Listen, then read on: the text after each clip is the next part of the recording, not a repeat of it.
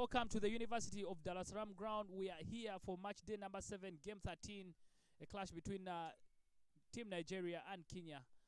And right about now, we are going to go to the national anthems for both teams.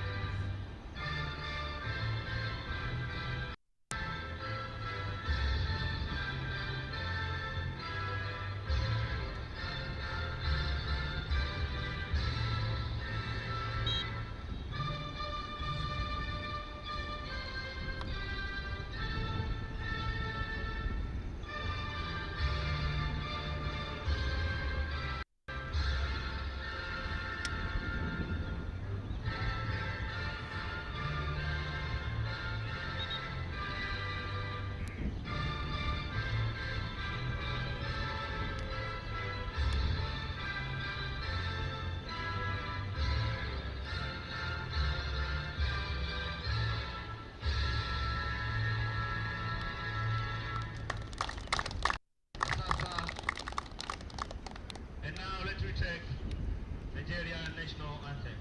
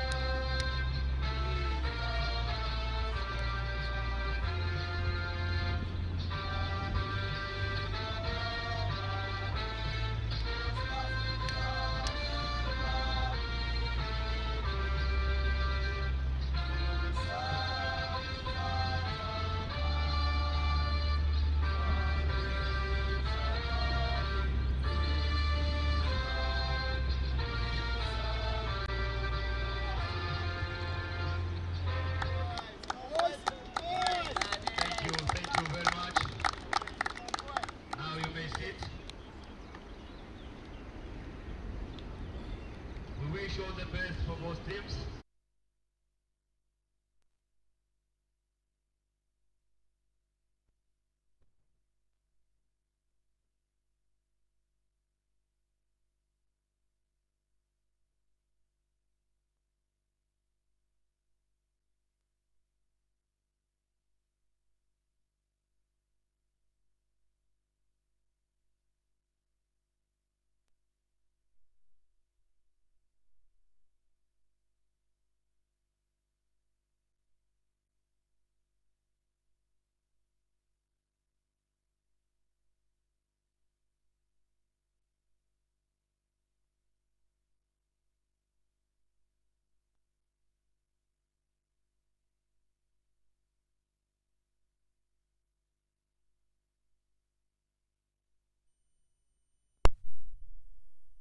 Game number 13 here, coming live from the University of Dar es Salaam ground. Nigeria taking on Kenya. Kenya, the confident side, after picking up a 23-run victory over their East African rivals, Uganda. But earlier on, my colleague and partner John Mukoko was out in the middle with the two captains at the toss, and here's what happened.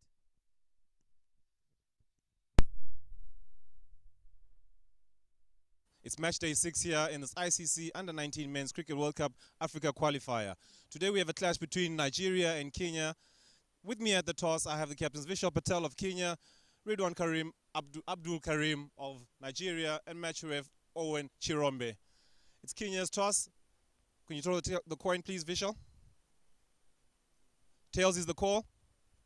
Wow, it's rolled off a bit of a distance. Heads it is.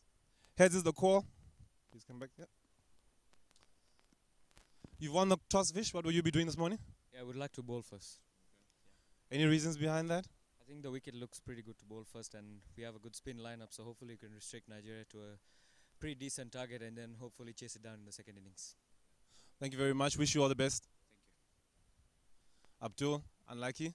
What would you have done had you won the toss? We'll have bat first. Definitely. Bat first, yes.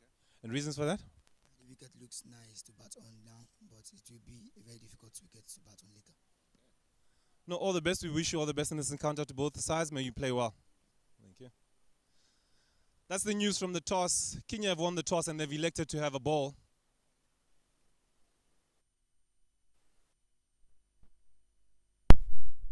That was the news from the middle. John Mukokwe with the two captains.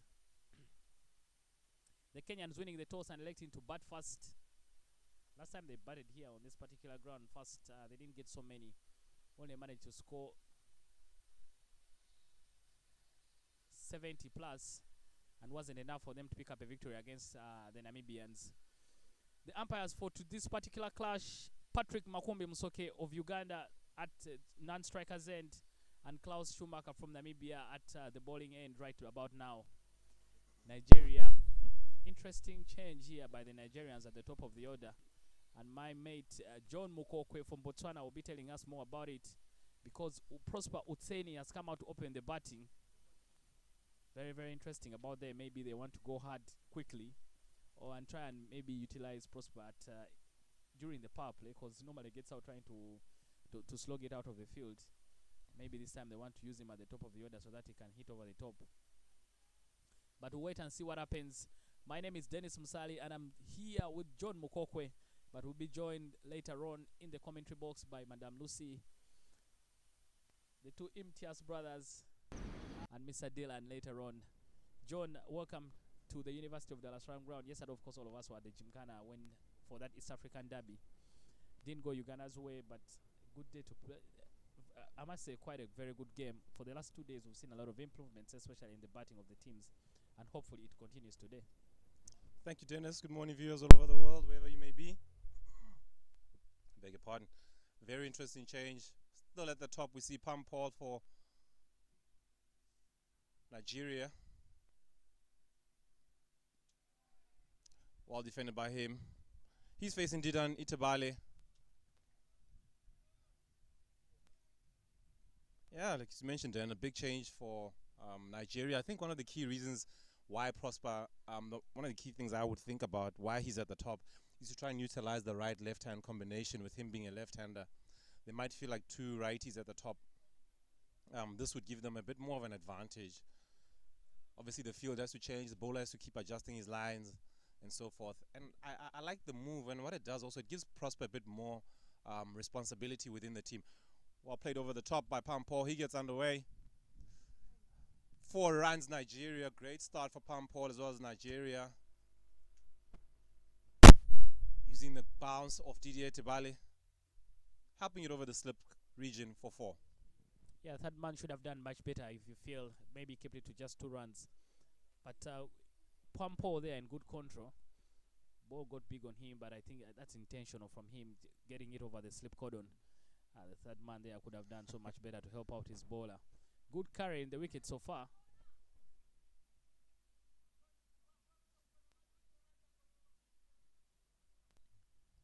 Didan Itabale opening the bowling from the Kenyans. Yeah, I haven't seen much of him. Of course, dominated by spin this tournament, so Seamer's not getting much of an opportunity.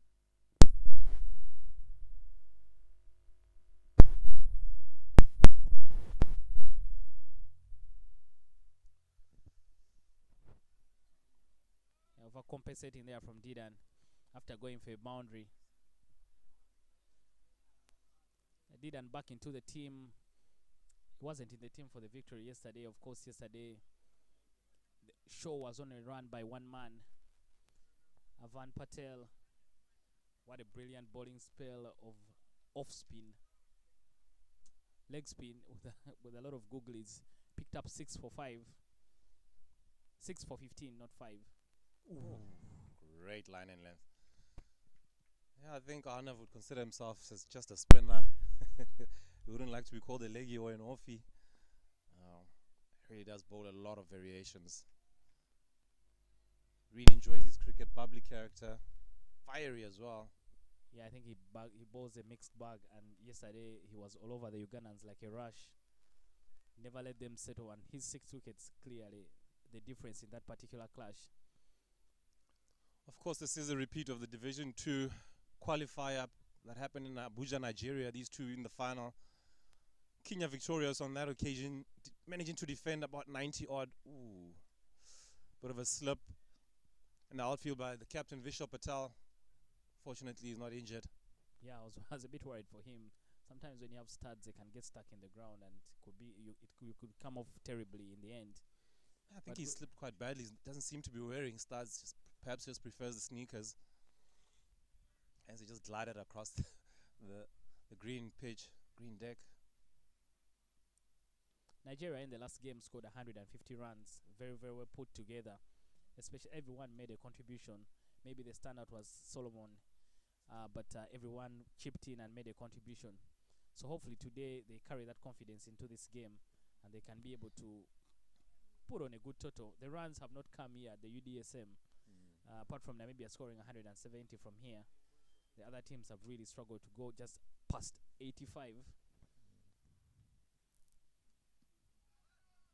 Not 85, my apologies. Sierra Leone got 104 in the game against. No. They got Namibia. 83.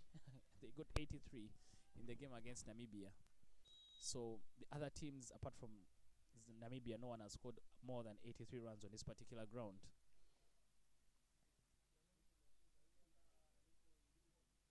I mean, whether this move for Prosper works or not, but it really, as a senior member, it is nice for them to give him this responsibility. Rather than just play a role where he has to come in and tonk, or he's under pressure and wickets have fallen. Yeah, very true, John, that you mentioned it. Yes, in the game against, in the last game they played against the Tanzanians, he didn't have a crack with the ball, probably because they say he has a niggle or something. After the first over, Nigeria 6 for no loss. So probably he is in the side to play today as a batter, not a bowler. Yeah. Opening the bowling.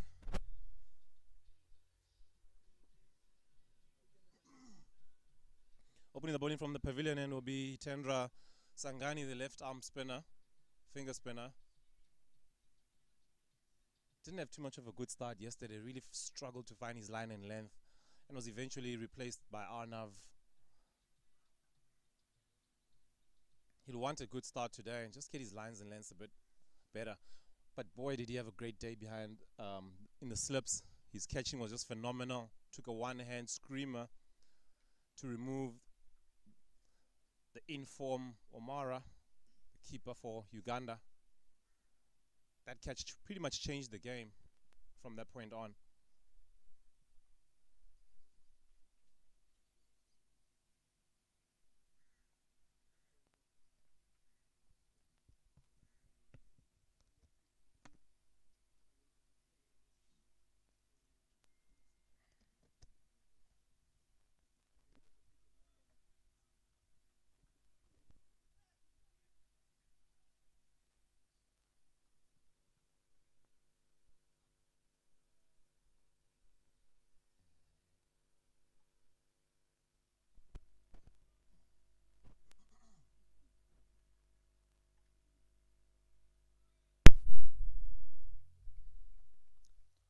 Paul Palm, very lean patch this tournament. He's got a duck and a couple of single-figure scores. He'll be desperately itching to get something away today. Ooh, that is the way he plays, and he's been given, caught behind. Brian Lukavu continuing his form from the Uganda game yesterday. In the game right away. Great start. Nigeria 6 for 1. Yeah, the breakthrough coming there from Sangani. Paul Palm, you were still talking about his form throughout the whole tournament, and I think he's in patch with continue. Nothing short really. I don't know why he was trying to play the ball, trying to play the ball totally across the line against the turn. And in the end, I think he got a feather through to the keeper, Brand Lecave. Not very simple catches to take those ones, especially when they come off the bat and you're standing up. Good catch there from Brand Lecave. Yeah, good intent from him.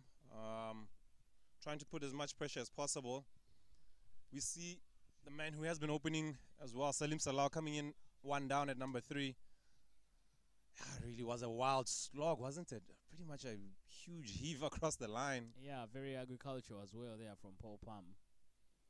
Quite unnecessary. It's just the second over of the day. So that was a nothing ball completely outside of stump. Just step forward and let it go. Yeah, I appreciate the intent, but you still got to pick your deliveries and try and pick the ball rather than just decide now I'm going and premeditate. I know more or less that was a premeditated shot. He just made up his mind that this is the one I have to go after. I believe so too. Oh, great take by Bry. His confidence has really grown in leaps and bounds. And I think people never realize that, that kind of wicket lifts up the team that is bowling fast. But if you hang in there and you're just able to dig deep, then you deflate some of the confidence that team has. They think of other plans, and that plan is what may work for you in the end. Another man desperate for a run, Salim Salau, previously opening throughout the tournament, throughout Division 2 qualifiers as well.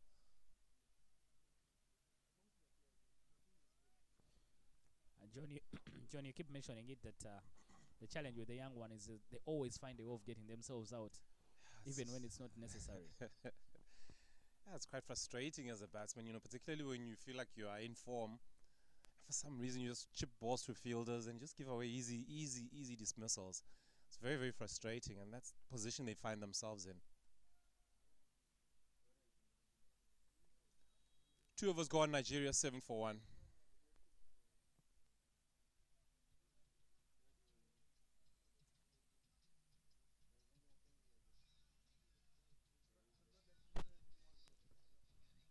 We are close to the business end of the Under-19 qualifiers. After tomorrow, we will know who will go on to represent the rest of Africa at the Under-19 World Cup. Namibia, for now, are in prime position because they sit comfortably at the top of the table. The chasing pack, not very interested in going to the World Cup. They are beating up on each other. Namibia, the only unbeaten side so far in the tournament. The chances for Uganda now mathematical after the loss to Kenya yesterday. Not impossible, but very, very difficult. Yeah, very difficult. At times, more like now you're depending on other results to go your way. Not an ideal position to be in. Really, to move from 27 without loss and just collapse in a heap and lose 10 wickets for 27, 28 runs was very poor cricket by them. It's not a reflection of their batting quality at all. So hence why they'll be very, very disappointed. Coaches, the families, the fans back home will be quite disappointed in their effort after doing well to restrict Kenya to 79 runs. Yeah, Uganda playing their final game against Sierra Leone right now at the Dar Gymkhana, and they are hoping that they can pick up a big victory. A big victory there could put them within a chance in case anything happens for them on the final day. Oh, lovely drive. Goes right through the captain, Patel. Did get a very dangerous bounce right in front of him. Perhaps should have done a little bit better, put his body on the line for the team. Yeah, very true. 11 for 1, Nigeria. Yeah, very, very true there. Vishal, just body behind the ball, like they always say. But it was hit with some venom, so it came to him very quickly. And we were mentioning maybe this is why they want Prosper to come up the top of the order. He likes to hit the ball quite a mile. And if he can be able to take advantage of the power play overs, maybe there will be some value. Oh, Vishal there, wouldn't want to see that again. The ball just going through his body. Second boundary for the Nigerians.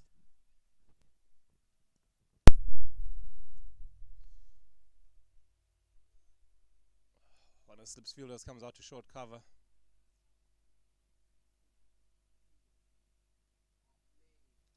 Well played. Good adjustment in length by Didier Tebale. Doesn't want to be in that slot anymore. Just dragging the length back a little bit. Yeah, and Johnny, you've just spoken about it. When they removed someone from the slip, they opened up the gap. Prosper, very wise, just runs the ball down to third man through that region. That's what happens when you show intent and you're a bit more aggressive. Even the field inside out has to keep thinking. Kenya will be concerned. I mean, 30 minutes, 45 minutes to an hour of Prosper at the wickets can really be quite game-changing for them. For the Nigerians, oh, that's really flashed. Goes all the way for 4. Very good intent by Prosper. Throwing his hands at one outside off stump. Nigeria motoring along. They've gone to 17 for 1. Yeah, very good decision here from Prosper to just make sure he milks the pace bowler from the Roden Didan. He's bowled a couple of balls outside of stump. He's made sure that he throws the bat at it, so the ball comes off very quickly as well. If you're interested in the catch, make sure you're very committed to it, otherwise it will take off your hands.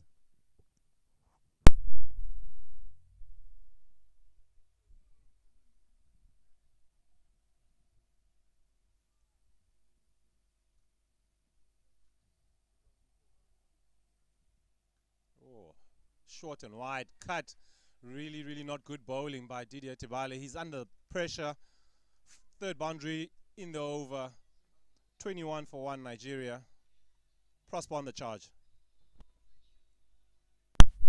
Yeah, poor bowling here from Didan. He's failed to adjust his length, consistently offering room to Prosper outside of stump, and he's been able to milk every ball that has been bowled outside that off stump region. 3 boundaries in a row for Prosper. Nigeria on the charge, already 21 for 1.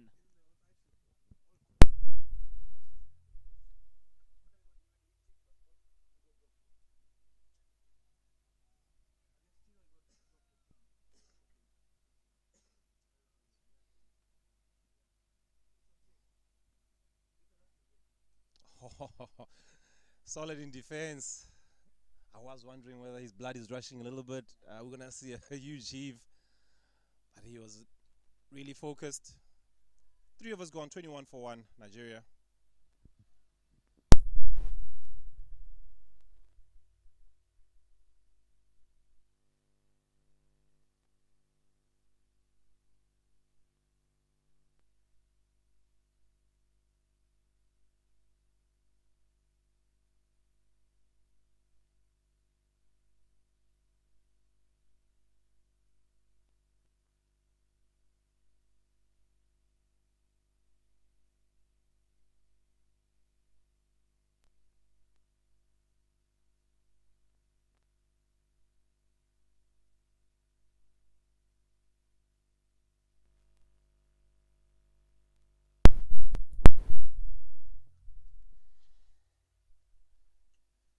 Sangani continuing from the pavilion end.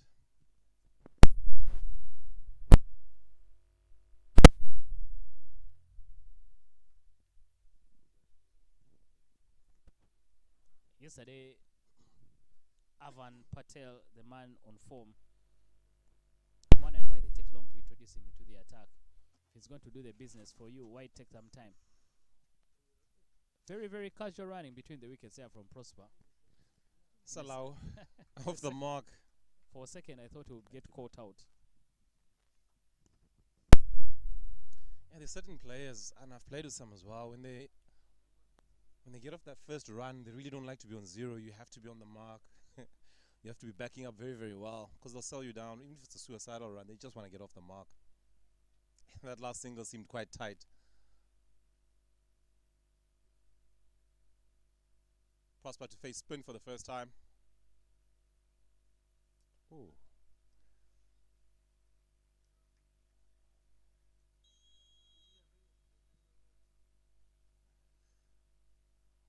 He's been caught on the boundary quite a few times, chipping catches to long on, long off.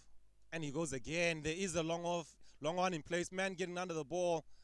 And as we say, Prosper gives away his wicket to a spinner.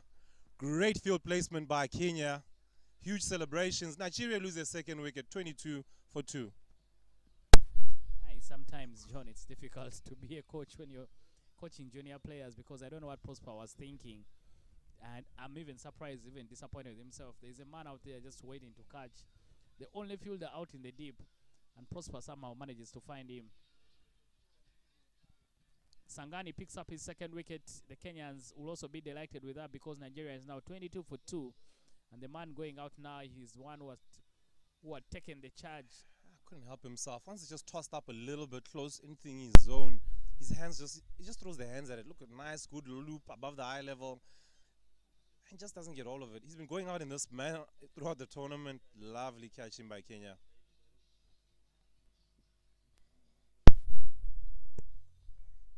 Yeah, very, very simple catch there. Poor cricket there from Prosper. And he has the ability to just hit him hit a ball straight into the screen. Instead of trying to go across the line. If he had tried to target the screen, the side screen, he could have gotten more value for his shot.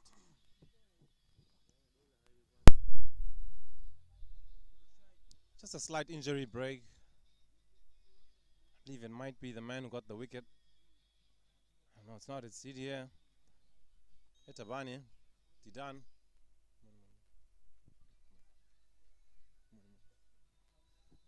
I'm not too sure how he injured himself. Sometimes these celebrations can really cause an injury. Sometimes, you know, the keeper's helmet, if he's wearing a helmet after bowling spin, the hugs and things like that, you can wear one. But he did go down in a heap. Replacing Prosper is the in-form Okeke, Chikoge, Damien. Very talented all-rounder, batting all-rounder for Nigeria. He's really gotten starts in almost in every game. Failed to capitalize. Just another one that we keep saying. I know we say it too much, but he just finds a way to chip a catch and just get himself out in such a simple manner as well, and to nothing deliveries. Yeah, honestly, not so much not so much from the bowling. End of the fourth over, 22 for 2. But there's not so much in the bowling. Both wickets, honestly, I think it has been batsman failure rather than some very top quality bowling. Yeah, 100%. You've hit the nail on the head. As the skipper, Vishal Patel, brings himself on from the university end. Yeah, speaking to Vishal at the toss, and I was really impressed by his leadership yesterday. I just told him, for an 18-year-old, I think you have a lot of intelligence. Well said. He was very, very good yesterday. He made sure he kept the pressure on the Ugandans. And when they got the breakthrough, I think that was it. Well said. It's ironic that I was thinking about the same thing this morning as well. Tactically, he's years ahead of his peers. The way he thinks about the game, the way he places his fields, the way he changes bowling, he just has a very, very good tactical brain on him. And such a calm leader as well. Doesn't get too excited at times.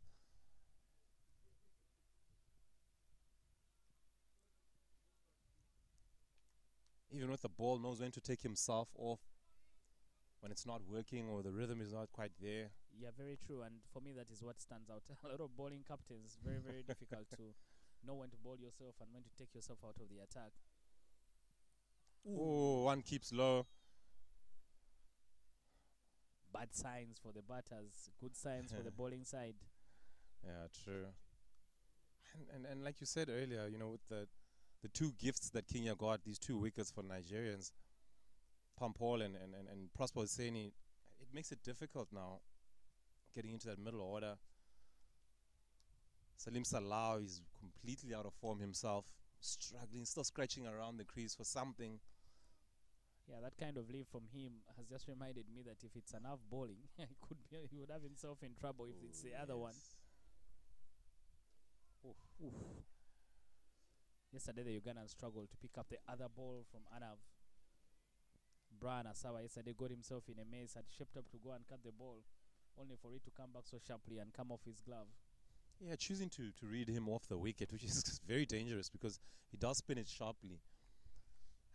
And Asawa was caught completely off guard.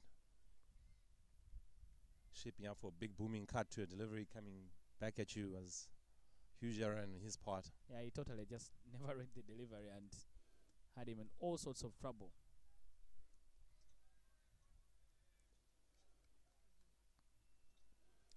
That will be the end of the 5th over. Maiden over from the captain, Vishal Patel. 22 for 2, the Nigerians. Those 2 wickets now taking them back in retreat gear. Yet they looked like they were going to put on a good total. You can see there from here, I can see the head coach trying to speak to Prosper. Probably trying to tell him a thing or two about that dismissal. It's not like he lacks the ability. I think it's the application that has been missing for him. He played 3 good shots, back-to-back boundaries, and then a rush to the head, just completely. Ooh. You know what we call that back at home? Cow Washing. Yeah, we call it cow slap. No. What Prosper did, we Oh. normally call it washing and drying on the ground. After doing all the good work, then Yeah, who would be a coach? I think it's so frustrating. What do you say to them? And one thing you want to do as well, you don't want to take away their positive intent, because it's so critical and it has served them well. So you still want them to be positive, but to ensure that you pick your deliveries. The thing about the difference between here and Nigeria as well, where Prosper was very successful in clearing the boundaries and hitting huge sixes, is that the ball grips a bit more here in turn. So, oh, I was not too far from the bowler. Hard hands by Okeke. So in Nigeria, he's simply just hitting through the line with the spinners, and he's trying to employ the same tactic. Oh, right.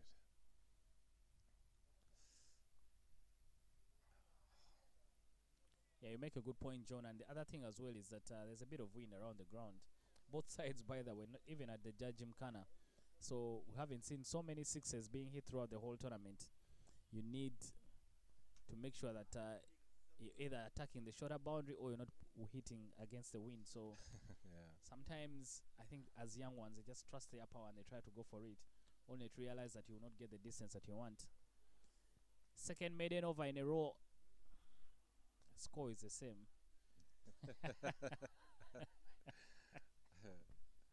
22 for 2, the Nigerians. True, there's one he did hit against, I believe it was Sierra Leone, where he tried to hit against the wind. That just simply held up. He actually got that one a bit more cleaner than some of his other catches that he got out to, but unfortunately it just held up in the wind so nicely.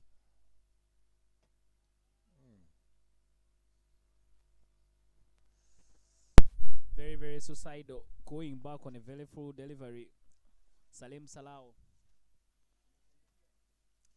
The Nigerians don't use their feet quite often. I thought you just move out of your crease. You see this goes through everyone, that ball. The chase will be on from Sangani, but I think he will only keep it to a double. First failure there from Brian Lekava was being very, very tidy behind the stumps. You see, he apologized to his captain. But not easy to keep on such wickets. The ball is staying really very low, turns a little bit. So for 50 overs, you have to be very, very alert.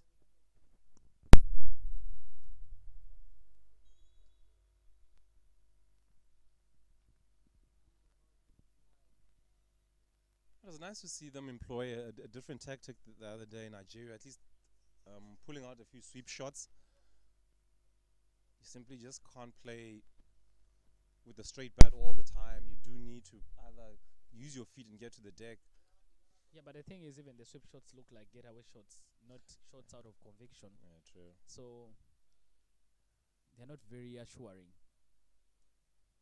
Oh, no. Thought about the run, but the fielder was on to it in a flash.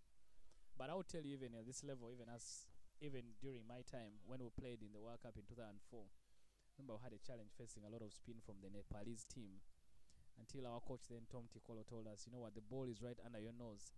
It's closer than you think. So a ball like that, you can easy run out chance. Thrown way over the top by Etabale. Poor fielding on his side. He was caught napping in the first place. Then an easy run out goes a begging. Huge chance for the Kenyans. They get 3 from it. Oof. That was such poor cricket.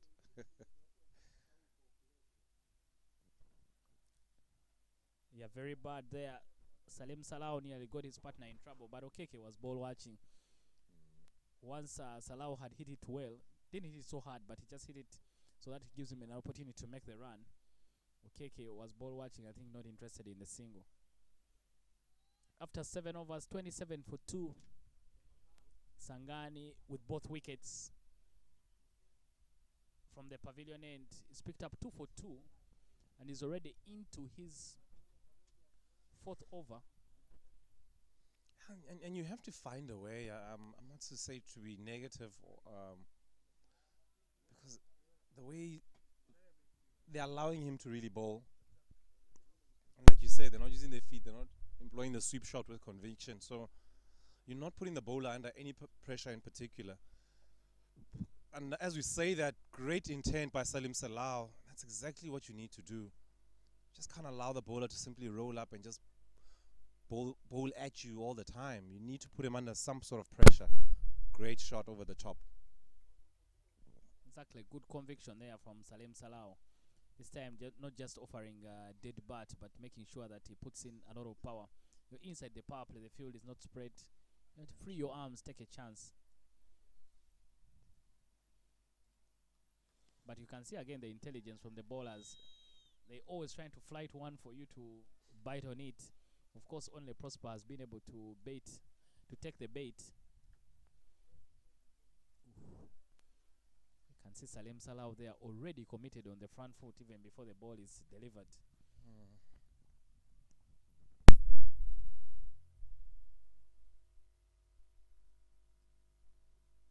Much better from him. You still need to have that intent in scoring, not just with the big shots, but even if whether it's a drop and run, something. But you need to be positive. Now, if you look at Okeke at the non-strikers end, he's also not really backing up. Players are worried about the man-cats these days, so they don't leave the crease much. 8 overs gone, Nigeria 31 for 2.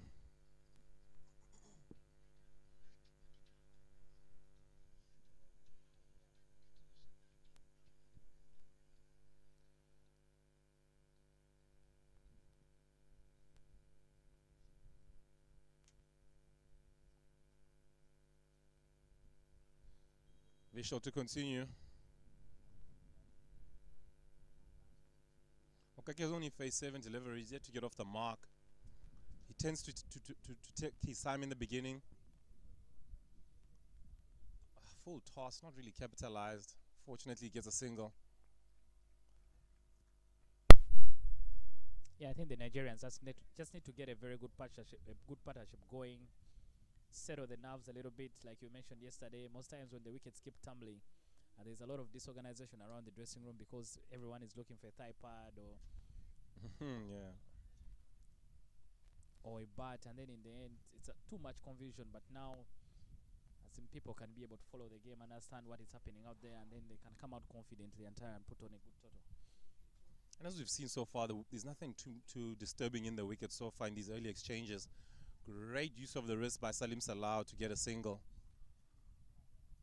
That's exactly what we meant by show some intent to score. I don't just simply dead bat the ball every time.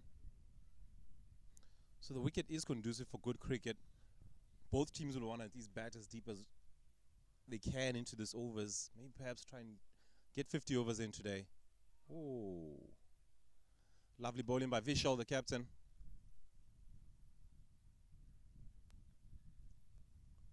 Beat Okeke in flight, really.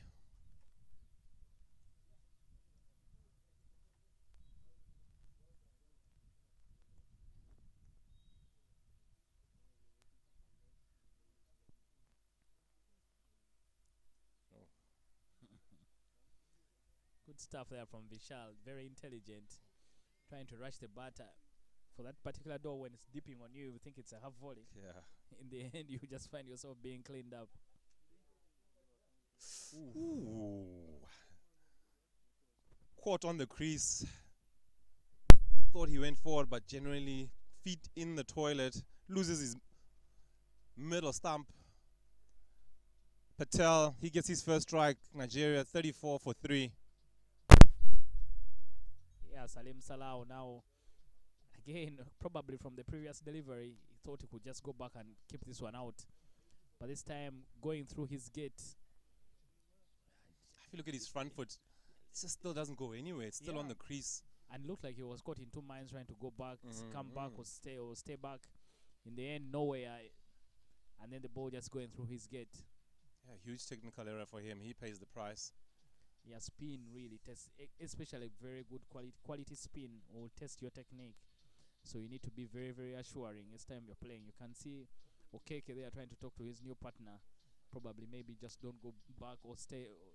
Make sure you commit to one thing. You either back or front, but not anywhere in between. 9 overs gone, 34 for 3 Nigeria.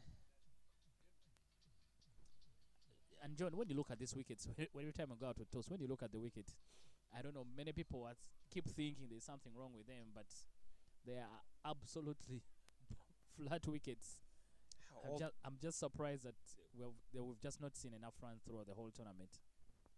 Very true. I mean, if you look at that last wicket, credit to the bowler, yes, for getting it nice and straight, but huge technical error. Just decided for some reason he was caught napping, absolutely napping, and the ball just didn't turn much. It was just, you know what I mean. So it's nothing too much in the surface from these last 3 deliveries, wickets. Beg your pardon. Coming down to batter error more than anything. Yeah, very true. Sangani will continue to bowl from the pavilion end. He's shared the wicket with his captain, Sangani, with 2 and Vishal 1. Every time something seems to be going for the Kenyans, for the Nigerians, they lose a wicket, so they have to reset and start all over again. Oh, attempted loft over the top. Skip. We'll get away for 2. Good intent by Okeke.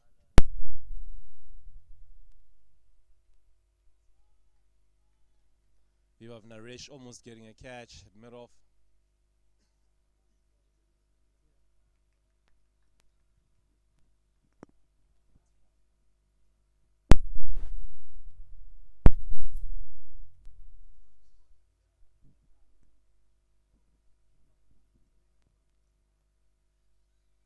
Oh, lovely running.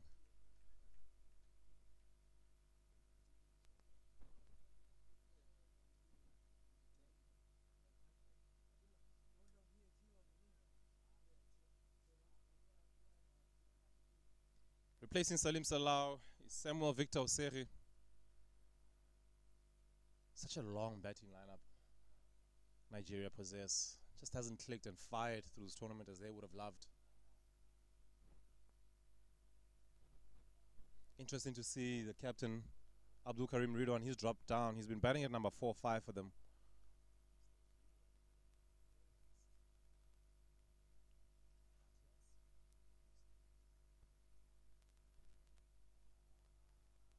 Ooh la la, that was so premeditated. Could see it in the way he wanted to wind that up. Fortunate for him, almost popped a catch. 10 overs gone, Nigeria 37 for 3.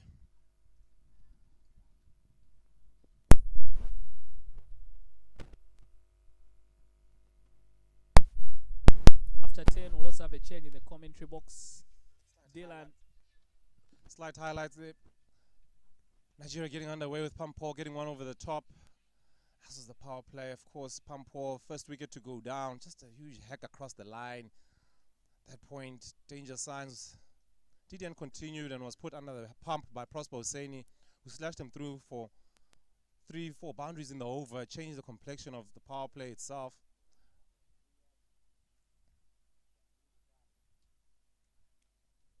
So come back to live visuals.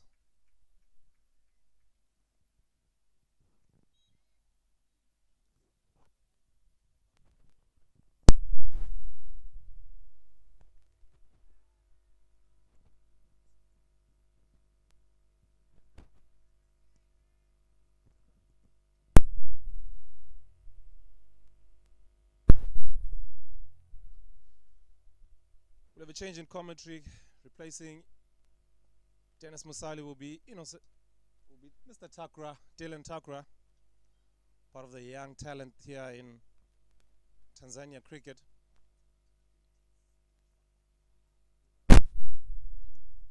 He'll be joined by another young talent, Imtiaz.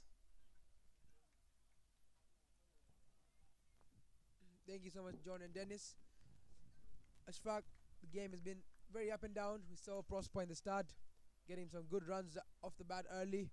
But then Kenya, the spinners have been all over it with Vishil and Hitendra picking up three between them. Hitendra, the main standout though. Ashfaq, how do you see the game going so far?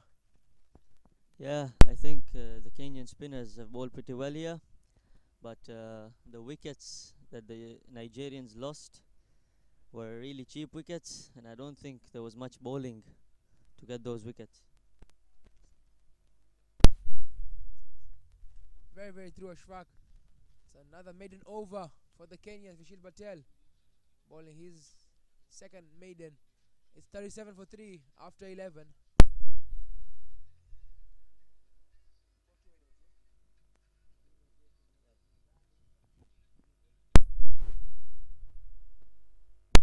Of course, to continue from the pavilion end after the way he's bowled so far, Hitendra Sangani picking up two crucial wickets of Pampol and Prosper Hussaini. Victor Samuel yet to get off the mark. Okeke has been there for 20 balls. Ashfaq. These two need to build a partnership and take the game deep. Yeah, I think the partnership between them now is really important here for Nigeria, as these two have played well in this tournament. I think they need to take this on. Yeah, they have a very, very deep lineup. There's not many of them have not clicked.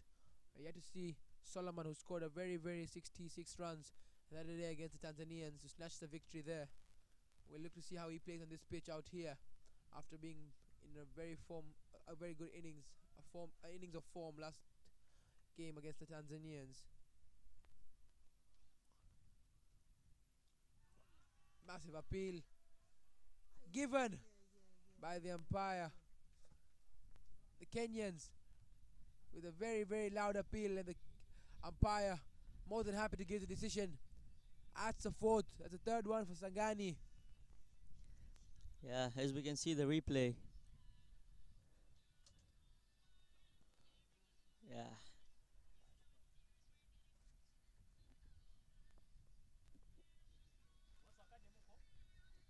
Yeah, that looks plump. That's what the pressure of dot ball does to you. Many dot balls played by these two, and it just brought up a wicket. I think it's good line and length by Hitendra Sangani. It's a good ball. Looks like it's hitting leg stump. Yeah, Victor Samuel has to go for scoring none. That's him having to depart.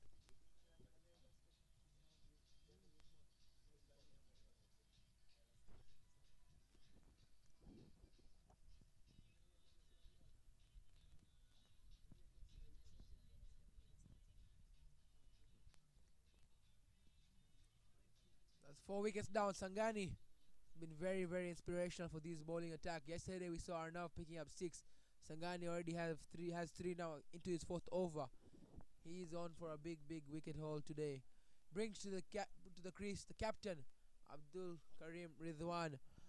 Ashfaq, take me through his batting style and what he can bring.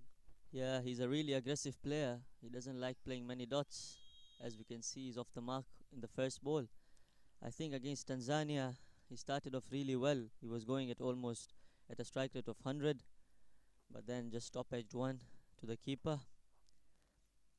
Yeah, we just saw him, aggressive start from him, flashing his hands to get a run from a missed field at the man at point.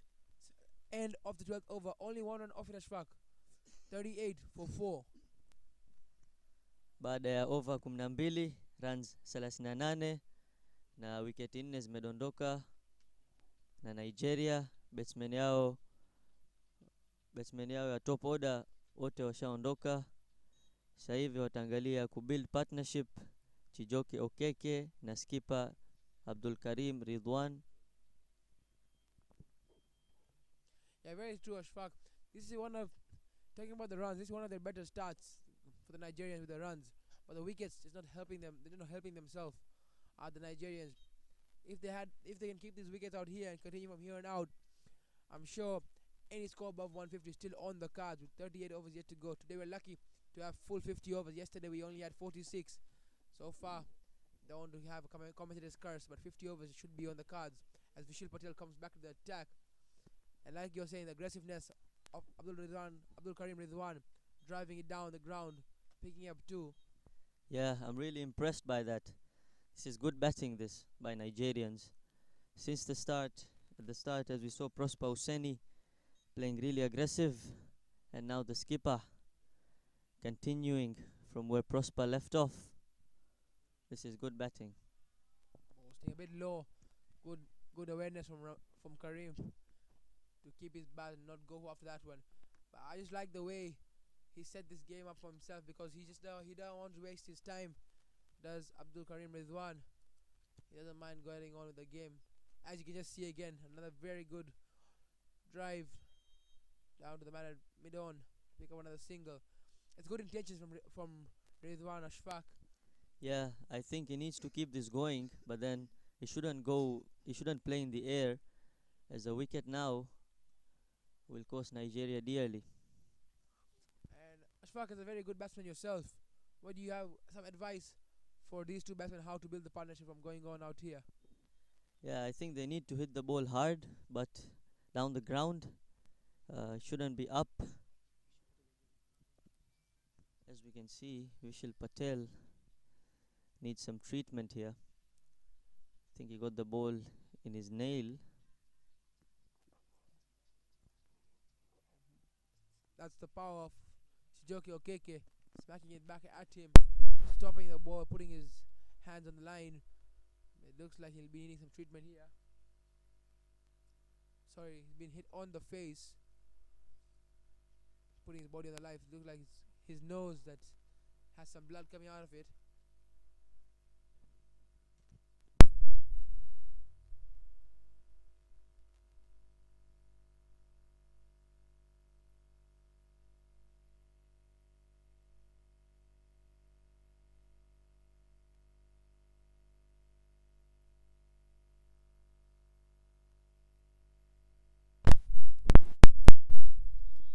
Yeah, here we can see the wickets for Kenya. The first one, an outside edge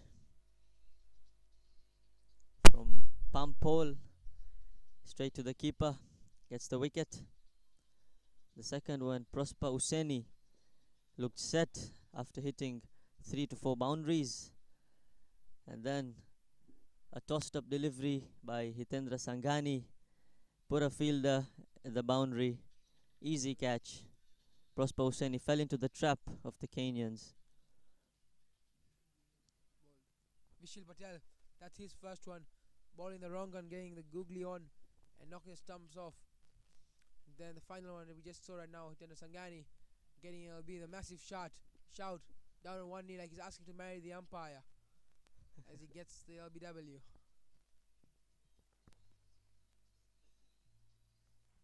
Those were the 4 wickets. Looks like Vishal still needing some treatment. The Kenyan players are on the floor. Must be very, very hot as the sun bakes through here at the University of Dar es Salaam Cricket Oval in Tanzania. Yeah, hopefully he's okay. A really important player for Kenya, their skipper. Hopefully it's nothing serious. Ashfaq, you and I both have played on this ground very much, but I want to hear from you. What do you think about the wicket out there? Is it anything to do with the wicket which brings the wickets for the teams, or is it just poor batting? I think there's a mixed share of both of the things. There's been some poor batting, and also the wickets sometimes, because you don't know, some deliveries pop up, some deliveries stay low, so it's really unpredictable out there. As we can see, Prosper Hussaini hitting 3 boundaries, getting his 14 of 10 deliveries. Pampol, the first one to get out in 5 runs. Selim Salau played almost 30 balls. He was playing well, defending the balls well, and got out. Chijoke Okeke also starting to build a partnership with Selim Salau, but just couldn't capitalize on it. And Victor Samuel, who we saw right now, getting LBW to Hitendra Sangani on 0. Ridwan Karim right now has started off pretty well with his good strokes of good intent. Plays on 4 runs. Yeah, we can see there the pick of the bowlers, the men who opened from the pavilion end. Hitendra Sangani picking up 3 wickets in his 6 overs. Vishal Patel having 1 and just didn't. Etabale being very expensive, conceding 20 runs in his 2 overs. That was Prosper Hussaini who took the charge on him. But the pick of the bowler so far, Hitendra Sangani with only 4 extras in there so far. We can just see how this points table play out. Namibia cruising through the top at the moment. 1 more win for them and they're guaranteed going to the World Cup next year in Sri Lanka, Colombo 2024. The Ugandans will be hoping the Ugandans will be hoping that this Nigerian team can take a massive victory against the Namibians tomorrow with a massive net run rate for them to try and bring down the Namibians. But with the injury of Vishal Patel, he has to be replaced.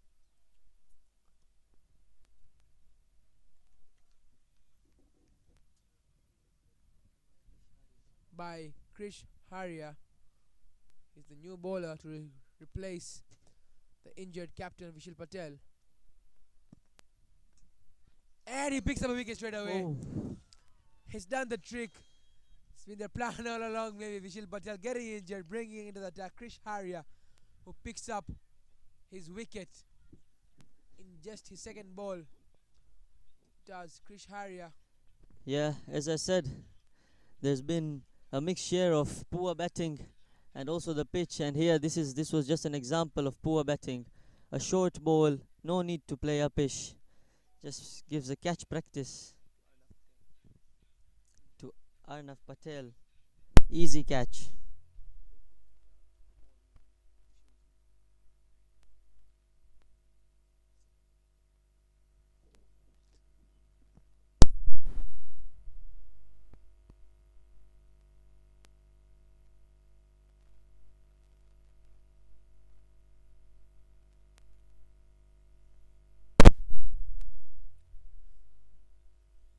Department of Okeke brings Chris Joshua Asia, another very tall batsman who can play a long innings, but he'll need to click alongside with the captain. But Hitendra Sangani is back into the attack from the pavilion end.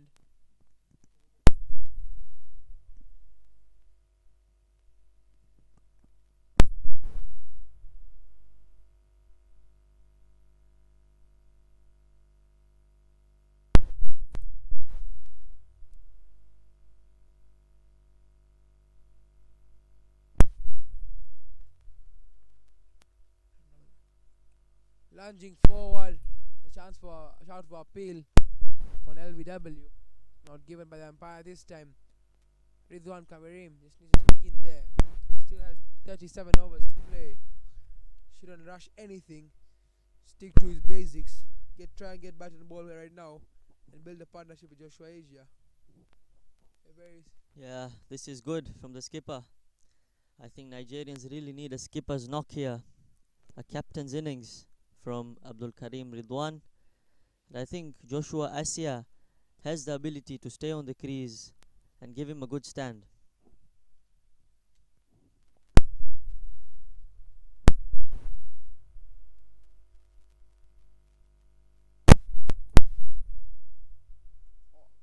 Off his pad, Joshua Asia flicked off to get off the mark. 2 is the call. They're getting very comfortably. Good start for Joshua Asia. A loose ball put away well.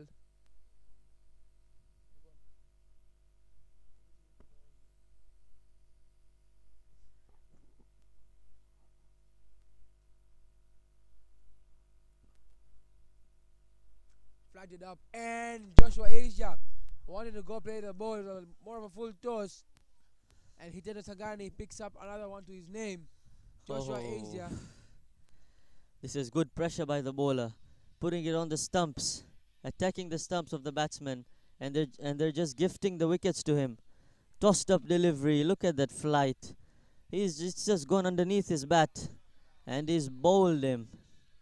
Joshua Asia in disbelief, but that's all his fault. A full toss, a tossed up slow delivery. No turn onto that. and Joshua Asia just gift him Merry Christmas to the Kenyans, says Joshua Asia. Yeah, I don't think the Kenyans have tried anything extra. They've just stuck to the basics and bowled the simple tossed up deliveries, and the Nigerians have gifted their wickets to them. Now, the man we've been talking about, the man who put the scores against Tanzania the other day, Solomon Chilemanya, scored a very brilliant 50, and alongside with his captain, I know we've been saying it and saying it, the partnership need to come, but the wickets keep falling. This might be the most key on Ashfaq. Yeah, against Tanzania, they were in somewhat of a same situation, and Solomon Chilemanya carried the innings alongside Joshua Sunday and took the game until 150 runs, scoring 66 of 80 deliveries. I think Nigerians need him to do that again.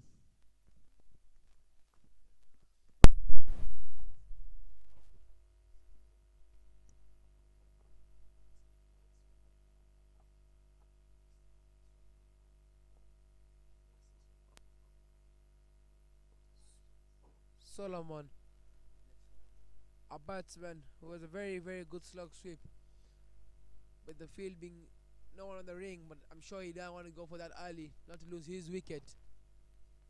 Tiana Sangani for Solomon. Yeah. Yeah, I think I really enjoyed his batting at the Dar Gymkhana ground against Tanzania. He was using his feet really well against the spinners. Tanzanian spinners were bowling well, picking up wickets, but he stopped the flow of wickets and then started to rotate the strike, playing good back foot punches, coming down the wicket, taking singles. I think overall, I just enjoyed his innings. Very, very true, Ashfaq. Back in after bowling 2 balls and picking up a wicket to replace the injured Vishal Patel. Krish Harrier to continue.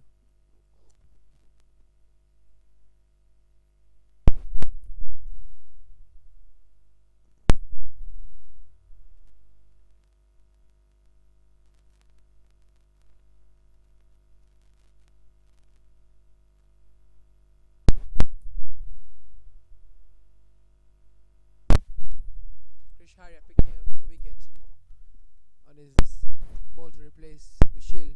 Now to bowl his own over. He's gone for it. First ball. As I said, he's just showing great intent. Against Tanzania as well, he was really good, playing good sweeps, and this time, as we can see, saw the mid on up, went over him. Really good shot. First boundary for the skipper.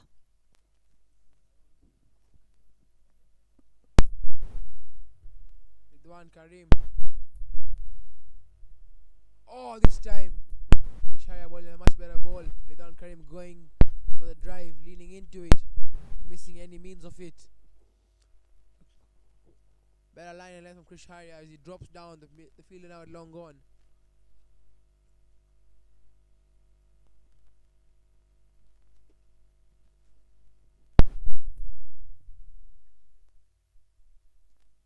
He goes for it again. Straight down the ground. Well fielded for 1. Yeah, he's lucky that the fielder was down at the boundary. If not, there might have been a catch there, a chance for it. As we can see on our left, the Nigerian mentor just getting angry on the skipper, saying he's playing too many aggressive shots, playing up in the air, which might cost his wicket. Much better Solomon driving around the ground, but good fielding by Arnav Patel. Athleticism from him. Very, very good field out there. Arnav Patel is yet to bowl, but his fielding is already showing his positive signs of whatever player he is. Oh, he's staying a bit low. Solomon Chilemanya getting to the ball, the pitch of the ball.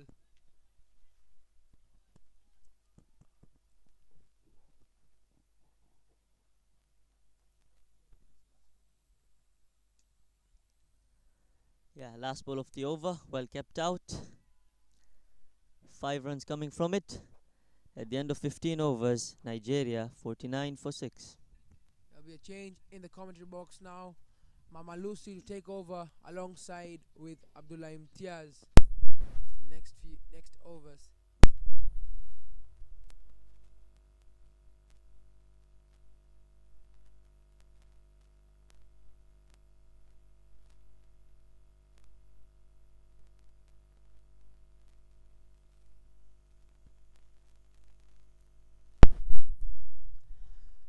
Thank you very much, Ashfaq and Dylan.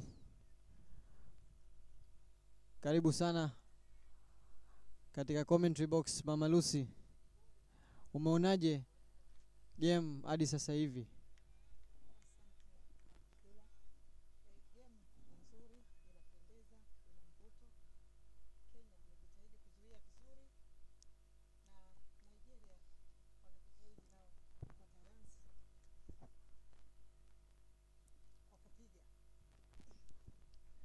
Ndio tumeona aggressive shots kutoka kwa Rizwan Karim, Okeke na Salim Salau na pia Prosper Huseni. Intent waliokuja nao Nigeria ni wanasema kwamba tukienda kuzuia tunapata 50. Bora tuende kupiga, labda tutazidisha.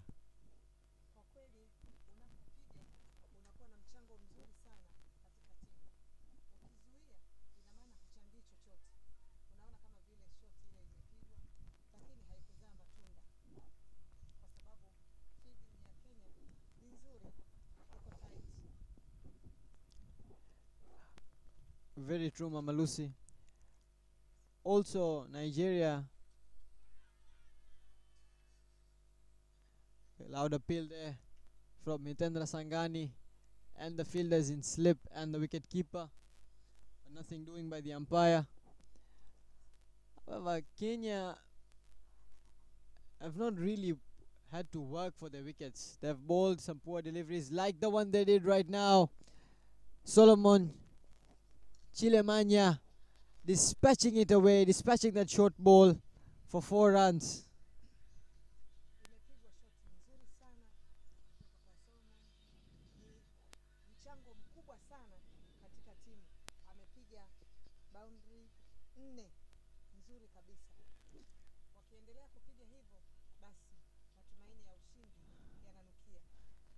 As we saw, poor delivery from Hitendra Sangani to end the over.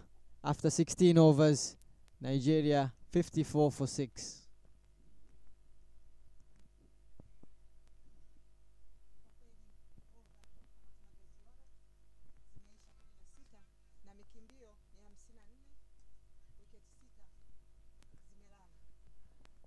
Half volley from Krish Varia, dispatched away to the boundary by Ridwan Abdul Karim. Arnav Patel, the fielder, it covers, just took a good catch, but this one felt like he ducked under it, or maybe he couldn't reach it.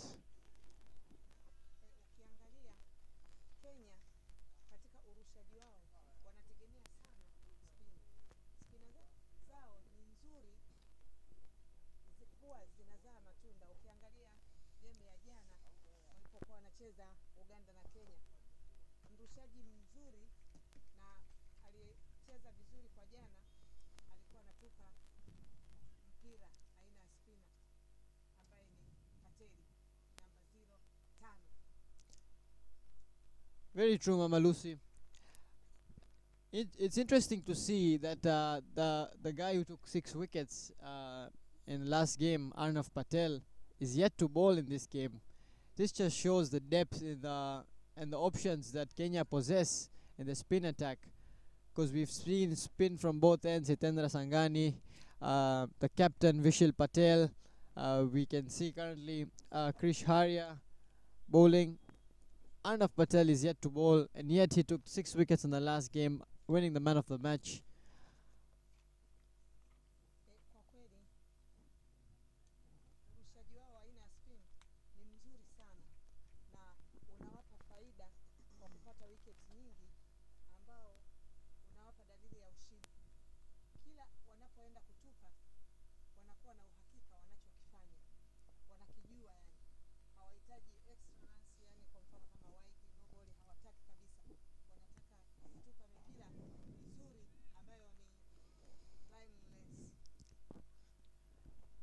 Yes, rare wide delivery there from Krish Haria.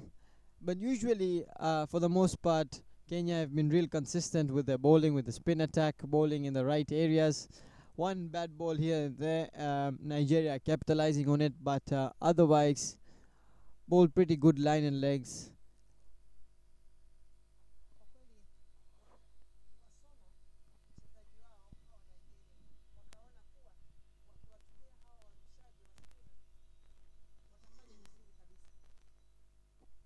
Yes, end of over number 17, Nigeria 59 for 6.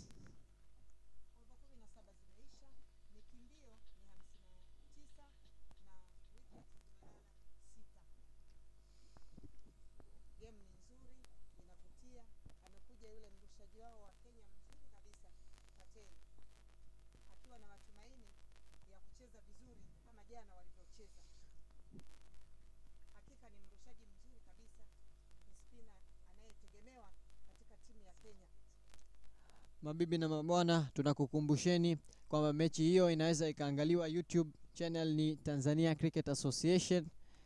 Pia mechi ambayo inachezeka katika uwanja wa Gymkhana pia inaweza ukaangaliwa kwenye channel ya YouTube Tanzania Cricket Association. Arnav Patel bowls his first ball, beats the batsman, beats the outside edge of Solomon Chilemanya.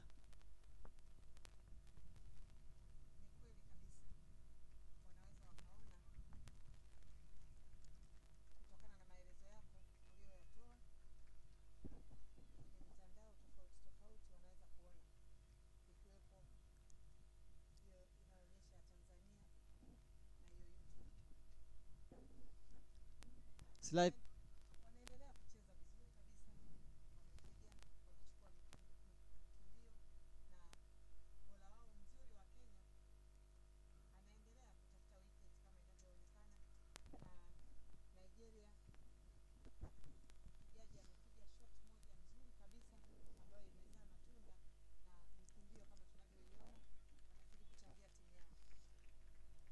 two very good shots from Solomon Chilemanya. The first one down the ground for 2 runs.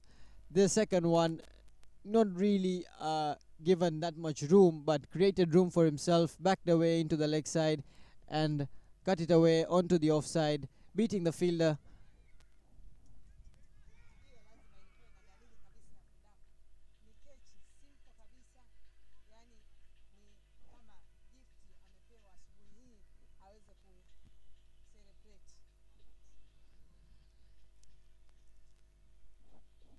One person from the Nigerian team, or a fan of the Nigerian cricket team, shouting at Rizwan Karim.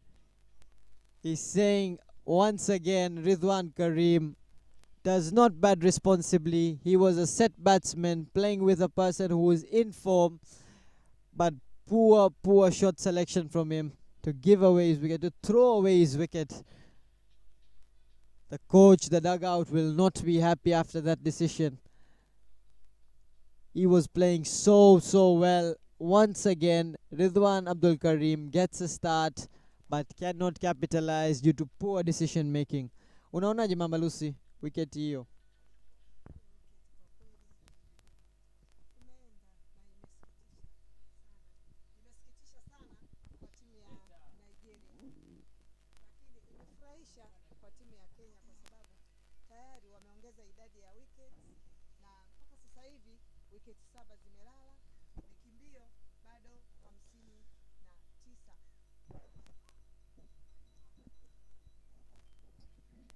Pardon, the score hasn't updated yet. Nigeria are now 64 for 7 after that wicket. New batsman in.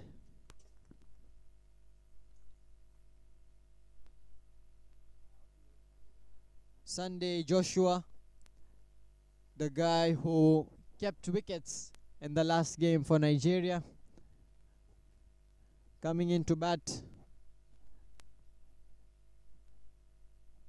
Oh, as we can see, googly bowled from Arnav Patel, just lacking the flight. Gave some time to the new batsman to just go onto the back foot and block it away.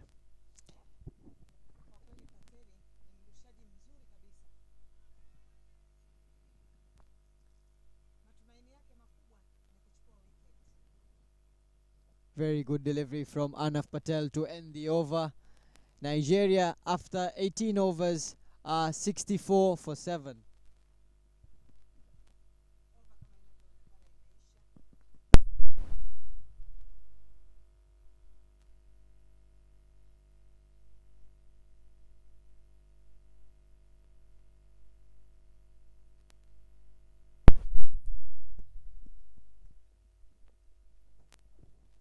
For me, I think in the Nigerian team, the most disappointing player has been Ridwan Abdul Karim. Not because of the lack of skill, but because of the immense skill he has possessed. He has really shown us good starts. He has shown us that he's a capable batsman, but the temperament is just lacking. He just gives away his wicket very, very cheaply. Against Tanzania too, leg side delivery, just tried a nothing shot and gave away a catch, a simple catch to the wicket keeper. Today again, very, very poor decision making and shot selection from him to give away his wicket. Might be the most talented out of all the Nigerian batsmen, but not really kicking on and giving the big scores that Nigeria would expect from him.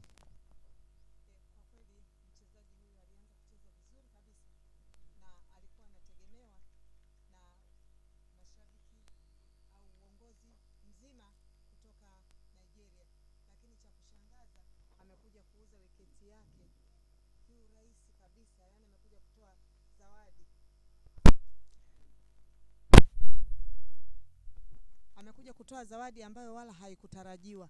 Kwa kweli imesikitisha sana wiketi yake. Bado mrushaji mzuri, spinner, pande zote mbili wameweka Kenya kwa ajili ya kupata wickets. Ni ukweli mashabiki wanakuja kuangalia cricket na wanapenda cricket nzuri ikichezwa.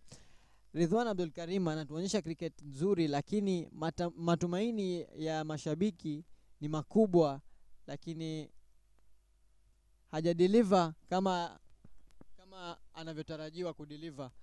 Kama tunavyoona shot nzuri sana tena kutoka kwa upande wa Solomon Chilemanya, straight down the ground. Krish Harya over pitches that one and it reached the boundary in no time, as it should have. Solomon amepiga shoti nzuri kabisa ambayo imeleta matumaini tena kwa timu ya Nigeria. End of 19 overs, pardon. Nigeria are 68 for 7. Over 19 zimeisha, mikimbio ni 68, wicket 7 zimelala.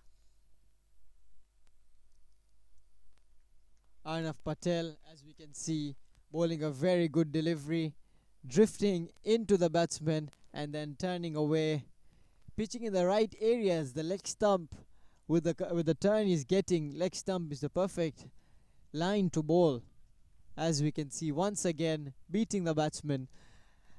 Arnav Patel has shown us that his weapon is to bowl good leg spinners that pitch in line, and then the wicket taking delivery is actually the wrong one, which he starts just outside of stump.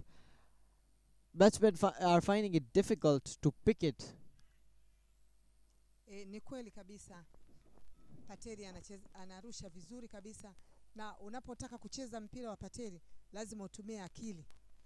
Utafakari ni jinsi gani uweze kuupata mpira wake. Yeye akili yake yote ni kuchukua wickets na kustop runs. Very true, Mama Lucy. Arnav Patel has shown good effort in the field as well, as we can see today, diving for the stops, trying to give every contribution possible to his team. Yesterday winning the man of the match, but has impressed throughout the tournament, not just yesterday. Yesterday was obviously him reaping the rewards of the hard work he has put in, but he's shown good effort throughout the tournament, and for Kenya is one to watch out for in the future. Ni kweli kabisa Abduli. Pateli ni tegemeo la timu ya Kenya. Ukizingatia jana alicheza vizuri kabisa, na katika mchezo wa jana alichukua wickets nyingi na alionyesha uwezo wake na mchango wake mkubwa kutoka timu ya Kenya. Kwa kweli bado na leo anaendelea kucheza vizuri. Sasa hivi ni mapumziko mafupi kwa ajili ya kupata maji. 20 overs done. Nigeria 68 for 7. Umpires have called for a short drinks break. Over 20 zimeisha, mikimbio ni 68 na wicket 7 zimelala.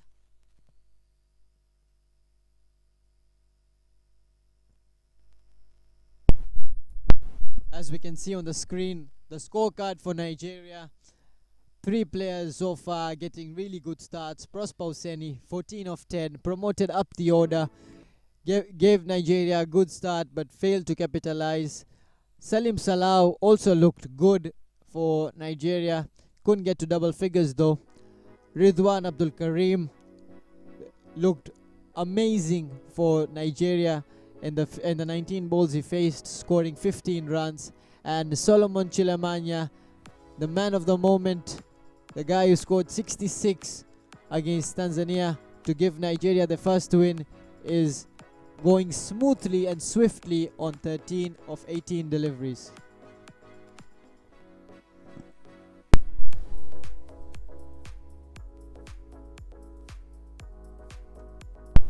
From the bowling department for Kenya, Dedian Etabale, disappointing 2 overs, giving 20 runs, very expensive. Etendra Sangani, pick up the bowlers, 8 overs, 1 maiden, 18 runs and 4 wickets. Vishal Patel, 4.4 overs, unfortunately he had to stop because of an injury to the face. 4.4 overs, 9 runs, 1 wicket. Krish Haria, 3.2 overs, 14 runs, 1 wicket. And Arnav Patel, 2 overs, 1 maiden, 5 runs and 1 wicket.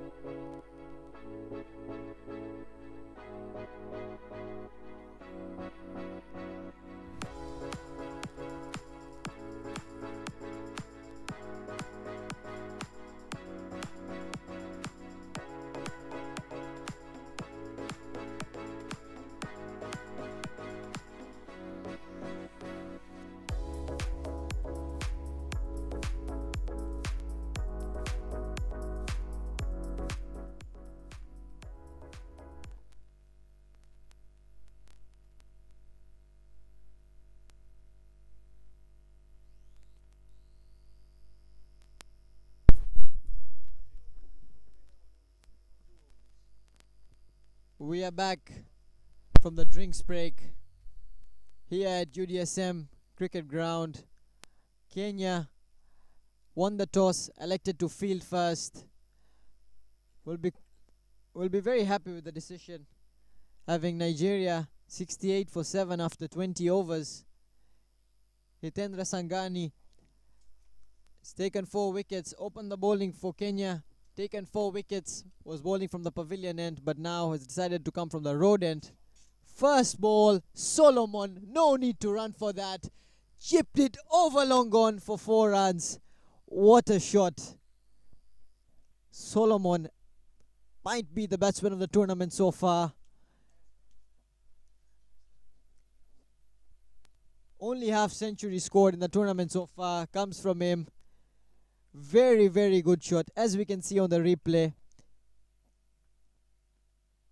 Solomon amepiga shoti nzuri kabisa. ambayo inazidi kuleta matumaini kwa timu ya Nigeria. Good thing about Solomon is he's picking the deliveries that he wants to hit. He's got all sorts of shots. He's got the sweep shots that he brought out against Tanzania. He's got the back foot that he's shown here. He's got the cut shots. He's got the front foot shots. But there edges the ball on the left of the first slip. Gone through the keeper in the first slip. Solomon, lucky to have survived, but gets 2 runs. As they say, fortune favors the brave. Solomon has been very brave so far. And sometimes you need a bit of luck in cricket. Wamepata Nigeria mikimbio, bado wana matumaini makubwa kulingana na uchezaji wao, lakini bado Kenya wanatumia spin. Spinner wao ni wazuri sana, wanawekea pande zote mbili wakiwa na matumaini ya kupata wickets nyingi. Wamalize game, waanze wao kupiga. As we can see, Solomon middling almost everything. Again, cuts the ball slightly short, goes very quickly onto the back foot, tries to cut it, unfortunately straight to the fielder. But it's very, very good intent shown by Solomon Chilemanya. Not going for everything, choosing the deliveries that he's going for. Gets 6 runs off that over. Nigeria, after the end of 21 overs, 74 for 7. Solomon anaonyesha ni mchezaji ambaye anajiamini, ana confidence ya kutosha. Mpaka sasa Nigeria wana mikimbio 74, wicket 7 zikiwa zimelala, over ya 21 imeisha. Game ni nzuri sana, inavutia, hali ya hewa ni nzuri, inatosha kabisa kwa kushindana na kupata ushindi. The ever lively University of Dar es Salaam cricket ground, sun shining, bit of clouds forming, but hopefully no interruption in plays today. Krish Haria changing his end, now coming from the pavilion end to try his luck from here. Got 1 wicket from the road end in his first delivery actually, but now trying his luck from the pavilion end. Mrushaji anayetarajia kurusha sasa hivi ni Krish Haria, ni mchezaji mzuri kabisa, naye pia ni spin. Kwa kweli ni hatari Nigeria wasipokuwa makini. Look at the reaction from Solomon Chilemanya. You can see his teammates just getting out. Looks in such good touch. But as a player, you never really want to, as a batsman, you never really want to see other batsmen sitting like that, disappointed. Obviously you're disappointed, but you've got to hold it in. You can't really show everyone then how disappointed you are, because you're really not showing trust in the other batsmen. As we see from the replay, that delivery turning in sharply, and Solomon's reaction not really the best. 12th man coming in, giving him water, instructing him to stand up, because that does not really show a good sign to the batsmen outside. It's like you're not trusting them to play. It's like you're not trusting them to bat. Emmanuel Udekwe, as we know, more than a capable batsman in this level, play some good shots. As we've seen previously in previous games. Not the worst of batsmen against Tanzania. Played a few shots, really impressive. But then Solomon is the main guy, and someone needs to stick together with him, give him a stand. Kwa kweli wicket iliyoanguka inasikitisha. Hadi mpigaji mwenzake ikabidi akae chini kwa kuumia, maana hakutarajia kama itatokea tena wicket.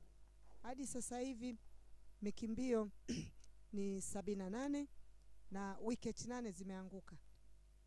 Over 21 zimeisha na mipira miwili. Naendelea watatu kama inavyoonekana. Game ni nzuri kabisa, lakini Nigeria wanatakiwa watulie waweze kufanya kitu.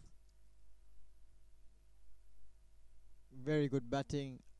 First two deliveries very well kept out by Emmanuel Udekwe. Shows good signs, shows a sign of a batsman. Closing the face of the bat against off spinners, ball really turning and gripping as we saw in the wicket delivery. Emmanuel Udekwe closing the face of the bat very well, showing good signs to Solomon Chilemanya. Solomon would like him to just stick on one end and let Solomon do the bulk of the scoring for Nigeria. Emmanuel Udekwe anacheza vizuri kabisa kwa kutulia. Akipata mpira basi wataweza kupata matunda mazuri timu ya Nigeria. Short ball, Emmanuel Udekwe tried to pull the delivery. Moved in, shuffled in quite a bit. Ball eventually, umpire decided was going above the stumps. Not a wide called. Maiden wicket from Krish Haria. Score after 22 overs is the same, but it's 74 for 8.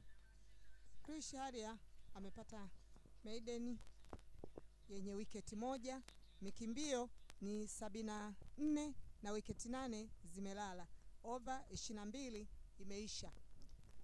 Hitendra Sangani coming to bowl his last over of the day. He'll be hoping he can get a wicket to complete the fifer. Sangani anaendelea kurusha, naye ni spinner kama anavyoonekana. Kwa kweli Kenya wana maspina wazuri sana ambao wanasaidia sana kwenye timu yao ili kuweza kupata wickets nyingi na kusimamisha mikimbio. Solomon goes on the back foot, tries to cut it straight to the man at covers.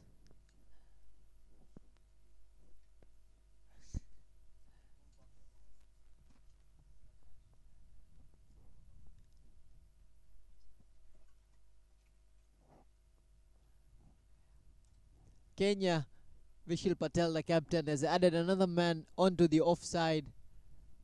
As you can see, Solomon Chilemanya, very strong on this offside in the point cover region. Another man has been added to add an extra layer of protection.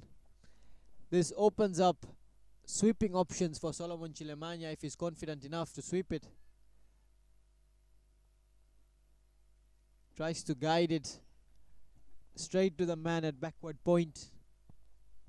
Chilemanya amepiga shoti lakini haikuleta matunda kama inavyoonekana, lakini bado anacheza kwa kujiamini. Ana confidence kubwa sana kabisa ambayo itamsaidia kuchangia timu ya Nigeria. Mrushaji mzuri kabisa.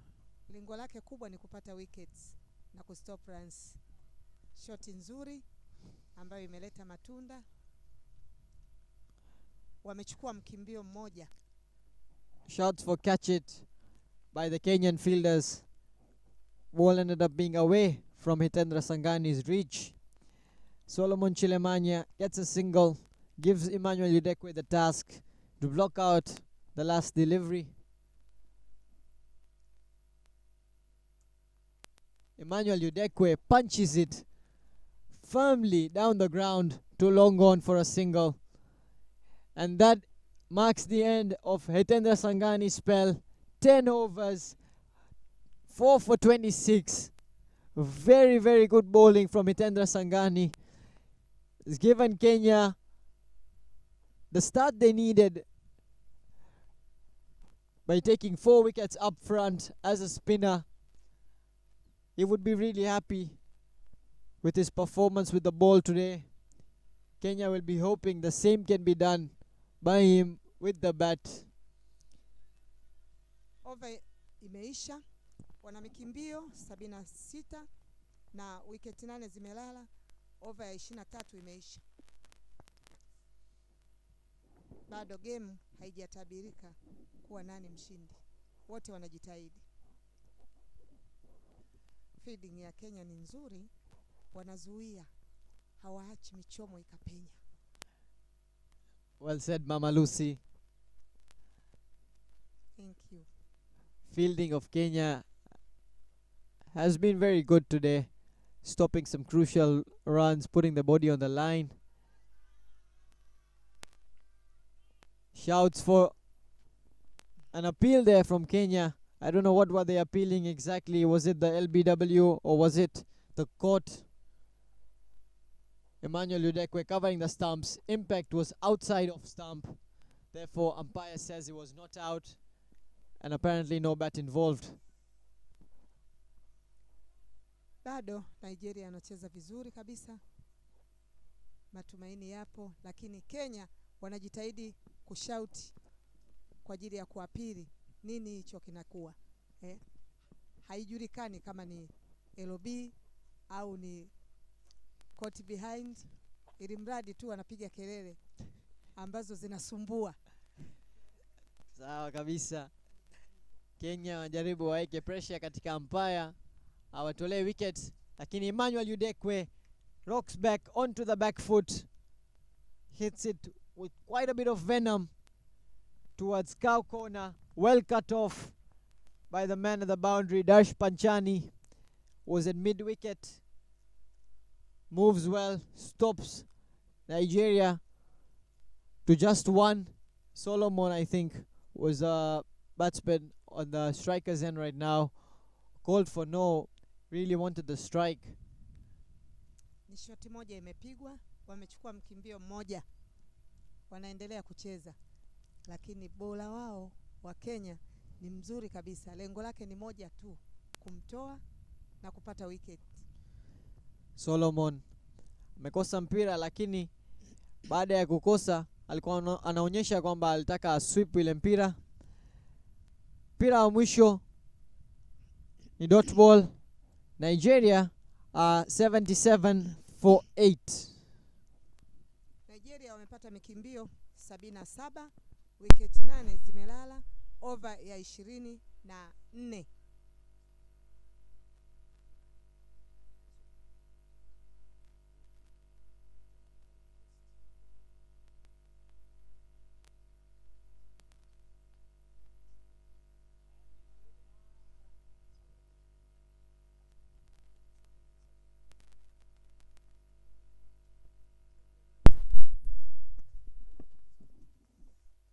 Arnav Patel has been brought back into the attack after Itendra Sangani finishes his spell.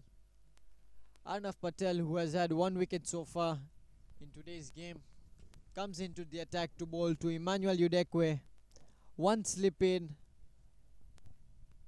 one person at short covers, trying to put pressure on Udekwe. Leg side delivery. Patel anaendelea kurusha kama anavyoonekana. Ni mchezaji hodari sana sana na ni mtupaji mzuri. Anatupa mpira ambao unakuwa na matumaini ya kupata wickets kama anavyoonekana. Hiyo imekuwa ni dead ball. Tunaita mpira uliokufa. Ina maana uncountable ball.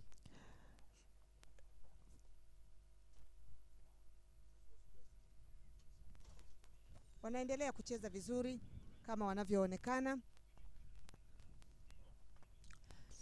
Arnav Patel, red bed ball to start off the over. Emmanuel Udekwe could not capitalize, but in the second ball back onto the on the money. Emmanuel Udekwe playing with his edges. You know, Emmanuel Udekwe anajitahidi kutafuta mikimbio kwa kutumia gaps, lakini inakuwa ni ngumu kutokana na urushaji wa Arnav Patel. Patel anarusha mpira mzuri kabisa. Unapoucheza unatakiwa utumie akili ili uweze kuucheza. Emmanuel Udekwe mpira alio-edge, ningewepo mimi ningeicall, yani kumtisha batsman, ningesema bet yake ni donut, manake haina middle, ina edge tu pembeni. Googly imerushwa. Stian Smith, poor fielding on long on. Ball was straight at him, set down super early and ended up just punching it onto the side, giving Nigeria an easy 2 runs. But very well worked from Emmanuel Udekwe. Saw the googly, read it, played it to long on with hard hands. And the next ball, very good front foot defense. As I had said previously, Emmanuel Udekwe looks like a batsman, plays like a batsman. Probably shouldn't be batting this slow. Short ball from Arnav Patel, pulled away for 4 runs from Emmanuel Udekwe. If Emmanuel Udekwe continues to bat like this, Solomon Chilemanya will get a lot of confidence as he can play his natural game. And Emmanuel Udekwe, without fear of Emmanuel Udekwe getting out. Short ball, played like a bowler, just did not really bend that much, just hit it away with a lot of power for 4 runs to the square leg boundary. Emmanuel Udekwe amepiga shoti moja nzuri sana kali. Amechangia mikimbio 4 boundary. Na akiendelea kucheza hivyo, basi matumaini ya Nigeria yatakuwa ni makubwa sana. With that, over number 25 comes to an end. Nigeria are 84 for 8. And with that, there will be a change in the commentary box. Dennis Msale and John Mokokwe will be back.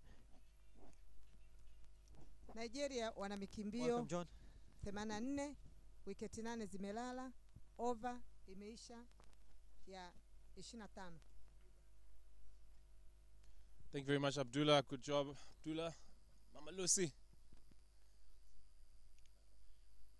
Lovely commentating there. Especially love that Kiswahili commentary. Always great to hear on comms.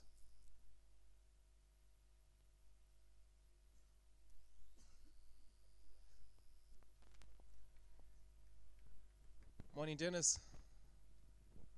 Kenya have marched along, I would say, rather than Nigeria. I think the Nigerians have really gifted the Kenyans the match so far. There hasn't been so much in the bowling. As I'm just about to say while I was watching the game and Abdullah was on with Mama Lucy, that it's difficult for a nerve to get someone like Udekwe because he's playing unconventional style. Sometimes when someone is proper, they are easier to get, but for him, see ball, hit ball is his approach. So it's very difficult to either be beaten by the turn or even by the googly. Oh. Rare error in judgment from Solomon, who's been so key in this tournament for Nigeria. He's on his knees, disappointed, can't believe he hit a long hop straight to mid-wicket. He has to go. Nigeria 84 for 9.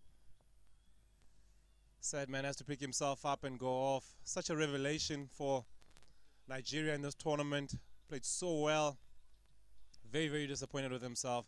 He is leading the tournament in terms of runs, and he's also scored the only half century of this tournament. He has batted beautifully.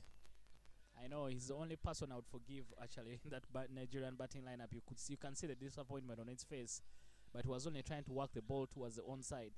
Unfortunately, he picks out the fielder, but everything looked on apart from the ball going straight to the fielder, and a good catch in mid-wicket there from the fielder. But Solomon, short ball opens his body up very well, and unfortunately didn't realize that there's someone in that region who took the catch, but he's really played very, very well for the team to get them to 84. And Yeah, the tail had started wagging when he was batting with Udekwe, who also seemed to have the confidence to make sure that he can take on the other bowlers. Yeah, true. Krish Harrier taking a brilliant catch. Kenya has caught well. They are quite a dynamic field inside, with the likes of Vetsal Shah, one of the most electric fielders of the tournament.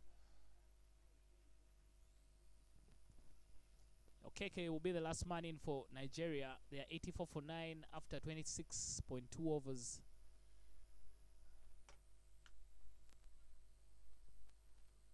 Raj Pankania. A lot of spin ball by the Kenyans today, just like yesterday when the Ugandans were bowling to them.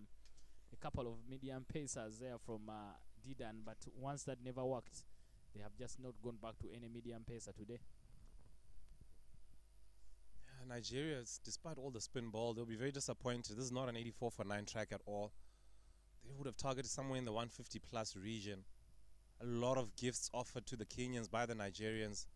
Easy wickets, some missed full tosses.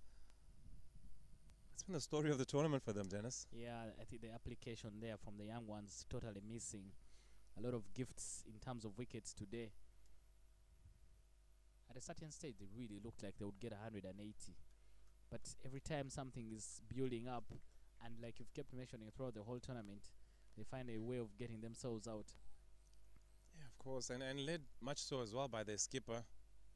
Not to be too harsh on him, but he is the leader of the side, and he's looked beautiful with the bat, but just gets too excited and just tries to go too hard too soon at times. Yeah, but as a captain, the team plays the way you play, so you set the tone for the group. It's very true. The batting performance is a reflection of how he's performed the entire batting order. 26 overs gone, 84 for 9, Nigeria.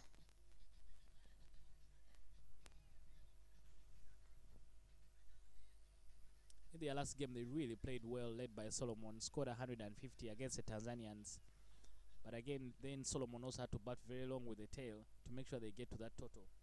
It's just the top that is not holding to give them a very good start. So it's just been, they're always playing catch up. Look, I don't mean to be critical or anything to the technical team, but it's interesting why he's not been pushed up the order to at least hold that middle order, who's been failing to huge hit into the deep, still unsettling under it, and that is the 10th wicket for Nigeria. Udekwe not managing to get all of that. Fortunately, Toe ends it too long on. Ukeke,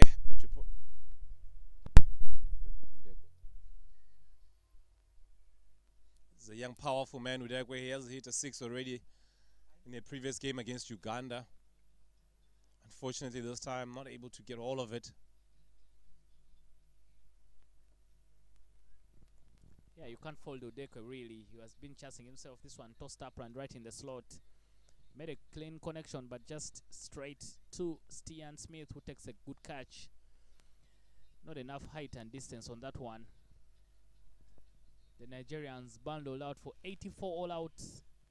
Good bowling performance from the Kenyans. What they've done well is catch well and field properly. They backed up their bowlers to make sure they put up they pick up. They bundled out for the Nigerians for only 84. Yeah, again, top scorer initially, mine 20 of 33 balls at the bottom. You want to see him in the middle order, perhaps. 14 of 10 for Prosper. He was exciting in the beginning, but again, just catching practice. Ridwan, as we've spoken again, he got easily to 15 off, only 19 deliveries, and then just offered catching practice. Offered nothing short. Nothing much to speak of the rest. Nobody else getting into double figures. Good bowling by Kenya, only 6 extras offered. The bowling Sangani backing up, coming back strong from yesterday. He had a poor performance with the ball. Today, 4 for 26 from his 10. Really did start the rut. Of course, Harrier taking the last wicket. He got 3 for 15. Bowled very well.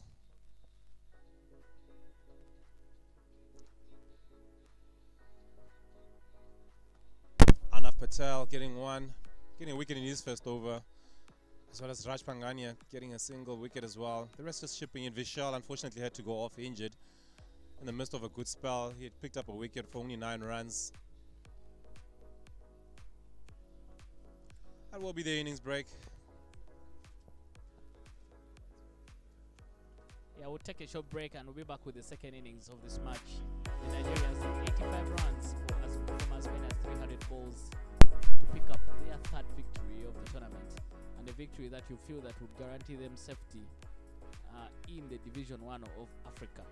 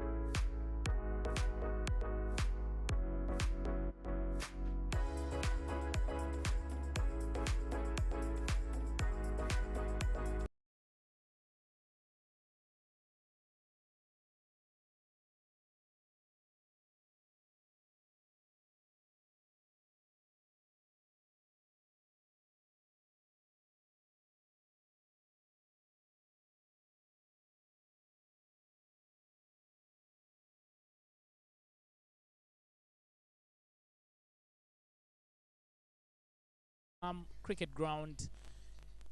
It's a clash between Nigeria and Team Kenya.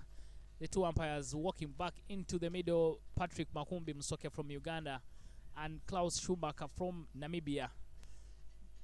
Yeah, closely followed there by the Kenyan openers. The Kenyans need 85 runs from 300 balls for victory. That would be their third victory in the tournament. They defeated Uganda yesterday by 23 runs. So they are seeking back-to-back victories. For the Nigerians as well, if they are on the right side of the result today, they will be getting their back-to-back victory. Their second victory in the tournament. They defeated Tanzania the other day. But not a fine performance for them from the bat. The Kenyans won the toss and elected to bowl first. They did so well, bundled out the Nigerians for 85 in a performance where you feel that the Nigerians gifted a lot of their wickets to the Kenyans.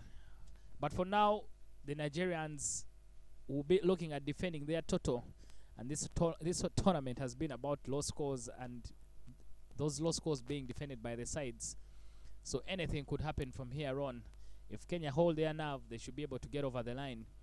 But if Nigeria finds some early inroads, then we could be in for another interesting low-scoring thriller on this particular ground. My name is Dennis Musali, and I'm here alongside John Mukokwe for the second innings of the match.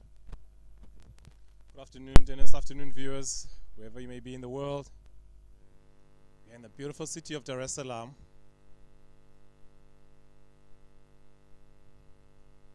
Kenya about to resume and take on this target of 85.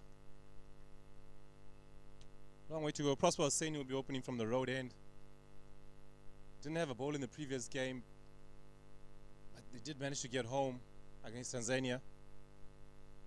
Perhaps they were keeping him fresh, understanding that victory was imminent there in that game.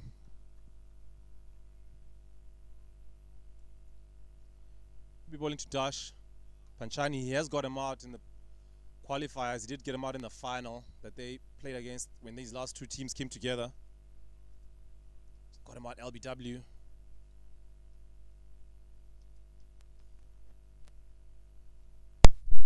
Yeah, Prosper yesterday didn't have a crack with the ball, but maybe he wasn't even needed. I mean, the day before in the victory against Tanzania. Today we'll open the ball in from the road end. Ooh. Runs immediately outside of stump. Panchani threw his hands at it. Picks up a single.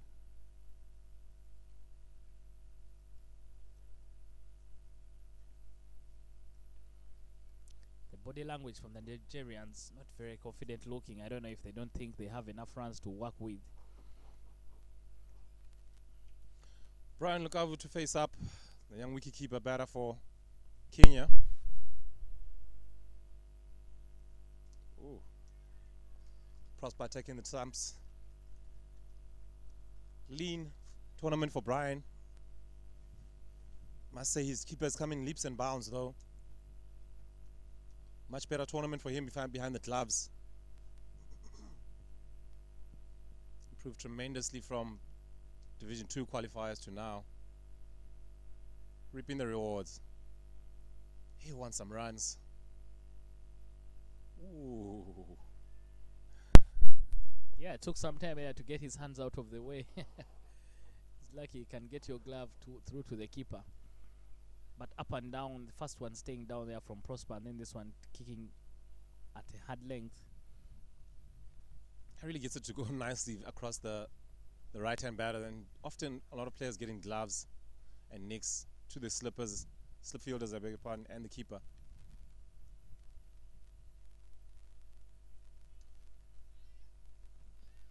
Quick single, well run there by Bran to get off the mark. I think what Prosper is missing is that ball that comes back sharply into the right-handers. Most times he's just trying to work with the angle, ball it across the batter. That would be a good weapon for him to have. Prosper Hosseini has already played for the Yellow Greens of Nigeria.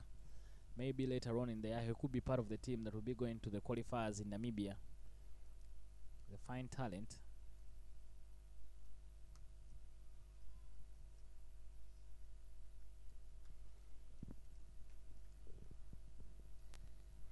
The Kenyans playing their final game in the tournament. They were the champions of the Div 2 qualifiers that were in Nigeria sometime last year. And a victory today at least will guarantee them staying up in the first division.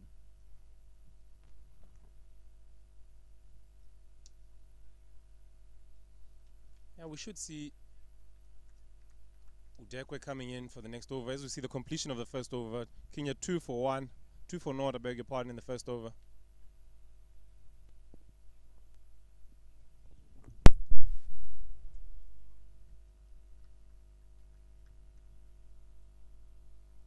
And it does appear to be Udekwe taking up his mark. Rightfully so at his favorite end. The end he picked up 4 sticks.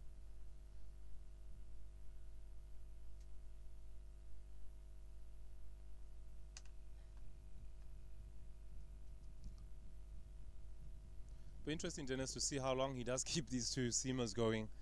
Ridwan, not the most patient of captains. When things are not happening, he tends to try and make a lot of changes, try and make something happen.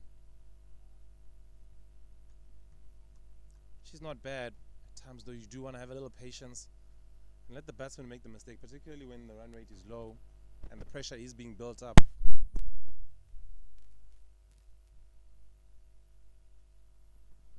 Yeah, Emmanuel Udekwe bowled well from that pavilion end the other day, picked 4 for 22 in the loss to Uganda.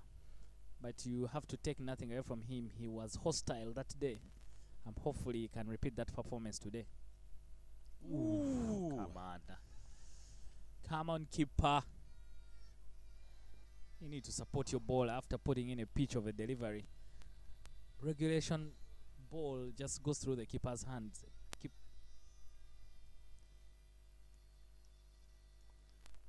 Sunday Joshua replacing Suleiman Salah, who was there before. Had similar challenges with him being untidy. Now you've got, can't blame the keepers too much though. It's not their full-time job. You can see that they are makeshift, filling a spot, but they do still want to make sure that they do the job for their country. Ooh. I think, John, makeshift keepers can only work in T10 or T20 cricket. Yeah, But the longer the version, you need a specialist. very true. Especially when you have very good seamers like Emmanuel Udekwe and Prosper Otseni. You're guaranteed that opportunities will come behind the wicket, behind the stumps. Even on spinning tracks, you even get more exposed in that regard. It's a pity also we don't have speed guns. I think Udekwe is one of the quickest bowlers in this tournament. Of course, Tanzania will also boast they have the quickest.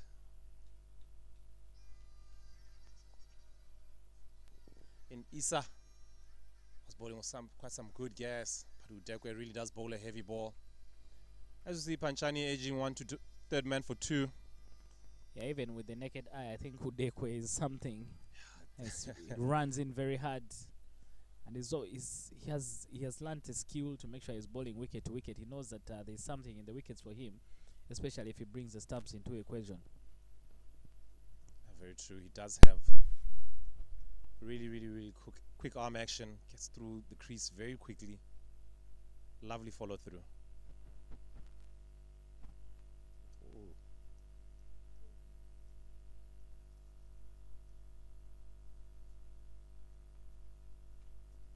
Love to see him develop a couple of variations. These wickets do hold up. If we just bowl a few cutters, just add to that armory of this talent that he's already displaying.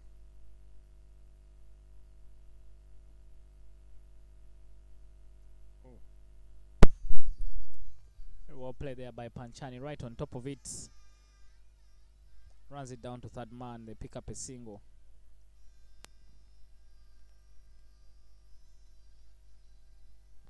You can hear the vuvuzelas. Those are mostly from the Kenyan corner, the Kenyan contingent. The fans have come out in big numbers as well, led by the president of Kenya Cricket, Manoj Patel. They've been here to support to cheer the girls. Been a lot of people who have come. Oh, very well played there by Brian Lukavu. And that should run away for the first boundary for the Kenyan team. There's enough pace on it. Got good bat on that one. Just beat the field at point to pick up the first boundary for Kenya, for Team Kenya.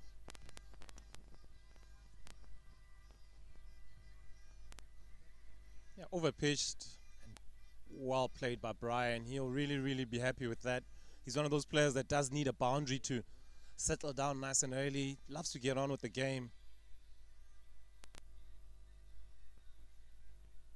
Yeah, you can see that's a Kenyan corner. It was a bit of that in the replay of the boundary. But there are a couple of fans there in the pavilion with the Kenyan flag beside them. But even across the road, a couple of fans again led by Dan Okinyo, David Asiji, Beryl Oyugi. They've all come out here to support the Kenyan team, which is very good to see. The boys have enough support. Yesterday they were very happy after that derby win. For them, I think anytime you get a win against the Ugandans, you take it. Prosper continues from the road end. Yeah, big rivalry, East African rivalry. It was a very spicy game, lots of exchanges in the middle, but the spirit of cricket was maintained. What happens in the middle stays in the middle for sure. Yeah, I think one of the parents wanted to get involved after he saw the umpires giving the Kenyan players a warning.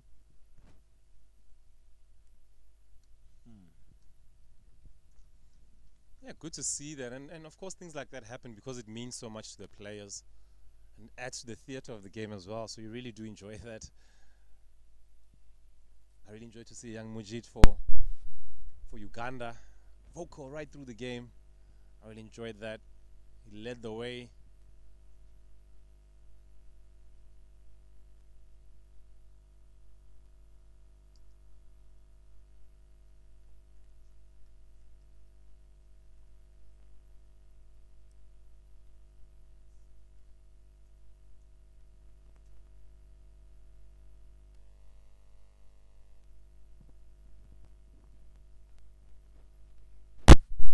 The Dajim Kana Uganda also playing their final game of the tournament. They are taking on Sierra Leone.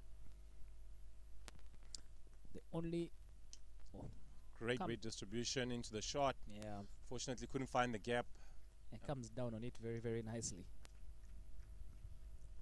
Sometimes when you play a shot like that, to put a little bit of pressure on the fielder, maybe just dash and take a single, because it wasn't picked up on the first time. I can tell you he wouldn't want that. He does tend to be involved in a few runouts. Not entirely his fault all the time. He's a lovely player, very good on the eye. Puts a huge price on his wicket. Bats for the team all the time. That's what you want in a young opener. Opening batsman in general. But yeah, he's just been involved in a few runouts. Yesterday being involved in another one, but unfortunately it wasn't his fault. Yash Gohil just marching out the crease for no reason. But sometimes they say, when you're involved in them. Ooh, error in judgment. Fortunate not to pay the price, Brian Lukavu. 3 of us go on, Kenya 11 without loss.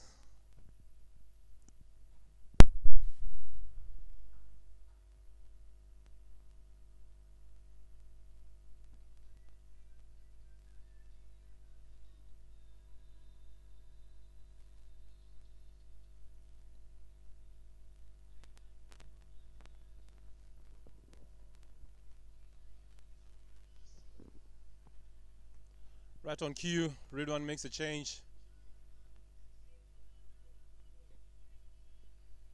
Ukeke to replace Udekwe, who only got the 1 over. He won't be too happy in the form that he's shown in the tournament. But of course, Udekwe is such a team man. 100% cricketer.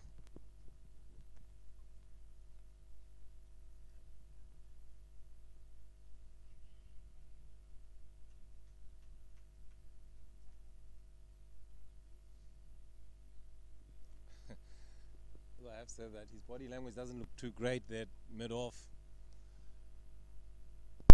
He's been taking out the attack after just 1 over. I'm surprised. I don't know why. I think Udeke for me was value for money. He has something extra that could be able to get you a breakthrough.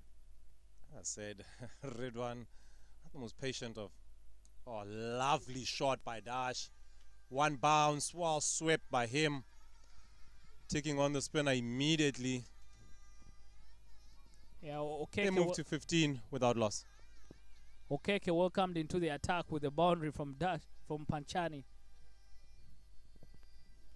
Due to the extreme turn yesterday against Uganda, we didn't see Dash play the sweep shot. It's a shot he did play quite often in Division 2.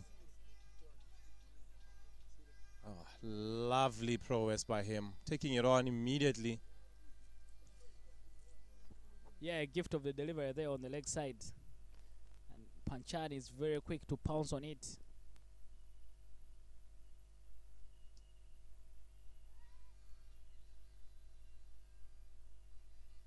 Udekwe caught napping a little bit at mid-off. Yeah, the tactics not...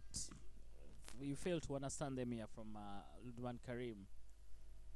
Udekwe just given 1 over. From an end where he picked 4 wickets. It's difficult to understand. It was not the worst of overs, but like I said, he's not the most patient at all. Ooh. And it's not like you bring Okeke into the attack to bowl some magic. Starts off with a half volley, dispatched for 4. That was a half tracker. Brandon Lukavu just doesn't capitalize on it. So I know you need wickets, but maybe you also need to be smart about the way you go about that. Yeah, like we said about Vishal Patel, his opposite number for Kenya doesn't really get too high or driven in emotion. Really assesses things very, very well. Exceptional tactically. Oh no, another sleeping fielder at covers.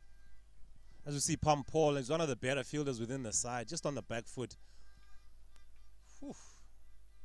Nigeria looking very, very dozy in these early exchanges. No way was there a single.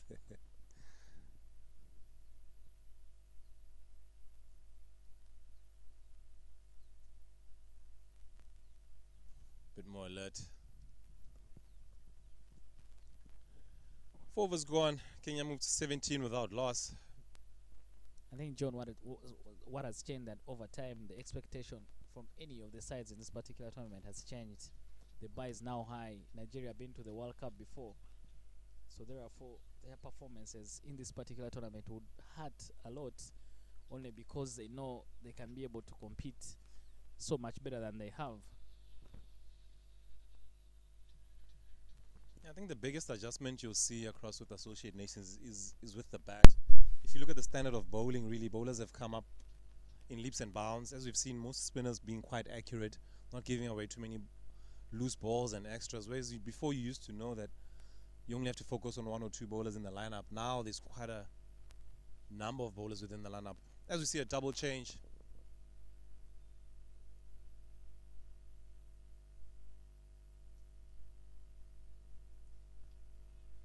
Samuel Victor Osiri coming in from the road end.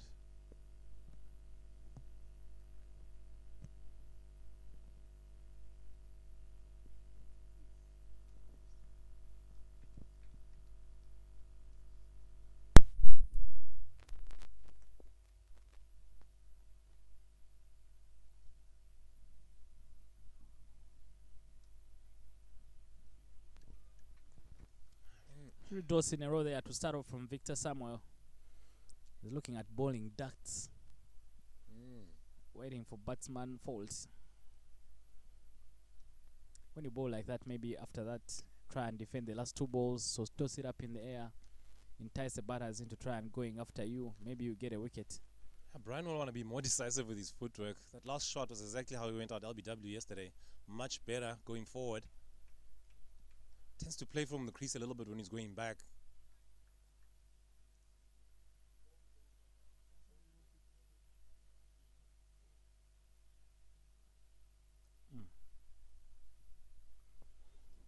Maiden over to start off things there for Victor Samuel. Kenya still 17 for no loss.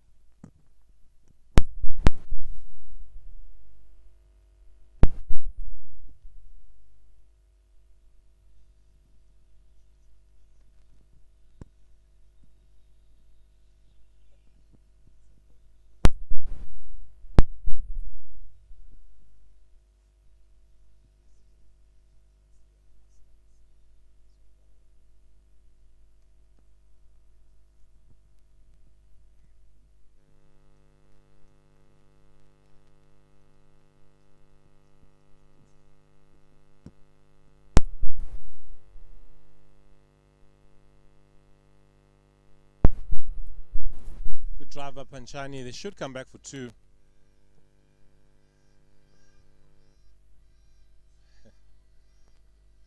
Frustration as the runs continue to roll.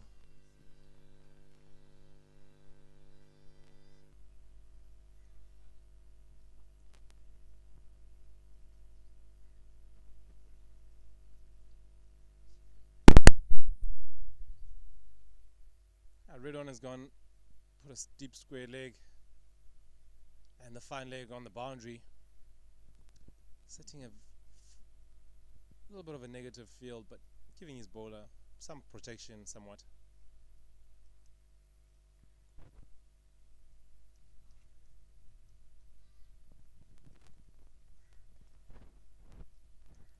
Yeah, John, you mentioned it. The field looks very, very negative when you're trying to defend a low total.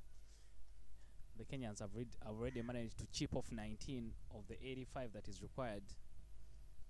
So I think wickets is the name of the game right now. And no offense to Okeke, and Victor Samuel, they are bowling. There's not so much in it. That's why you need to keep Odikwe more into the attack. Don't mind how many runs he's leaking. Just make sure that he's picking your wickets. Also, you wonder what was the thinking behind it. Why not open with spin up front rather than giving your seamer one over? That's like saying, I'm giving you a trial run. If it doesn't work out, you're off, mate. So you'd rather than just open with spin to begin with and say, look, we'll bring you on maybe to add a bit of energy and venom in the middle. Bowling now very, very too easy from Okeke and Victor Samuel. Nothing to trouble the batters. You know, Dennis, to be honest, it would not be surprising should Kenya potentially be 50 without loss, because there's nothing in the wicket. Nigeria just simply did not play to their ability. But rather continue to just give the opposition wickets. Yeah, and Brian doing something that the Nigerians failed to completely do in their whole innings, using his feet there to get to the pitch of the ball and working it for a single. End of the 6th over, 21 for no loss. And like you've mentioned, if the Kenyans get stuck in, they can play like this a whole day and won't lose any wicket. Yeah, and the Kenyans have shown just how placid the wicket is. There's been nothing that's really bothered or threatened them. A few plays and misses from the seamers, but nothing to speak of that will tell you that this is an 84 all-out kind of wicket. So I really have let themselves down, this young batting lineup that is so full of talent. Batting all the way down to number 9 and 10, really, with Udekwe coming in at 10. Can hold the bat very, very well. Ooh, that was a bit of a sound.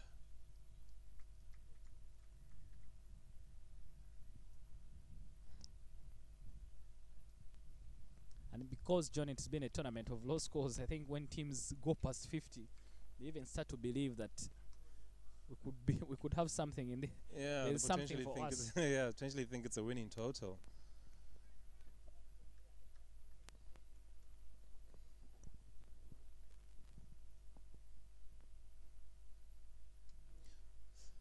Ridwan, the Nigerian captain, saying that he would have wanted to have a bat, so he did get to do what they wanted. Unfortunately, they failed to execute their game plan effectively.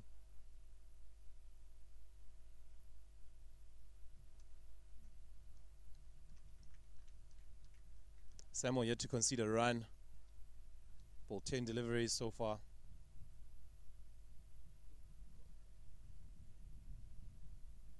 Oh, full toss. Brian failing to find the gap on that full toss, unfortunately.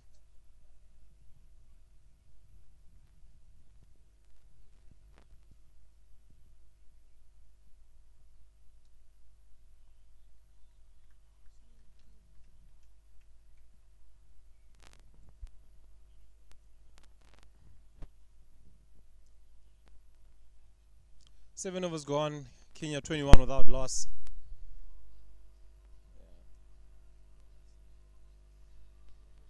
Samuel yet to concede a run. He's bowled 2 overs. And right on cue, seems the skipper might make a bowling change, bringing himself on into the attack.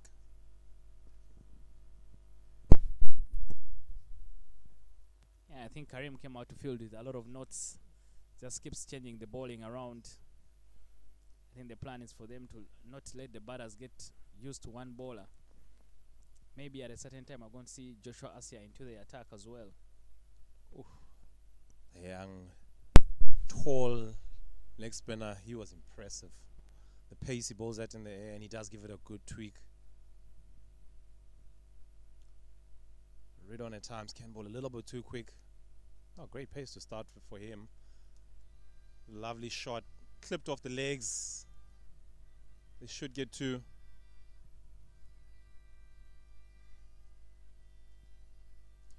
Panchani picking up right where he left off yesterday against Uganda, getting himself off to a good start. He's faced 20 deliveries.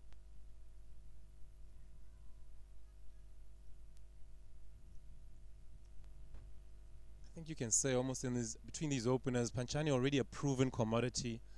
Brian still almost fighting to get to that next level, particularly mentally, not talent-wise. He's now sitting there, 7 of 22 deliveries. You can consider yourself in. And now more it's about the mental battle, mental attrition, the fortitude that you can show that I'll bat for the side and I'll stay here. Yeah, very right, very true, John. But you can see again, very, very easy with the spread field. Panchani right on top of the ball, hits the sweeper, they pick up a single. I don't know where the sweeper is down there. This is a heavy outfield. Keep them inside the ring.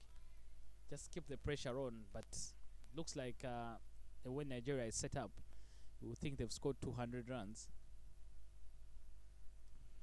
If you watch the wicketkeeper very closely, John, I don't know how he can effect a stamping because he keeps moving so back when the ball beats the batters. Oof. You can see that again. He takes the ball. You see with because Brian you and again. keepers would know what to do. You see with Brian again, it's almost a matter of time before he plays that big shot. His patience is a game where he needs to work on for himself. That patience element, and just wait for the loose ball. Ooh. See where the keeper is finishing. Still very far. I think Brian is trying to attack the empty mid-wicket region. But then he will be playing against a spin. 100%. And there's no sweeper on the offside, and that's where he should be trying to score his runs as well. Exactly. Too much risk, maybe when you're trying to get either a single. Ooh.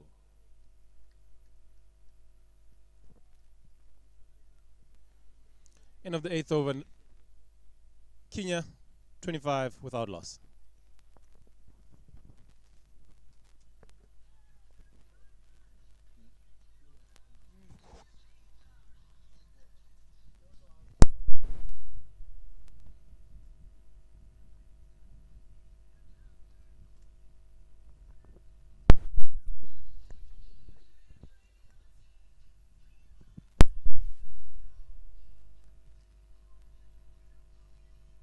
Changing commentary, Dennis departs. Dylan will now jump inside. Dylan, good afternoon. Thank you so much, John. It looks like Kenya are cruising through this one so far. Don't have a wicket down yet. 25 for no loss. And Panchani, like you're saying, continuing his form from the other day.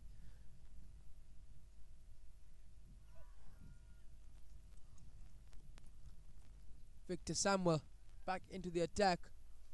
There's an appeal for an LBW. Dash has a very interesting way of padding the ball outside of stump. You don't see that too often these days.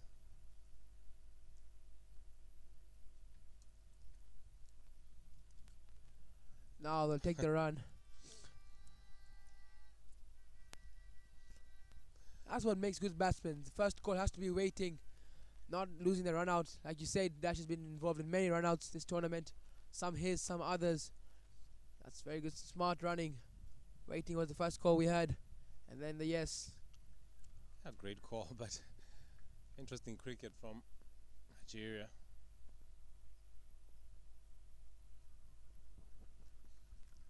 And yeah, talking about Brian, performed very well in the first innings. He batted, scoring about 40 runs, and then he had 2 back-to-back ducks, or under 2 runs scored. There was one I remember against the Namibians. Oh, there we go. An error in judgment, as we said, and that's exactly what he does. His patience is an area that he needs to work out on. He was fairly set, no issues at all, and then he gifts the Nigerians a wicket. 26 for 1, Kenya. Yeah, that's the end of his World Cup qualifiers here in Dar es Salaam. Brian Likavo walking back to the pavilion. Not a happy man. As you see, really just missing a straight ball, deciding to sweep, not judging the line correctly.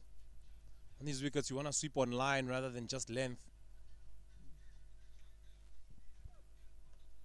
Victor Samuel picking up his first. Brings to the crease. New batsman walking in. Yash Gohil. He was the one involved with the mix-up yesterday with Dash in the run-out. So today he'll be looking to avoid that and pick up some runs onto his bat as well.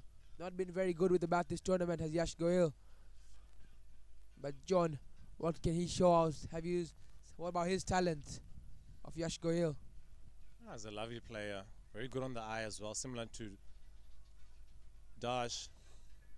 Struggles a little bit in the beginning, not the best of starters, but once he gets going and motoring, he loves to run, take the twos. Mentally very, very good. And good player to have at number 3. Yeah, you can just see the Nigerians cramping up over him. Yash was sledging them around when he was in the field. Now it's their turn, they say. Yash Goyal shouldn't feel the heat. Nigerians are bringing it. Might be a change of events for them. The confidence, the talking in the ground might bring some more energy into the fielding for the Nigerians. Yeah, and sometimes an error in judgment such as Brian's can open a huge door for the opposition to just walk into. Whereas you are comfortable, you are set. It's very difficult for a new guy to come in and ooh.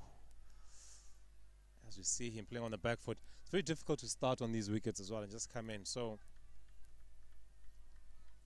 hopefully for Brian and Kenya, that won't be the case. They really need to win this game, not only for a slight chance in the qualifiers to qualify for the World Cup, but to continue their momentum, to show that they can win back-to-back and prove their worth to stay in Division 1 to the Kenyans. And that's 9 overs completed. Kenya 26 for 1.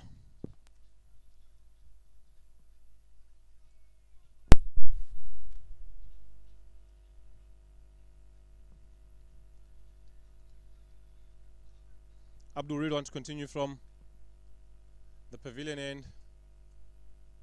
He's going to the well set. Panchani sitting on 17 of 25 deliveries. Pretty much a chanceless knock by him so far. Playing it well. Towards the point region. Should come back for a double. Yeah, talking about Dash today. He's had a very much better start than the one he had the other day. Playing over 100 balls. Not getting the runs, as many runs as he looks like he's getting today. Striking at a very much better strike rate than the other day. Even though, yes, he did bat very well yesterday. But it just shows that he can play any format he wants. He can play.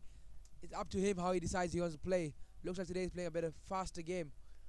And it looks like he's playing it much with more ease. And compared on other days, picks up another very good single onto the on side. It really does have different gears. You might underestimate him at your own peril. Again, Nigeria just gifting him a single. I think you'd like to see the fielder still stay in and ask him to hit over the top. You are only defending 84.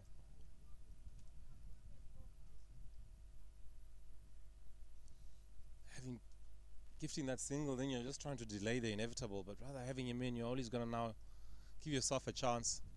Should one turn particularly and he not get to the pitch of it.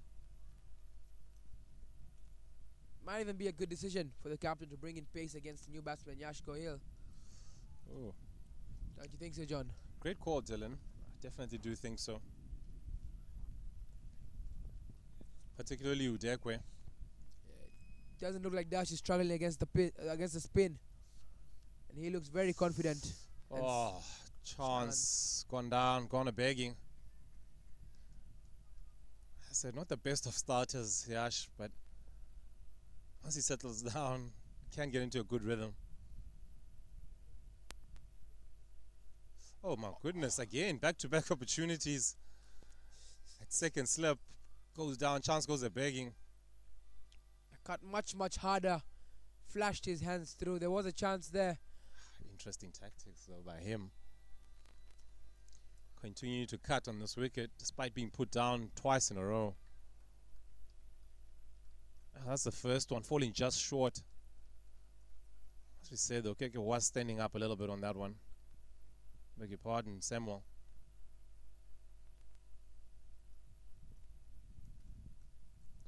Full toss. The Yash just missed out on that one. End of the power play. End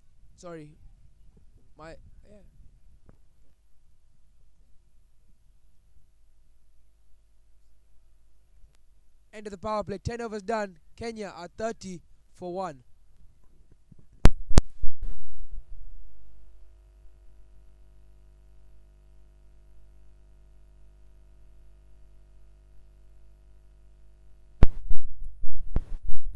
Highlights Udekwe coming through in the power play. Bowled with some good gas. Lovely cover driving by Brian Lukavu early on in this power play. He got himself underway, as well as Kenya through the covers for boundary. Spinners then came on. Dash was immediately now enjoying this. Went on a huge sweep across the line.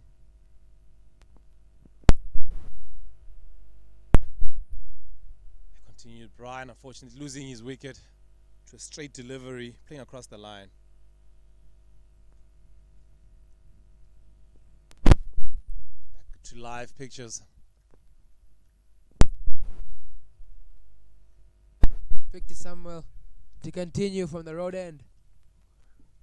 Bowling to Dash Panchani. Tries the quicker one this time. On the back foot is Dash to the man who's there at short square leg.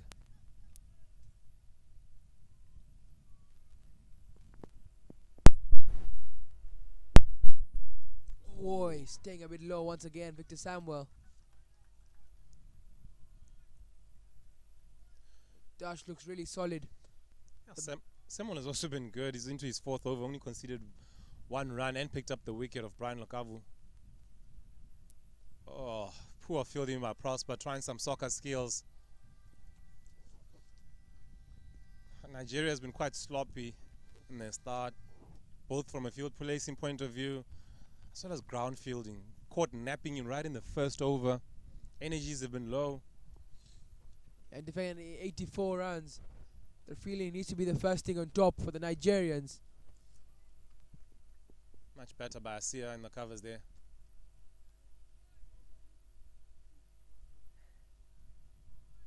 And it's been some of the leaders of the attack, fielders such as Pam Paul, have just been caught napping a little bit. Usually they set the tone. Yeah, like you said, few catches gone begging at slip here and there. Could have changed the tone of the game. Oh, once again. Also, as you saw, the keeper in the first, Udekwe's first over, allowing just a straight delivery just to get through his hands and legs and go away to the boundary. So they really haven't been tidy. 11 overs gone, 31 for 1. We will be having a change in commentary. Mr. Imtiaz will be coming in. Welcome, Ashfaq. Thanks. Kenya 31 for 1 after 11 with 54 runs yet to get Ashfaq. How do you see the game playing out from here? Thanks, Dylan. Yeah, I think Kenya will cruise towards victory. They're doing really well.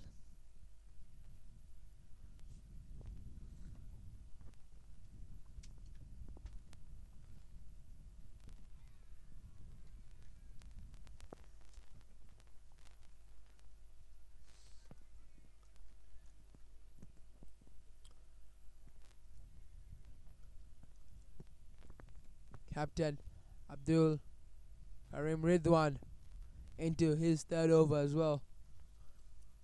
Oh, missed out. The Dash Panchani. Full toss there, Ashfaq. Yeah, easy ball. Needs to be whipped away. Dash Panchani missing out there. I mean, with the way he's playing, 32 balls in, that should have been way out of the ground by his standards as well. Talking about Dash Panchani. Oh, misfielded once again. Ashfaq, they've been very sloppy in the field. Yeah, with such a low score, you cannot afford to give away such singles. You're just helping the batsman set into the crease, and the runs are going as well. This is not good from Nigeria.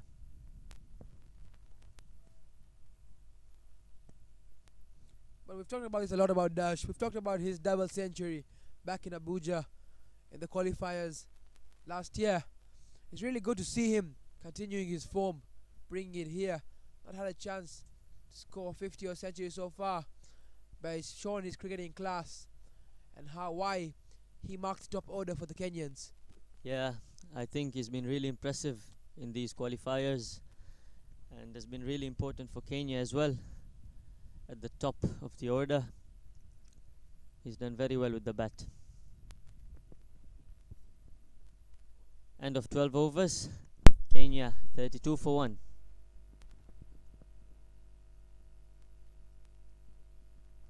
Kama tunavyoona hapa, Kenya wanahitaji run 53 kwenye over 38 zilizobaki, na za over wanahitaji chini ya run 2 kwa kila over. Score ni rahisi sana kwa ajili ya Kenya, inabidi wamalize hiyo score. Nigeria wataangalia kuchukua wicket, lakini sasa hivi Kenya wana bet vizuri sana.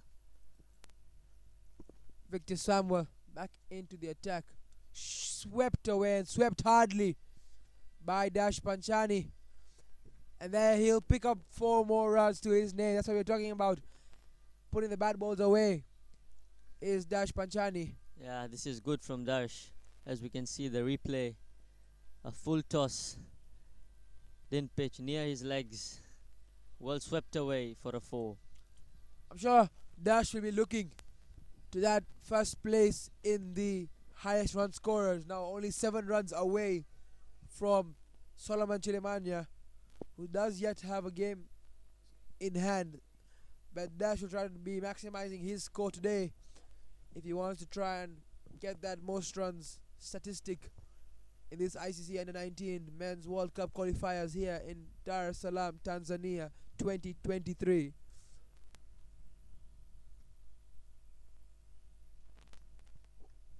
He is sitting at 94 runs with Solomon at 101, 7 runs ahead of him. Yeah, as I said earlier, he's been really important for Kenya and has batted really well, shown his class in these qualifiers. Again, as we can see, well worked away on the onside, gets a single. Just showing that not all shots you get have to be a very stylish shot played or a very hard shot played, just the basic cricket shots as well, which helped them get the runs. This time by Dash, passing the strike back onto Yash Gohil, only found a single of his 12 balls.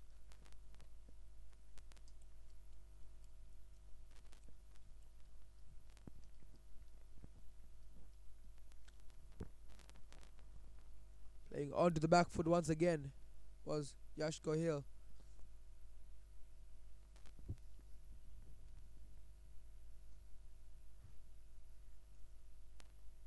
Talking about the back foot, Ashfaq, what do you think?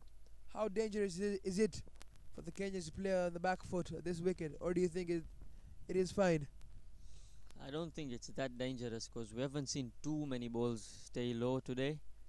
I think there have been some balls, so it's not entirely safe to go on the back foot.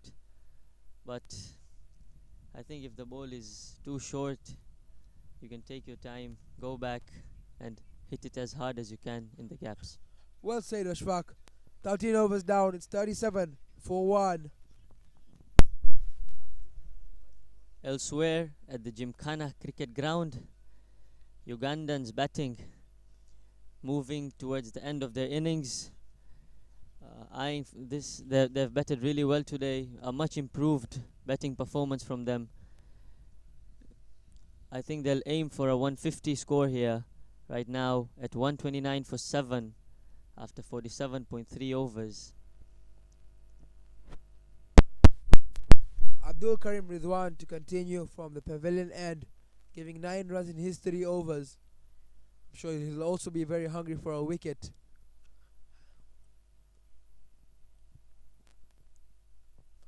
Oh, well worked. Yeah, I think he'll look to pick a wicket here. But what I think is from the pavilion end in the next over, he should bring Emmanuel Udekwe back because the spinners don't seem to attack Dash Panchani a lot. So I think Emmanuel Udekwe needs to come back. Very well said, Ashfaq. Dash is playing them with very much ease at the moment, taking his time, playing the balls he needs to, but now you can just see a fielding change. They're giving Dash that single down and long gone. That's what I'm talking about. Just make the fielding change and straight away Dash looks to that fielding change and picks up a single down and long gone. There would be no harm with a man being inside the boundary, inside the 30-yard, Ashfaq. Nigeria setting their fields like they have a score of 200. As Dennis said earlier, This is not good fielding. That's Overall, not good cricket from Nigeria. yeah, much better ball there from Abdul Karim Ridwan, turning the ball away from Yash Gohil, who is struggling to find runs at the moment.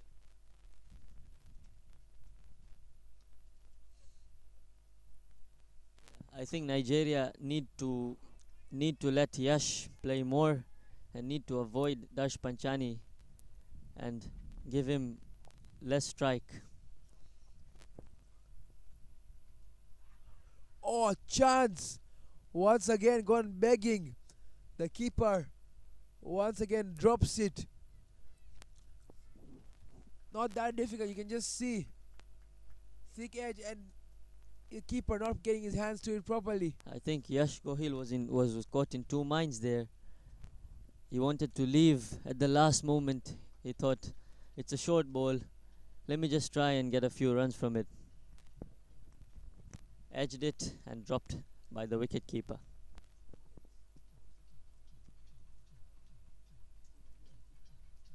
Mwisho wa over 14, Kenya 38 na wamepoteza wicket moja. Bado wanahitaji run 47 kwenye over 36. Joshua Sunday dropping the catch there. Brings to the bowling attack another Joshua Asia.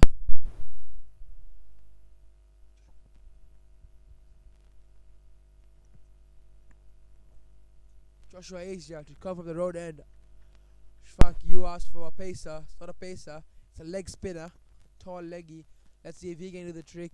Yeah. Hasn't bowled over yet today. I was really impressed by him at the Dar es Salaam Gymkhana ground against Tanzania, as he was turning the ball well. And I think he bowled 10 overs on the trot. He was really consistent with his line and lengths.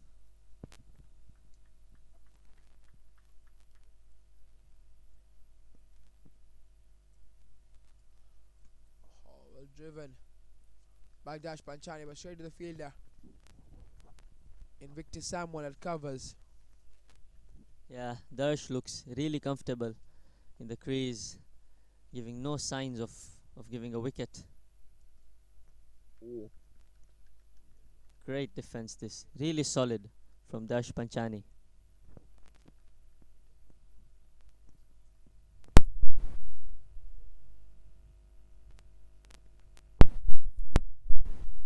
Talking about Joshua Asia, bowls similar to Gerard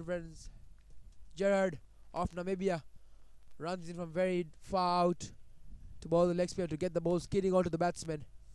Similar type of bowlers, the two.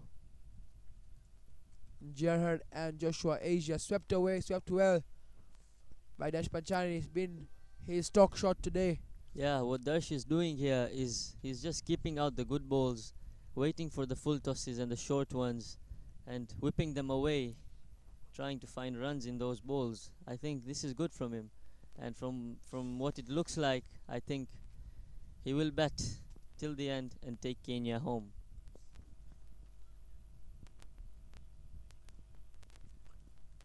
Another dot ball off Yash Gohil's name. 15 overs in, 39 for 1. The Kenyans need 46 left in 35 overs.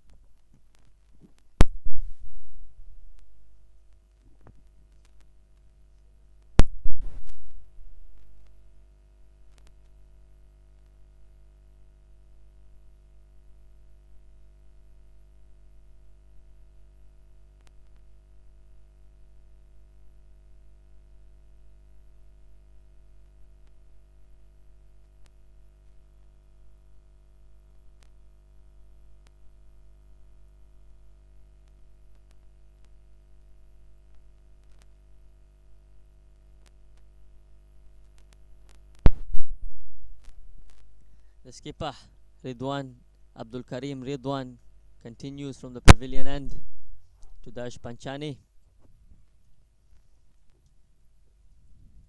Oh, flashing for it was Dash Panchani. Wide is signaled by the umpire. But just look, like Dennis was saying, look how far away the keeper Joshua Sunday collects the ball, leaving no chance for the stumpings. Part-time keeper. Oh, flashes this time. Flashes hard. No one is there. Prosper Hussaini was there, but quite too close. Chance of a run out. Nope. Make Good it running. back for a pair of runs. Dash Panchani as he moves into his 30s now. Slightly a risky shot there from Dash. It was a bit uppish. Fortunately, in the gap between Silly Point and covers, we'll get 2. Once again, seeing how far he collects the ball. Joshua Sunday. Don Karim. Nothing's happening of him so far. Not bringing any chances to the team. Swept again. Well, very well swept by Dash. I was saying that's his stock shot towards the cow corner region. Picks up another boundary. This one might be the favorite one, my favorite one of the day, of Dash Panchani.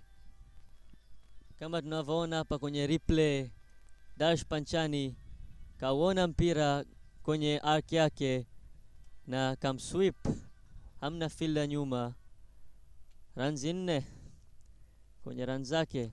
That's what the confidence of a settled batsman looks like, playing it across the line. Oh, chipped up. Getting a As I said in the hard last hand. over, he's just keeping out the good balls, waiting for those in his arc and his range, taking them on. He looks really comfortable, and I've been impressed with the strike rate as well. Really good batting this. Swept again, very well, hardly swept. There is a fielder down there in Joshua Asia at square leg to cut it out. But those who are watching from home, just some news to let you know, in some light drizzles here, University grounds, Dar es Salaam. Now you have to see the Kenyans, Duckworth Lewis, win, but we'll have to see. Yeah.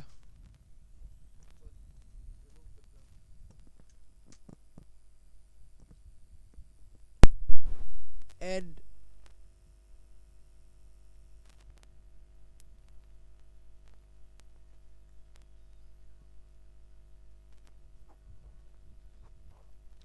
end of the 16th over. 47 for no loss. For 1 loss, sorry.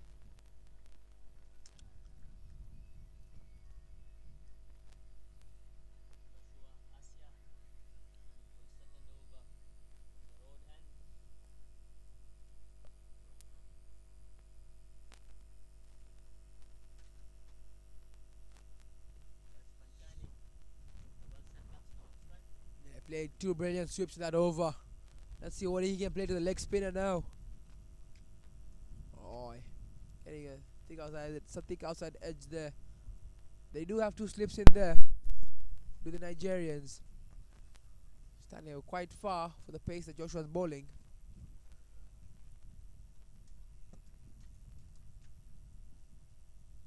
Oi. Tad bit slower from Joshua Asia there. Left alone by Dash, not wanting having anything to do with that one.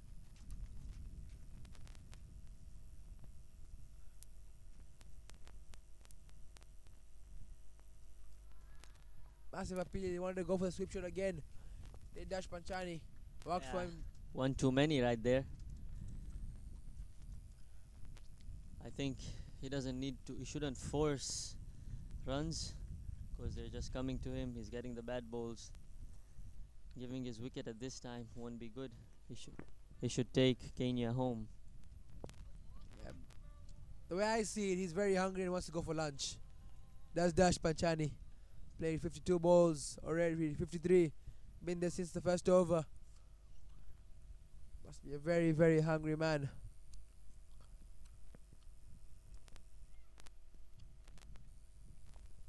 That's short and wide, but Dash Panchani doesn't want to take any risk as their fielders stopping that area.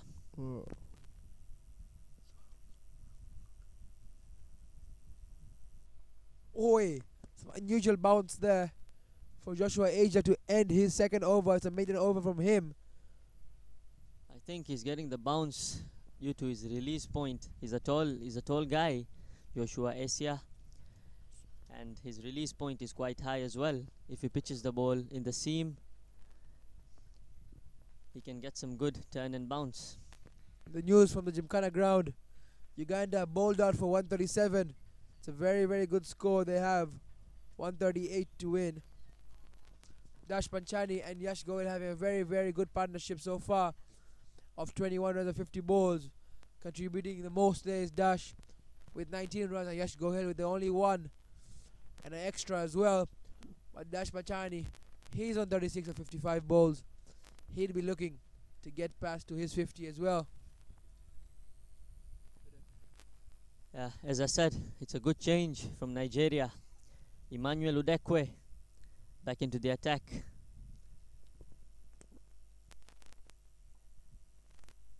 He will look to pick up a wicket. Yeah, we direct hit, not given. So forgot to mention it. Dash Panchani has passed Solomon now, and he is the highest run scorer in the tournament. As we introduce Abdullah Imtiaz to take over in the commentary box. Abdullah, welcome. Thank you so much, Dylan. As we can see, the Kenyans cheering for him as he now becomes the highest run scorer in these qualifiers.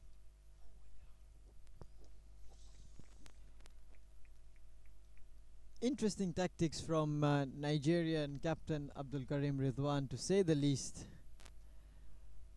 I've not been too impressed by the way he's gone about with the bowling changes.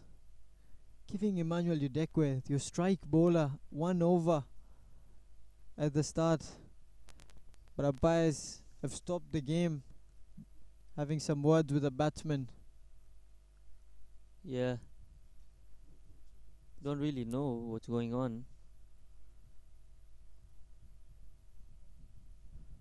Confusion out there. But I think it's all sorted.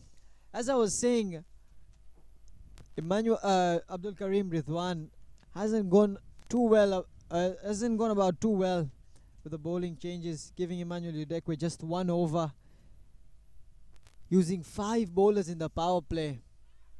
Not really ideal in a 50-over game. I know the score is less, but you still got to give your strike bowlers a chance to get you wickets. Yeah, I agree with you. As John said earlier, if he wanted to, he should have just started with the spinners. Why give the 1 over? And then Joshua Asia, the man who impressed in the last game against Tanzania.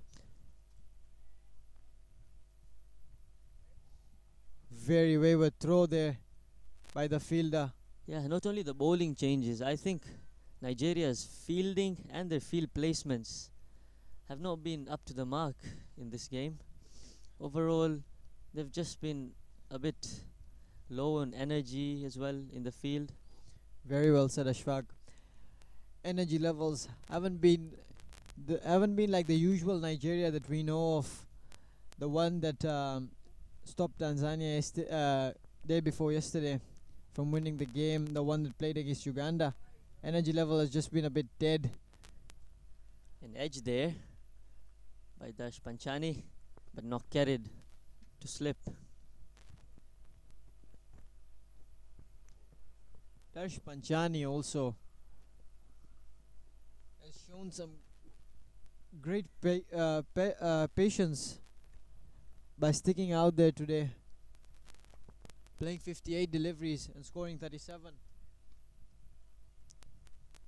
Yash Gohil really not doing much, just sticking on one end, not giving his wicket away. And with that, over number 18 comes to an end. Kenya 49 for 1.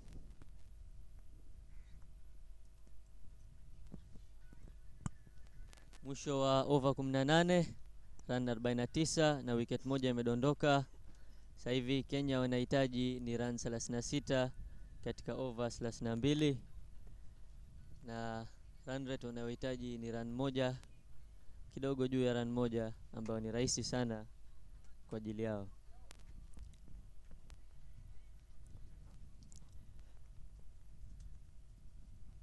I'd like to add a bit about the fielding. Joshua Asia is an unorthodox man at cover region. It's a bit short cover, but he's closer to point. I think it's because he's having some bounce. He's getting some extra bounce. I think the hard hands, the defense. I think he wants a fielder there so that the ball carries to him, and he might get a wicket.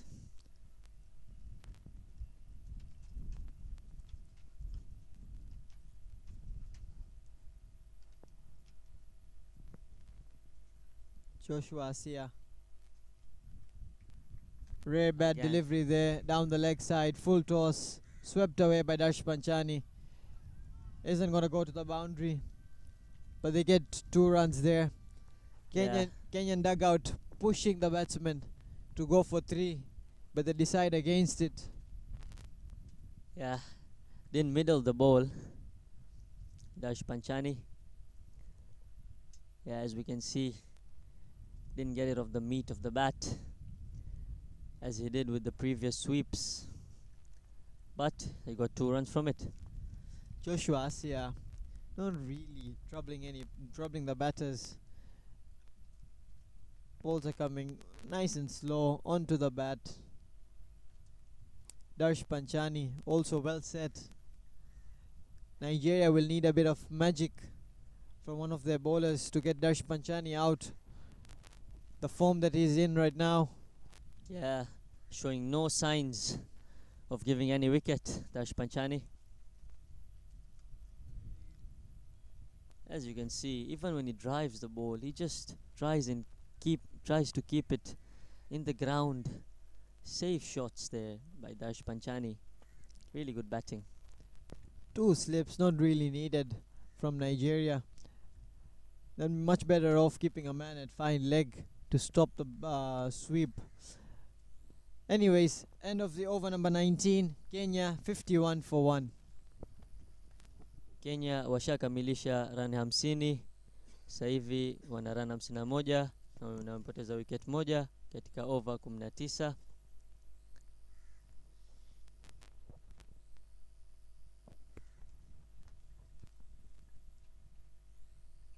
I'm not hearing the Nigerian team in the field. Usually they're loud, you can hear the voices, but today looks like the atmosphere is really dead. Yeah, I think since the moment they got into the field, they haven't really been the Nigeria that we saw Loud from the appeal, past couple of days. loud appeal by only the bowler. No one else really joining in on the appeal.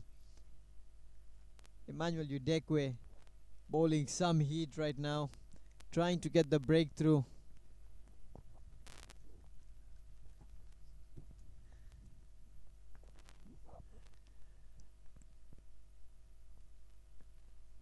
Rizwan Karim.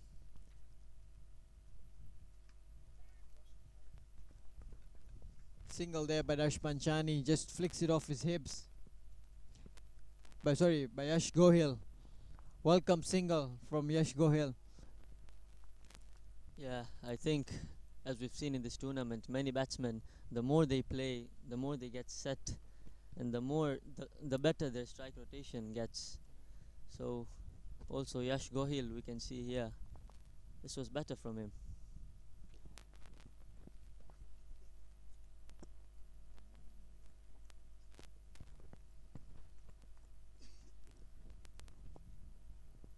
Emmanuel Udekwe steaming in, but there's no support from the fielders. Everyone's quiet, body language is quite down. Maybe they're craving lunch. Again, silly fielding. Kenya decide not to capitalize on it. Yeah, I think the Nigerians have lost hope and belief. They've just been too dead. Yeah. Very true, Ashfaq. Doesn't look like they believe they could win it from this point on. But it's cricket. You never have to stop believing. Darsh Panchani using his wrist keeps working the ball away, playing towards every part of the ground. Very good batting this from Dash Panchani.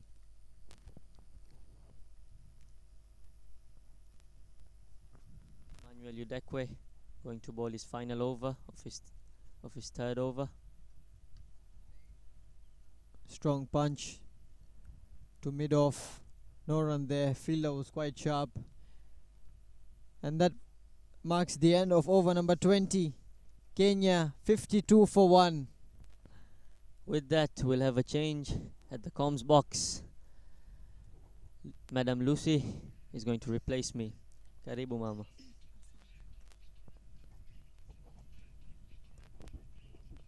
Asante Ashfaq.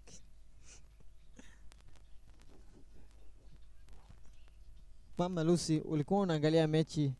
Unaonaje hadi sasa hivi, maoni yako ni nini ya innings ya pili hiyo? Inning ya pili inaenda vizuri. Runs zinazidi kupunguzwa na timu pinzani. Kenya wanaendelea kucheza vizuri kabisa wakiashiria ushindi. Ni ukweli kabisa. Kenya kama wanavyosemaga, mguu mmoja tayari upo nje ya mlango.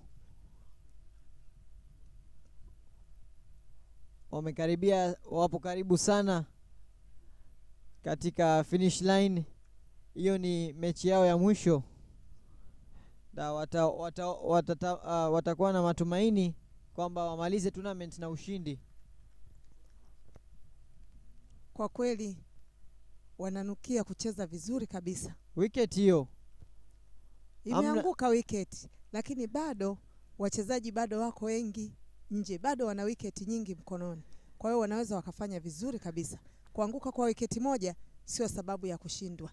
Exactly as we were saying, body language completely down from the Nigerians. No one appealing in the comms box. We hardly thought there was a wicket here. Simple chip to Asia Joshua. Look at the fielders, they're just clapping. Slip fielders standing there clapping. Really believe that they're not going to win. No body language, no supporting of the wicket. But hiyo wicket kama imetupwa, imekuwa kama gift kwa Nigeria, kwa sababu hawajatoa jasho, hawajafight chochote. Wameambiwa chukua hiyo, wameweza kuchukua.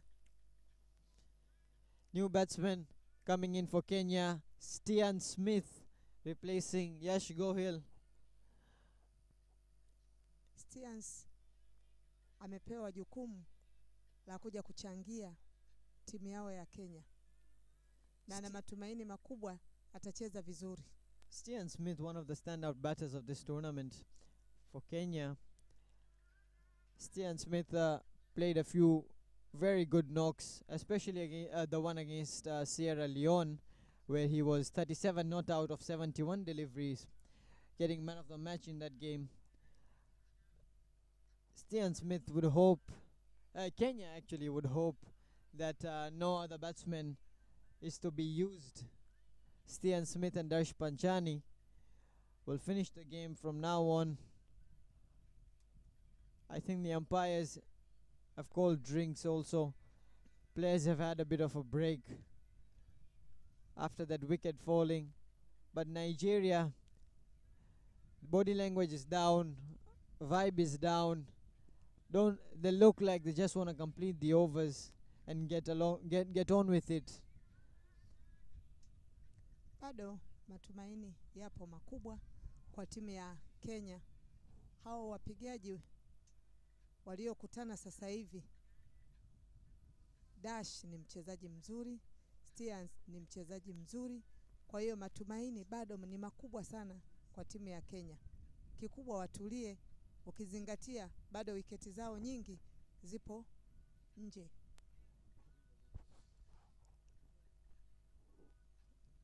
Well said, Mama Lucy. Thank you. But Kenya have not really had to work for the runs. They've been gifted many bad deliveries. They've been given short balls, full tosses, poor fielding too. Has helped them really score this runs 52. Not taking away anything from the batsman though. Darsh Panchani has been very solid in his technique.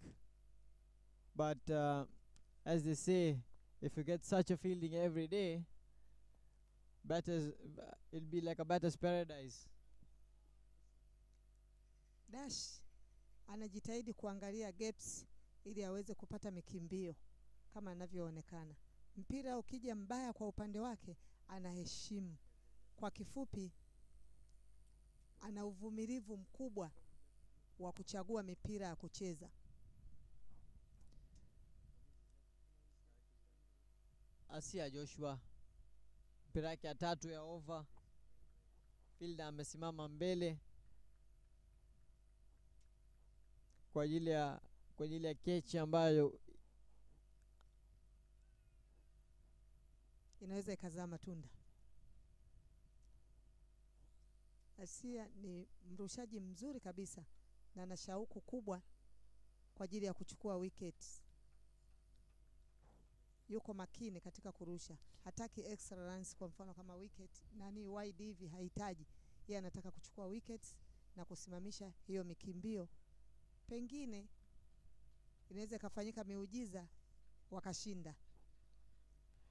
End of over 21, Kenya 52 for 2. Over imeisha. Kenya wana 52, wicket 2 zimelala. Over 21.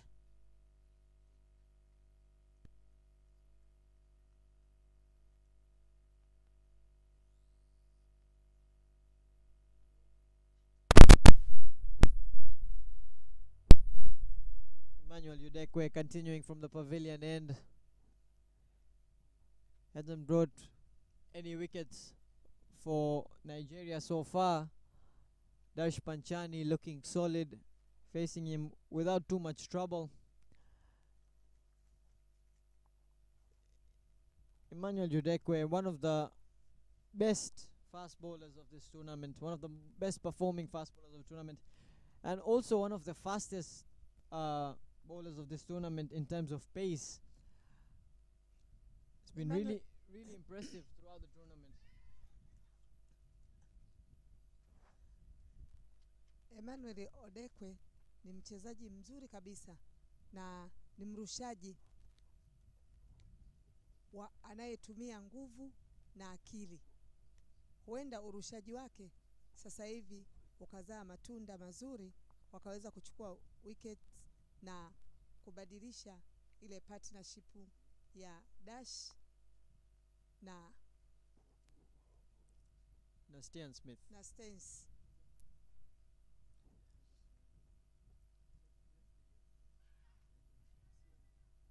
Kama unavyoona Emmanuel Udekwe amebowl na Stian Smith, ameenda kuzuia lakini ameukosa mpira na pia umekoswa na wicket keeper na imeenda kwa ajili ya kimbio moja, lakini inaitwa bye. Manake batsman hajaugusa mpira. Halafu umewapita wazuiaji na wapigaji wakachukua mkimbio. Kweli kabisa Abdul, hiyo ni bye.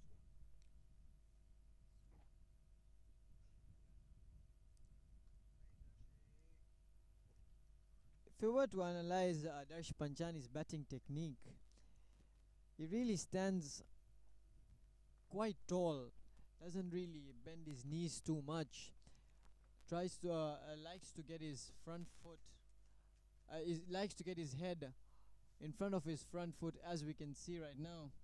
From the side on angle it's better, but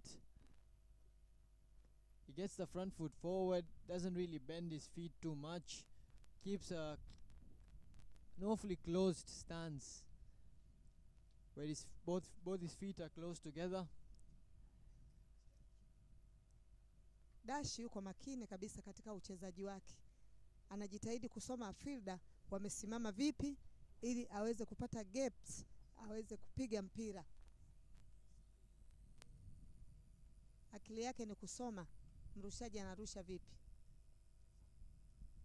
lakini Nigeria nao wanajitahidi kuzuia kama wanavyoonekana, wanajitoa, wanajituma ili mradi kuzuia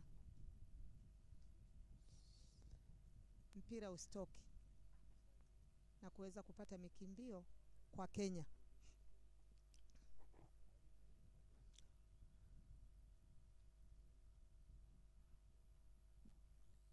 Dashi yuko makini kabisa, upigaji wake unapendeza, hana papara, ametulia, ana akili ya kusoma mpira na ana uwezo mkubwa kabisa wa kucheza. Very well said, Mama Lucy. Thank you. Kenya after 22 overs, 55 for 2. Over imeisha, Kenya wana 55, wiketi 2 zimelala na over 22 imeisha.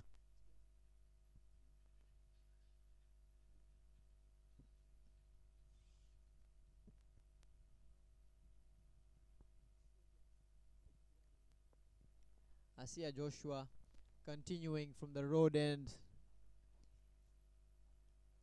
Has a silly now, silly point. Wearing a helmet. Ball is chipped exactly to where the silly point was before. Slightly back. This one just chipped over him. Stian Smith tries to play it against the spin. Tries to flick it towards the leg side, towards the onside. Ends up chipping it over the guy at silly point, sorry. Asia anaendelea kurusha vizuri kabisa, lakini bado amesogeza fielder, wamekaa karibu na mpigaji kwa ajili ya kudaka. Yani pale wamesogezwa kwa makusudi ili waweze kuchukua wickets. Inapendeza kabisa kama wanaweza kupanga fielder vizuri na kuweza kuzuia mipira. Stian Smith defending well on the front foot. Stensi amezuia vizuri kabisa kwa mbele.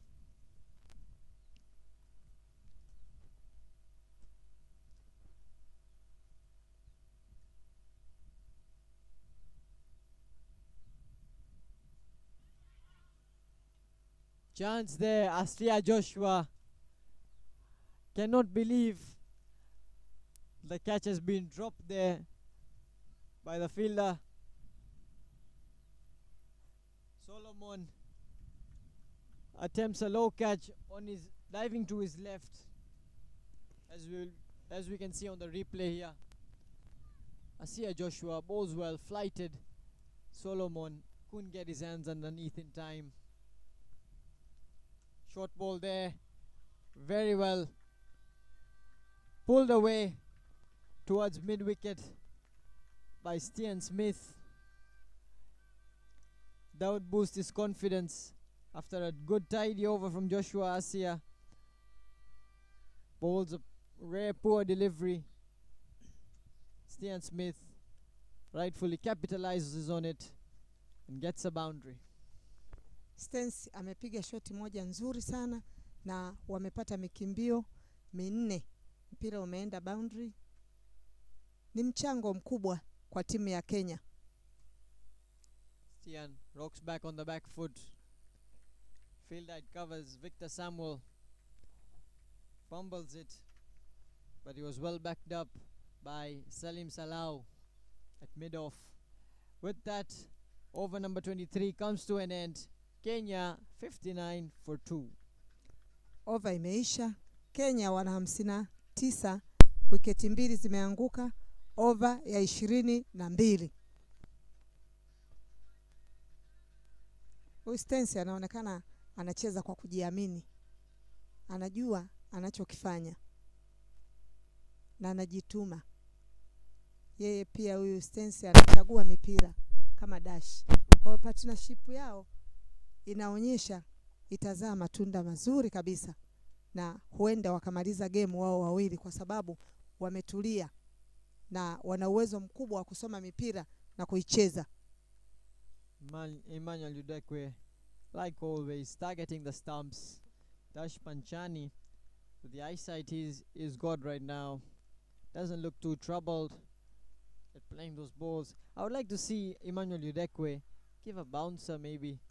Just try and keep the batsman on his toes, because he's been a bit too predictable. Bowling Fuller, Dash Panchani going to the front foot, driving it straight down the ground.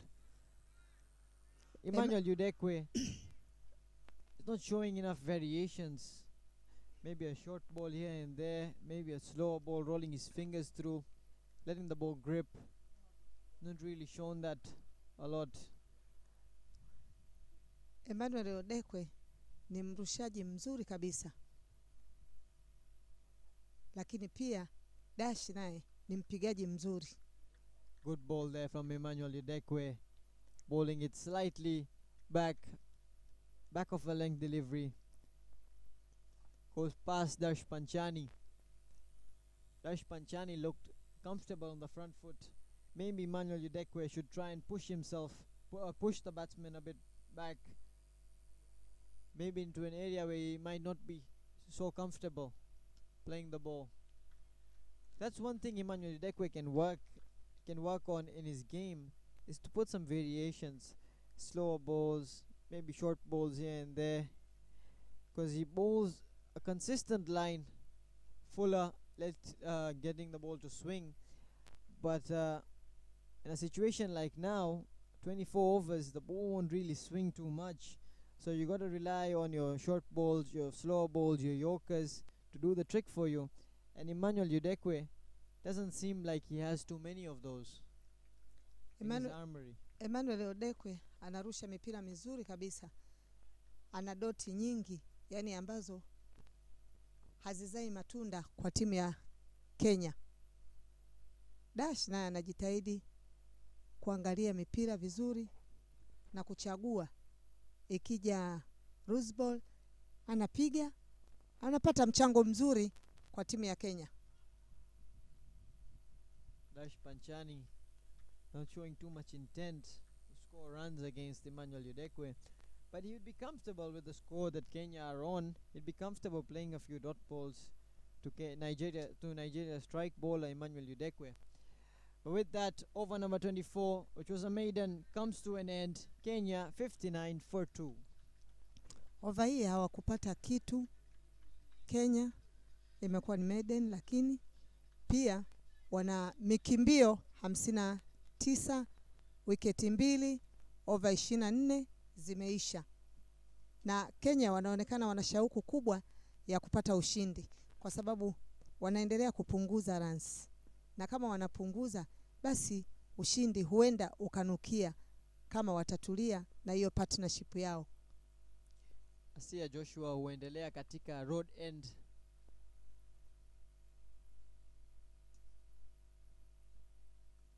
Asia amerusha mpira mzuri kabisa na amezuia, imekuwa ni dot. Bado Asia anaendelea kurusha. Ni mrushaji ambaye anategemewa na timu ya Nigeria. Stian Smith looks very comfortable against Asia Joshua. Had one delivery that kind of popped to the man at Silly, but otherwise he's been quite solid in his technique in facing Asia Joshua. Bado Joshua anaendelea kurusha vizuri kabisa, na Kenya hawajapata mikimbio, inakuwa ni dot kuonyesha kuwa mrushaji ni mzuri. Bado ameshindwa kucheza mpigaji, imekuwa ni faida kwa timu ya Nigeria. Good grip and turn there from Asia Joshua, bowling the ball on middle stump, ball turning sharply, going away from Stian Smith. Stian Smith this time coming forward, learning from his mistake, not going to the back foot.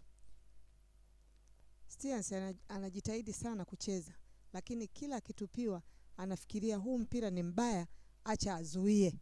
Na ndio maana anacheza front foot defend. Anajitahidi sana. Dot ball there to finish by Asia Joshua. 25 overs gone. Halfway through the innings, Kenya 59 for 2. Mikimbio yao ni 59, wiketi 2 zimeanguka na over imeisha 25.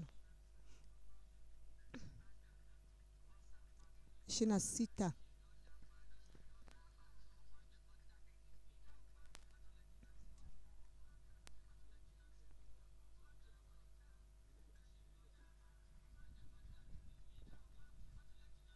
Mchezo unaendelea. Hali ya hewa ni nzuri kabisa, inapendeza, inaweka hamasa kwa wachezaji timu zote mbili pamoja na watazamaji wote, mabibi na mabwana. Endeleeni kufurahia mchezo wa cricket. Hii game ni nzuri kabisa.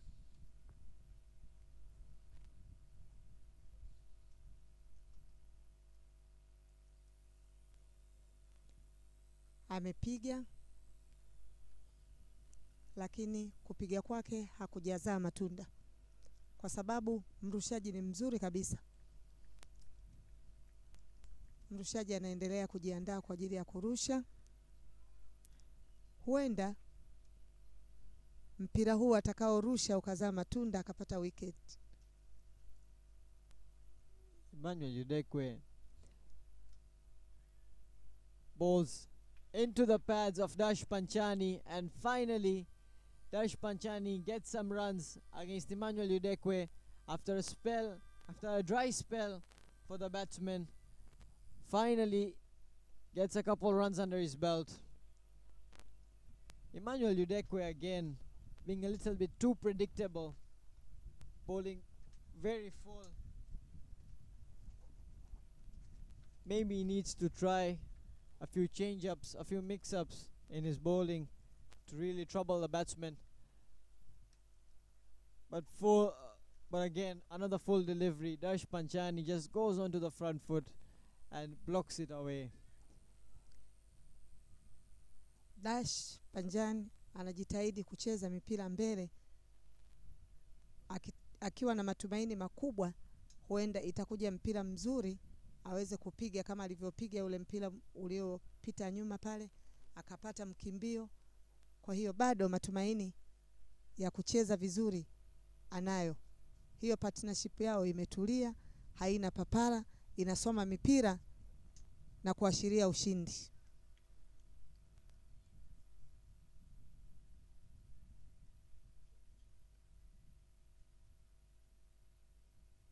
Emmanuel Udekwe tries to bowl slightly shorter, back of a leg delivery.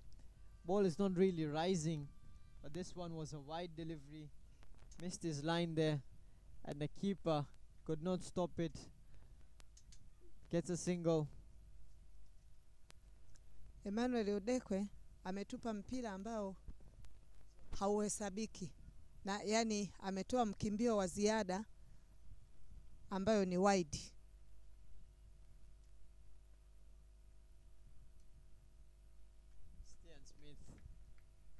Blocking the ball there on the front foot. Very good technique shown by him to defend that ball. Emmanuel Udekwe really should now try something different to get the wicket. Doesn't have too many runs in the bag, just 22 more runs required for Kenya to win this game. Not really troubling with that fuller delivery. Emmanuel Udekwe anaendelea kurusha. Mipira yake ni mizuri kabisa. Hana mikimbio ya bure. Yeye anataka mikimbio kipiga kwake uitolee jasho. Lakini situation ya game haitaji Kenya kutafuta makimbio kwa kuforce. Inabidi Nigeria na Emmanuel Udekwe ajaribu kuchukua wicket, na kitu ambacho hawezi kufanya kwa sasa. Anaweza akituliza akili anaweza kuchukua. 26 overs done.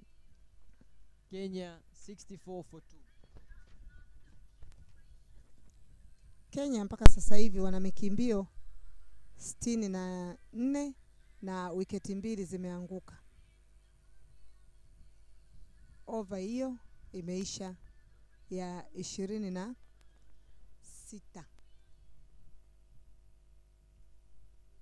Game inavyosomeka, mikimbio kwa Kenya imebaki michache ili waweze kupata ushindi.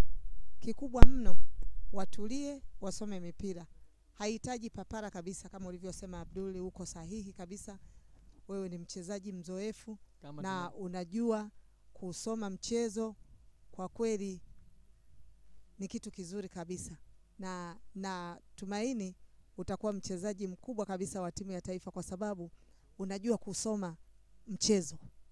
Asante sana mama.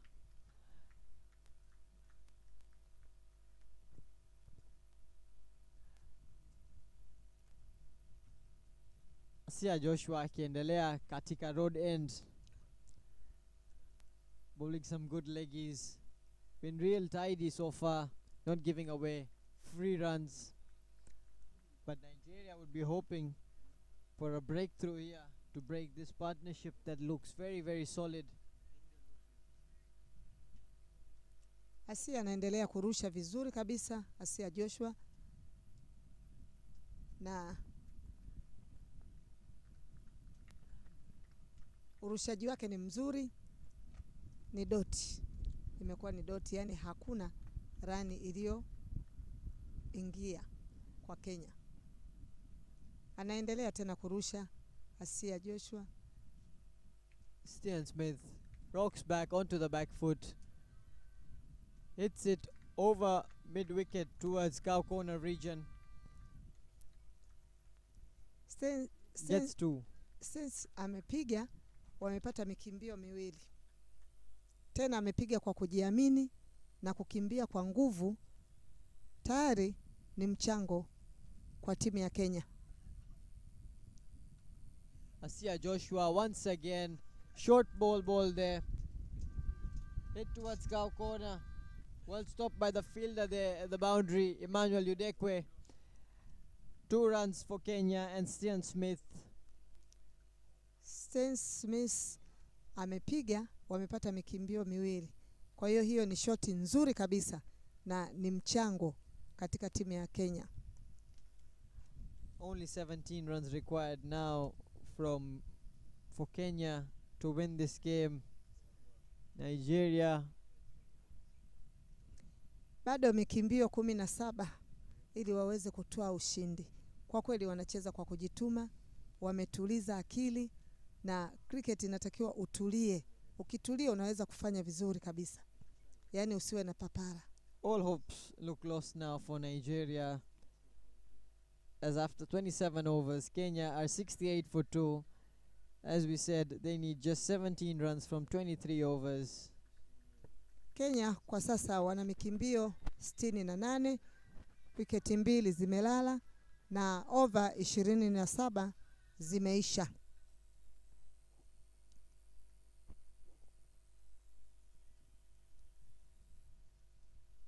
Mchezo unaendelea kama unavyoonekana. Matumaini yameanza kupungua kwa timu ya Nigeria. Change in bowling for Nigeria. Emmanuel Udekwe gets a break by the skipper Rizwan Abdul Karim.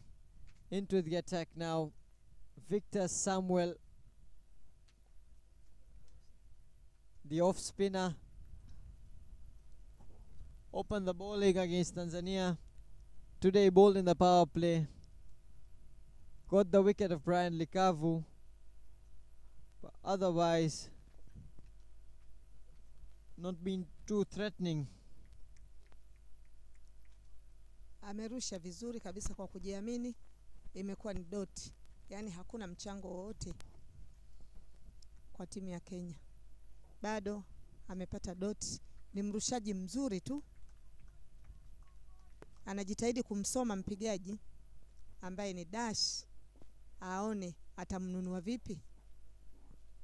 Dash Panchani sweeps with power. Umpire unfortunately comes in the way. but it looked like it would have been cut off anyways by Solomon Chelemanya. But he got some support there from the Wamepata umpire. mkimbio.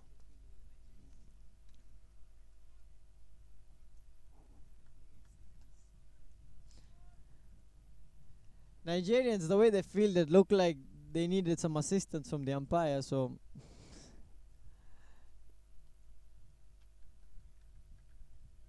Mrushaji amerusha mpira mzuri kabisa na mpigaji ameshindwa kuucheza, imekuwa ni dot. Kwa hiyo hakuna mchango ulioingia kwa timu ya Kenya. Dash Panchani on 42 runs on the non-striker's end would be hoping to get some strike so that he can get to his 50. Kenya now needing just 16 runs and Dash needs 8 runs. End of over number 28. Kenya are 69 for 2. With that, there is a change in the commentary box. Over imeisha. Wana mikimbio 69, wiketi mbili zimelala na over 28 imeisha. With that, there is a change in the commentary box. John Mokokwe will join me. Thank you so much, Mama Lucy, Asante sana. for a lovely commentary.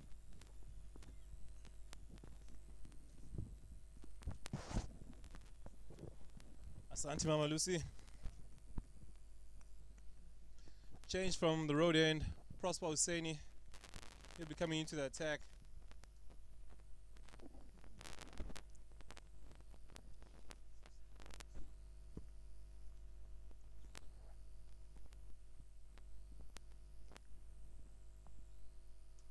Prosper Husseini bowled just 2 overs at the start of the innings.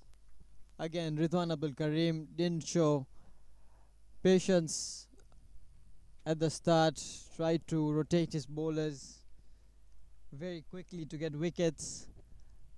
But it's a 50-over game. I know the score is 84. You don't have too many runs to play with. But still, I think he needed to give his main strike bowlers a chance because they've been delivering for him throughout the tournament.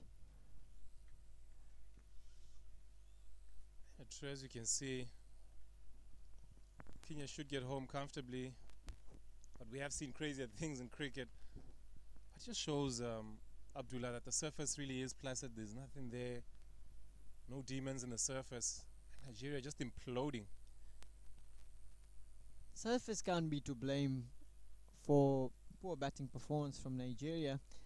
As we can see, Kenya not really looking too troubled by this surface. They've been playing the ball on its merit, and most importantly, not trying to play the ball in the air, trying to play down the ground as much as possible. That has led to them being quite successful in Tanzania. Throughout the tournament, they've won most of the games so far. 3 of the 5. One was a washout. One was the only loss against Namibia. Yeah, and it's not to take away from the performance of Kenya as well. They did bowl well. They hit some good areas. But too many dismissals were just simple, no pressure dismissals. Batsmen just getting themselves out and chipping balls where they shouldn't. And credit to the Kenyans, they did take those opportunities gleefully. But this is definitely not an 84 all-out surface. Lots of questions when the team gets back. Great tactics, it must be said, from the leadership of Nigerian Cricket Association. From a coaching point of view, giving Prosper an opportunity at the top, I thought that was a brilliant move. Inspired. Unfortunately for him, he also didn't use the opportunity and take it, just chipping a catch unnecessarily. Rightly said. First of all, with that, the over number 29 comes to an end. Kenya 69 for 2. And similarly for Kenya, I'd like to speak a little bit about Brian. I think he's someone who likes to score in boundaries. Young, precocious opener, keeper batsman as well for Kenya. He is a bright star for the future. I hope Kenyan cricket does not lose hope in him. Rather, they should just nurture him and try and guide him. It takes time. As someone who opens the batting myself, I do know that when you are younger, you do tend to want to score as much in boundaries. I mean, today with 84 runs on the board, all he needed to do was go out there and just have a net, as we see from Dash Panchani. Take what's on offer from the bowlers. Don't try to be too ambitious. It's not the kind of surface where you can just hit through the line. Though it is a good pitch for cricket, must be said. But he just needs to learn the patience side of it and understand that as an opening batsman, you can't have one gear, which is just to ball to the ball everywhere or bash it around. You need to also have different approaches to your game. Very true, John. I think as a young player, you tend to get carried away, trying to score quickly, trying to score in boundaries. But you've got to realize cricket is more about just fours and sixes, especially the 50-over game. It's a long format game. You need to learn how to play with soft hands, try and rotate the strike, play in the gap, because as a bowler, a boundary, if you see a batsman playing a full cover drive or slog through mid-wicket, I know it's a boundary, but as a bowler, you get some confidence because you really think you can get him out. But if he continues to take singles every ball, you've got to adjust your line and length to the new batsman. So I think as a young batsman, you've got to look to get singles, because we've seen in this tournament there's too many dot balls. Dot balls create pressure, and pressure creates wickets. So rotating a strike is a beautiful art in batting that most of the young batsmen here have to learn that. 30 overs gone. 69 for 2 Kenya. Very well set, Abdullah. I think it does take time.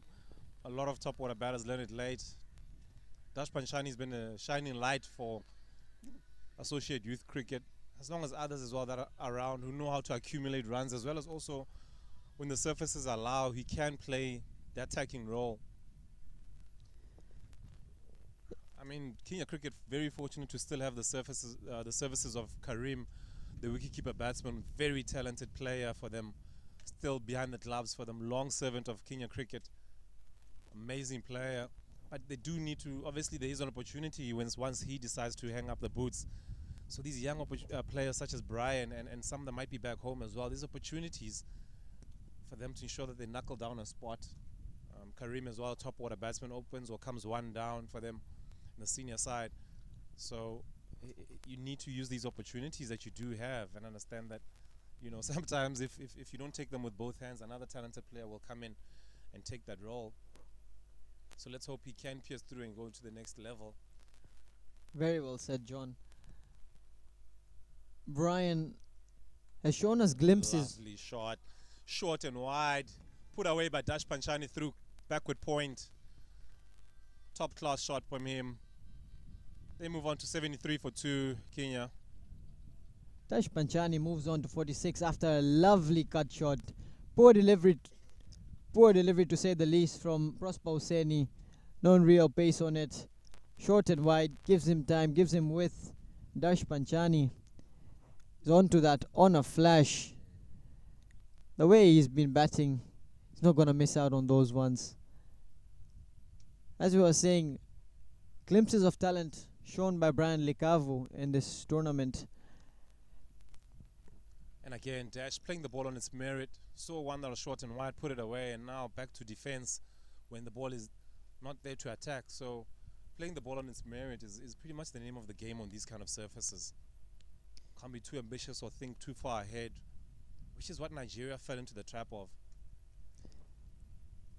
He's also, I've liked the adjustment of Dash Panchani. I knew him from a player who tried to play fancy drives, but then Tanzanian surfaces don't really allow that, so you got to play some check drives, just as Dash Panchani has played today. He's been punching the ball, not really going full drive mode, just trying to punch the ball into the gaps, get ones, get twos, like we saw there, punched. There was a call of yes, got caught in between, definitely not a single. Stian Smith just signaling to Dash Panchani to relax. Maybe he's getting too carried away. 4 runs away from his 50. John, if you're batting and if you're like on 46, what would you like? Would you like the dugout to tell you that you're 4 runs away from a 50, or would you like to just let you play it out? As we see the end of the over, 31 gone, 73 for 2. I might love to know. I think it just helps me play accordingly. Sometimes you throw away your wicket just before a landmark. And one thing I also learned is that landmarks are important for the team as well. It's not just a 50 for you, it's a 50 for the country. So they are important. Hundreds and 50s are really, really important. Even 5-wicket hauls, it's a landmark for the nation, and or your club side or your provincial side. So it's not just for you. They are really, really important. Your team, even the batsmen batting behind you, they're like, they get confidence from it. So it's always important to know. I know some players don't like to know when they're close to a landmark. They get nervous. It's very true, John. As a batsman myself, I'd like to know if I'm anywhere close to a 50, even if I reach 40, because trust me, I've gotten out so many times at 40s, 49s, 48s. Skip one. Abdul Karim Ridwan coming in. Trying to insert a bit of pride. Got a few consolation wickets. Writing pretty much on the wall for this game. Still another 19 overs to go. Only 12 runs required. Still 8 wickets in hand for Kenya.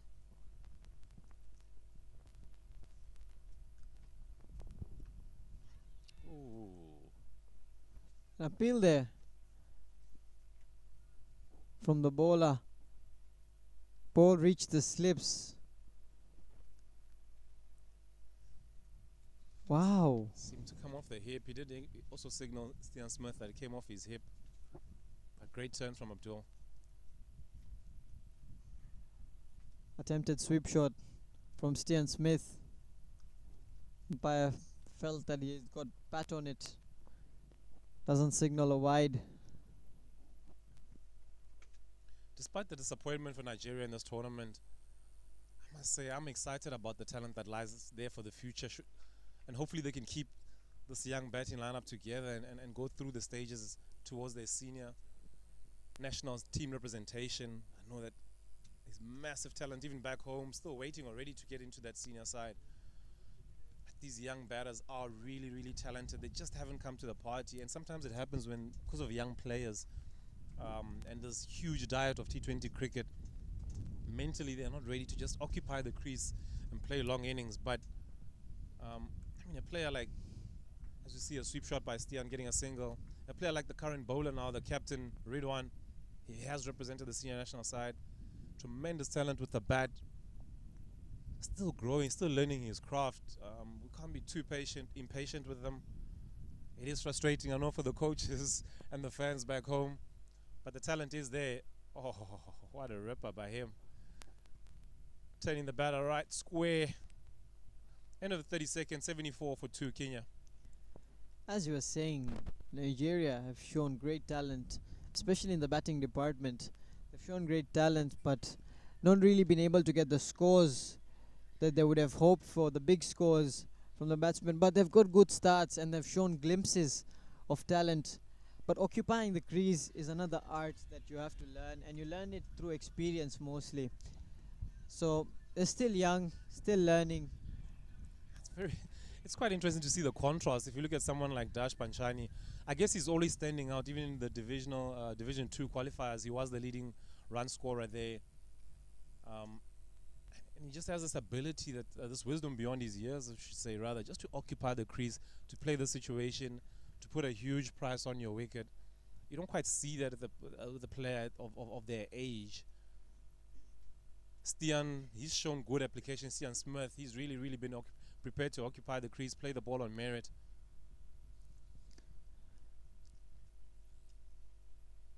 Oh, and what's your opinion on Solomon as well? Chichilamanya for Nigeria, stand-out player for them, quite by a long shot, really. Solomon has been incredible this tournament. Most impressive player from Nigeria in the batting department by far. Solomon Chilemanya. I think Nigeria have been missing the plot with the number that they send him in. Today I think he batted at number 7 or number 8, batting with the tail. When you do that with a player like him, you really don't give him a chance. But sometimes you can't really blame them. They expect the talent that's already there. You do have your Kekias at the top and so forth. There is talent already. Even your red ones, they've tried him at number 4. The talent is there. It's just the lack of application. So, but having said that, you would have wanted him to stabilize that middle order since nobody was willing to stay there. He is someone that plays the situation, knows how to play long innings. Perhaps they could have had him up there just to stabilize and make sure that they don't lose wickets in clumps. Very true. Solomon looks like the kind of guy who would bat in any position, because today, as we saw, he played a bit quicker. Same against Tanzania. He likes playing his shots, likes batting with intent. Of course, yeah, correct. I mean, Dash Panjani is on a different level in terms of his quality, but Solomon is someone that for me has stood out hands and knees above a lot of batters in this tournament in terms of, as we see, fielder diving over, lovely punch off the back foot by Panjani. Ball getting through for 4 runs. Great power generated off the back foot. He gets to 50. Team are on their feet, standing up and applauding him. So are the Nigerians. Lovely batting by Panjani. He gets the second 50 of the tournament. Dash Panjani played like $1 million today. What a talent for Kenya. Punched off the back foot, through covers. Mid off fielder couldn't cut it off. Good effort though from him. But Dash Panjani has looked so far beyond his years. Much better than all of his peers in this tournament. Kenya now 1 blow away as Ridwan continues from the pavilion end. Yeah, back to Solomon, like I was saying. I cannot speak highly enough of the player. Plays spin and seam very, very well. As we see a change in the comms box, Dennis Musali replacing Abdullah Imtiaz. Abdullah, great job. One of the talented under-19 prospects as well here at this tournament. Welcome back, Dennis. Thanks, John. And Panjani has played a lovely inning. Did the same yesterday, got 40 from so many balls, but I think he's set the standard of how we should be batting on these particular wickets. Buy yourself time. He scored nearly half of all the team's runs. Yeah. 50 from the required 85. Yeah, as we sing his praises, he almost uncharacteristic shot across the line. Probably just trying to end it as quick as possible. No need for that. He deserves to be not out. Unsettled. Don't want to say nervous 50s. No need for no need for nerves right now, because I think the end is very, very near. I blow away, like you mentioned. Has to settle himself down. Seems to be a little bit unsettled in his late exchanges. Yeah, honestly, I thought if Nigeria had really wanted the win and pushed for it, maybe they could have gotten something out of it. The only thing they've done in this particular game is delay the inevitable. They never set an attacking field to try and get quick wickets. They've just gone out there to try and defend 80 runs with dot balls. But the Kenyans have been intelligent, putting away those bad balls, and in the end, they should get home very easily. As you see, they continue to be a little bit sloppy. It's been the name of the game, and it started in their batting this morning with just careless batting, and now it's just filtered through into their fielding. End of the 34th, 82 for 2 Kenya. Yeah, this clash here at the UDSM, Kenya taking on Nigeria. Kenya's final game in the tournament, and they look like they're going to pick up their 3rd win of the tournament. They've already won games against Uganda and Sierra Leone, and this win should comfortably set them up to make sure they finish among the top 3 teams. And if that happens, it means that they'll earn themselves a place in the top 3 teams in the Division 1 of Africa. Oh, they deserve so. Champions in Abuja, Nigeria, and qualifying for this tournament.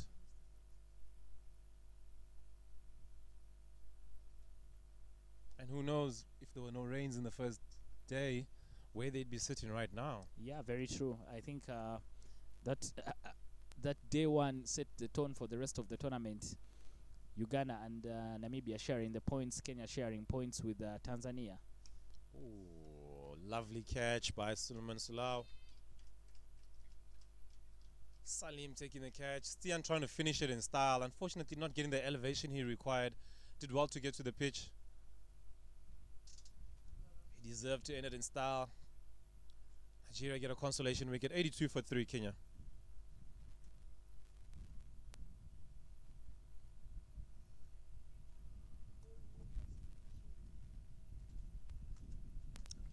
The Dutch Gymkhana, look at that again.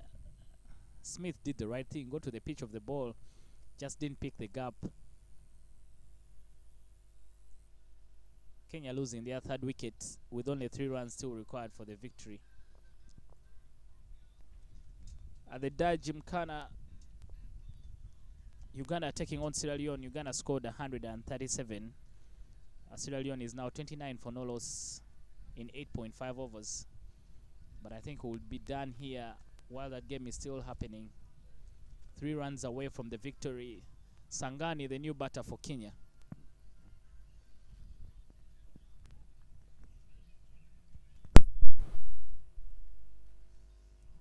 Raj Pankanya is the one coming in at number 5. Had a great partnership with Dash as well. Panchani in their fixture yesterday against Tanzania really did play well.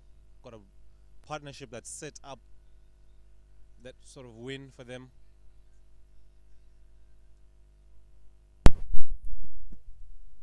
Really never the best times to come in. Yeah, nothing much to gain from this. All you can do is lose your off stump sometimes. There's less. Most times when you feel like even 5 runs, you take your pads off, start packing your kit bag, and then all of a sudden you have to come up, you have to come in and knock off the few runs required.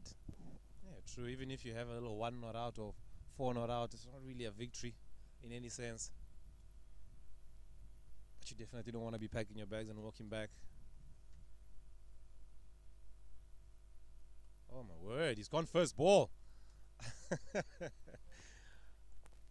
As we said, for him, unfortunately, Kenya losing their 4th wicket, 82 for 4 now. Raj gets a first ball duck. We've already seen a hat-trick on match day number 7. Raymond Coker with a hat-trick against Uganda, and this time Victor Samuel also on a hat-trick. 1 brings 2, leading edge. Ooh. Taken very cleanly there by the fielder at short cover. Yeah, Samuel turning it on in the late exchanges. Yeah, a quick visit there.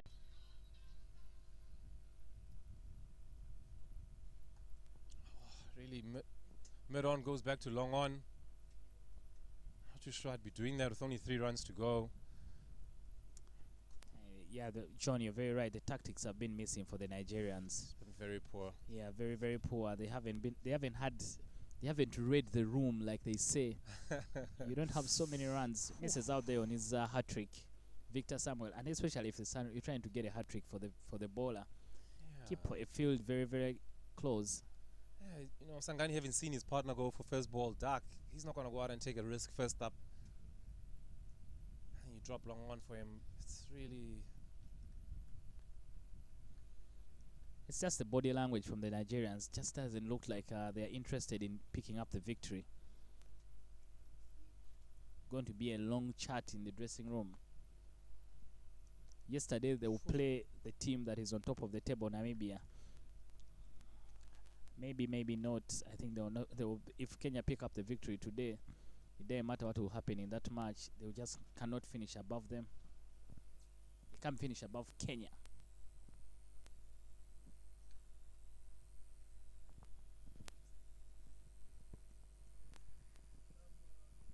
36 gone. Kenya 82 for 4. Requiring another 3 runs for victory.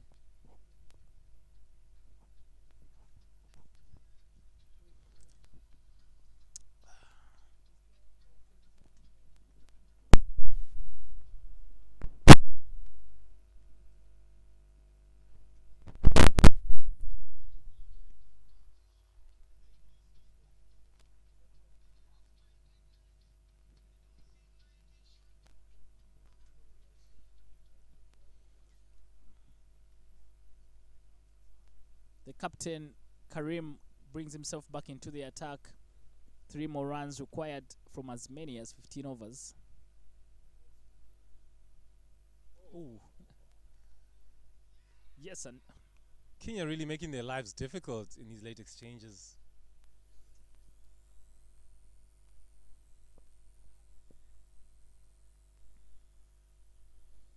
yes, and no calling there from the 2 batters. Half a chance to point.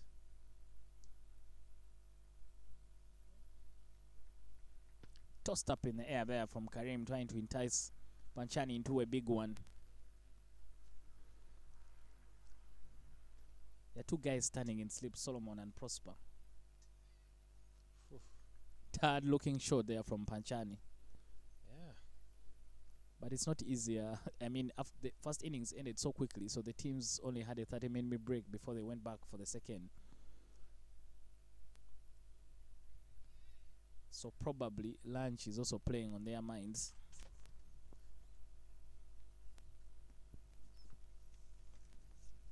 Panchani really just wants to get off the field, but he'll have to just be patient.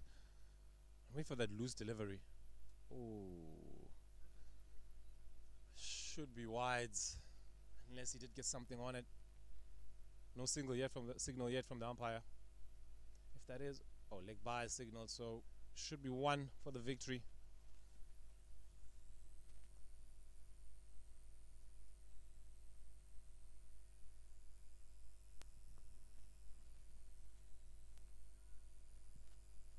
At the Dajimkhana, I'll tell you, Sierra Leone may make things very interesting. They are 36-0 against Uganda. And if Sierra Leone win that game, they would have picked up their 2nd victory of the tournament. And considering that they are playing Tanzania tomorrow, their final game, Tanzania have not yet won a game in this particular tournament. That will put Sierra Leone on 3 wins, and that might put Uganda in trouble in terms of staying among the top 3 teams. Actually, he will just virtually knock out Uganda because Sierra Leone and Kenya will have more wins than them. 36 overs gone, 84 for 4. Yeah, I think having seen and interacted a lot throughout qualifiers and so forth, World Cup qualifiers, I know that Ugandans are very, very passionate about their cricket. That would not be an ideal situation at all. Not at all. Particularly from administration, as so much good work is being put in from a structural point of view, as well as to make these players happy from a contractual point of view, and even a little bit financial as well. So there's a lot of commitment on offer. But I think it would mean a great deal to the guys from Freetown. I think that shows the progress they are making in their cricket. Who knew that Sierra Leone will beat teams like Nigeria, Uganda, so it would mean a great deal for them.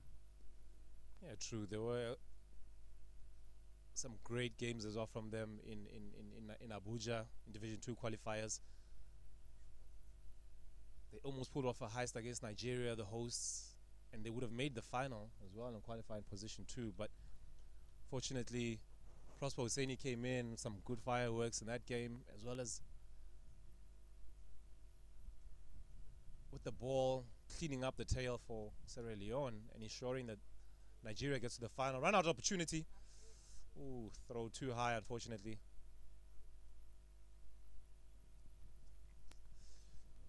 Salim Salau at mid-off, just not getting the accuracy required.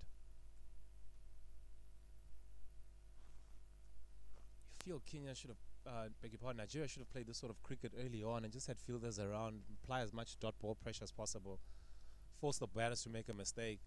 Yeah, very true. I think they've done this a little too late. Just try and make sure you keep the pressure on the batters. Yeah, they spread the field a bit too early. 37 overs gone, 84 for 4, Kenya.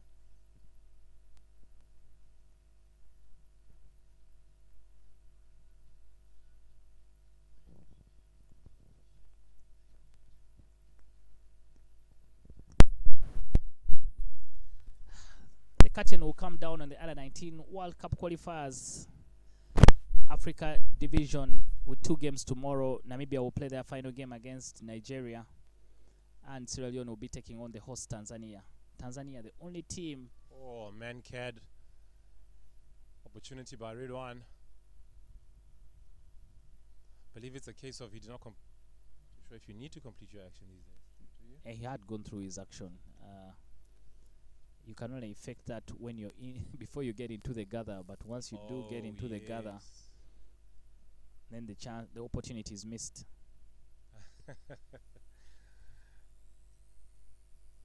Nigeria coming up with all the tricks, but it's just only one run to go.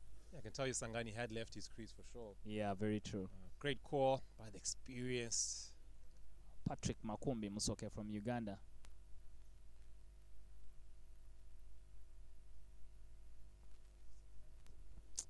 Lovely, lovely inning here from Panchani. He's held it together for the Kenyans to ensure that one side is not just staying in but also scoring runs. It was 52 now, not out. Getting very frustrated.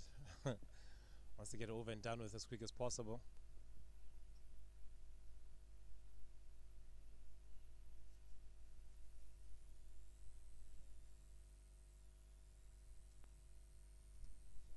Lovely shot. Belts it away to the square leg boundary.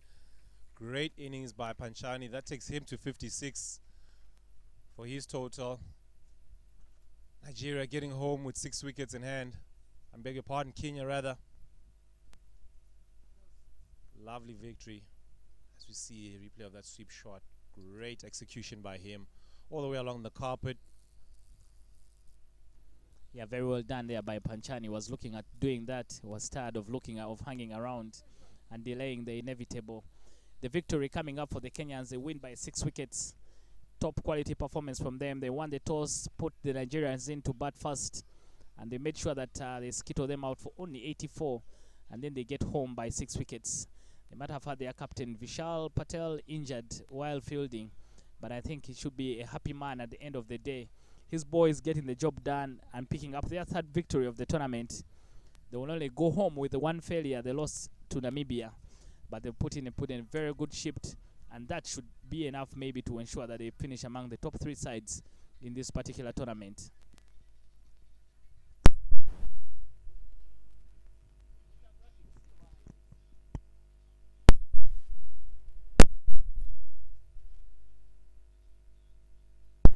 As you see the batting scorecard for Kenya. Dash Panchani, 56 not out, leading the way. Very good support from Stian Smith, facing 45 deliveries for his 12. Fortunately, Brian Lukavu exiting. And then, of course, a little flourish of wickets at the end, accounting for Raj and Stian as he tried to end it in style.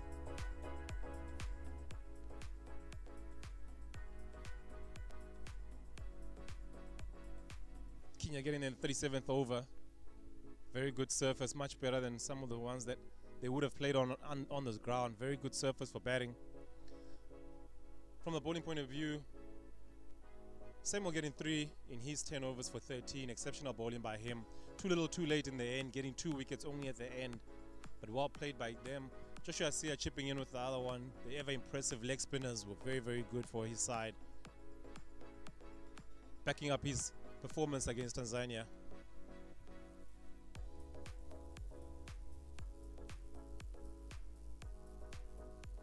That's a summary of the game. A couple of starts for Nigeria, unfortunately not clicking through and getting the big ones. Too impatient. Of course, the ever impressive Dash Panchani getting 56 today, not out. Please join us shortly for the post-match presentation.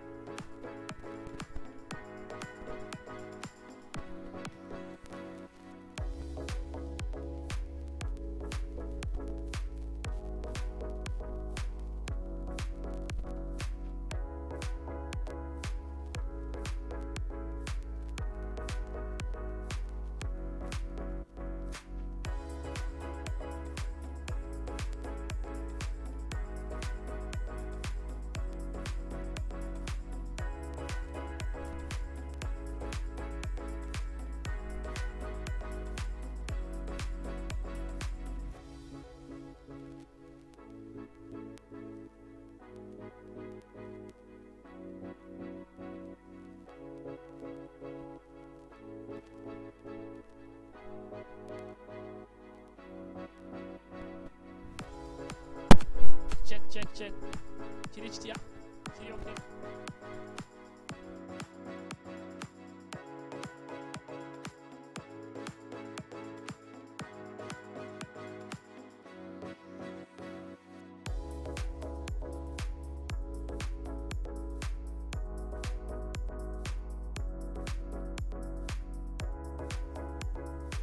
Where quali when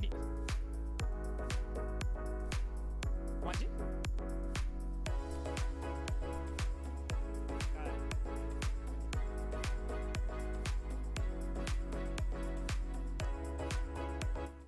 Welcome to the post-match presentation for game number 13, a clash between Kenya and Nigeria here at the University of Dar es Salaam ground.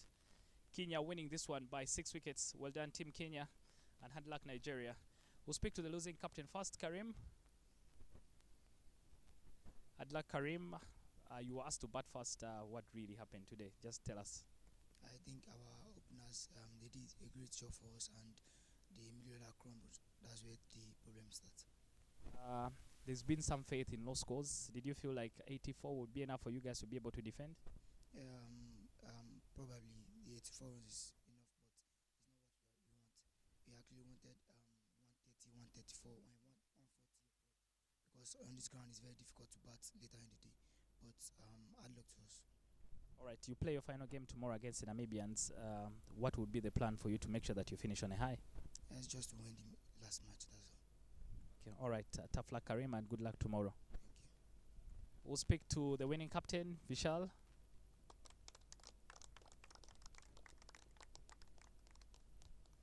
Well done, Vishal. First of all, how are you feeling? Are you healthy? Yeah, I'm all right. Okay. Good to know.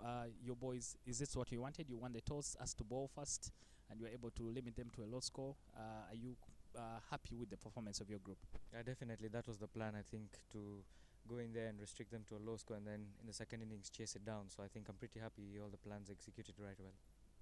This was your final game in the tournament. Overall, you've been able to pick up 3 wins, one against Uganda, Sierra Leone, and then now Nigeria. How would you sum up the performance for you as a group, and maybe this victory could keep you among the top 3 and you don't have to go back to Division 2? I think we take a lot of positives out from this tournament. I think even the negative situations have given us lessons, and I think that's what we'll take home back and hopefully improve for the next few lot that will come in.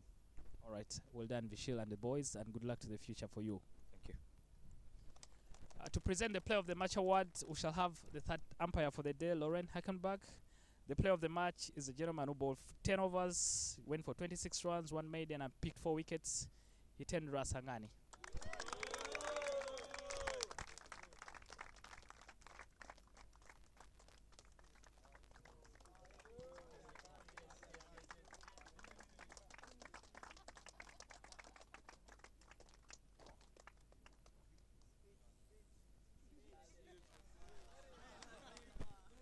Sangani, on the request of your team, they want you to say something. Very bold today. Tell us about your performance. I think it was just sticking to the basics, bowling line and length, and they were just giving the wickets when we were bowling line and length. So just stick to the basics. Right. Very well bowled today, and well done. Thank you. All right. That concludes our post-match presentation, but we'll be here for the final day of the U19 qualifiers. The home side, Tanzania, will be taking on Sierra Leone here at the University of Dar es Salaam ground.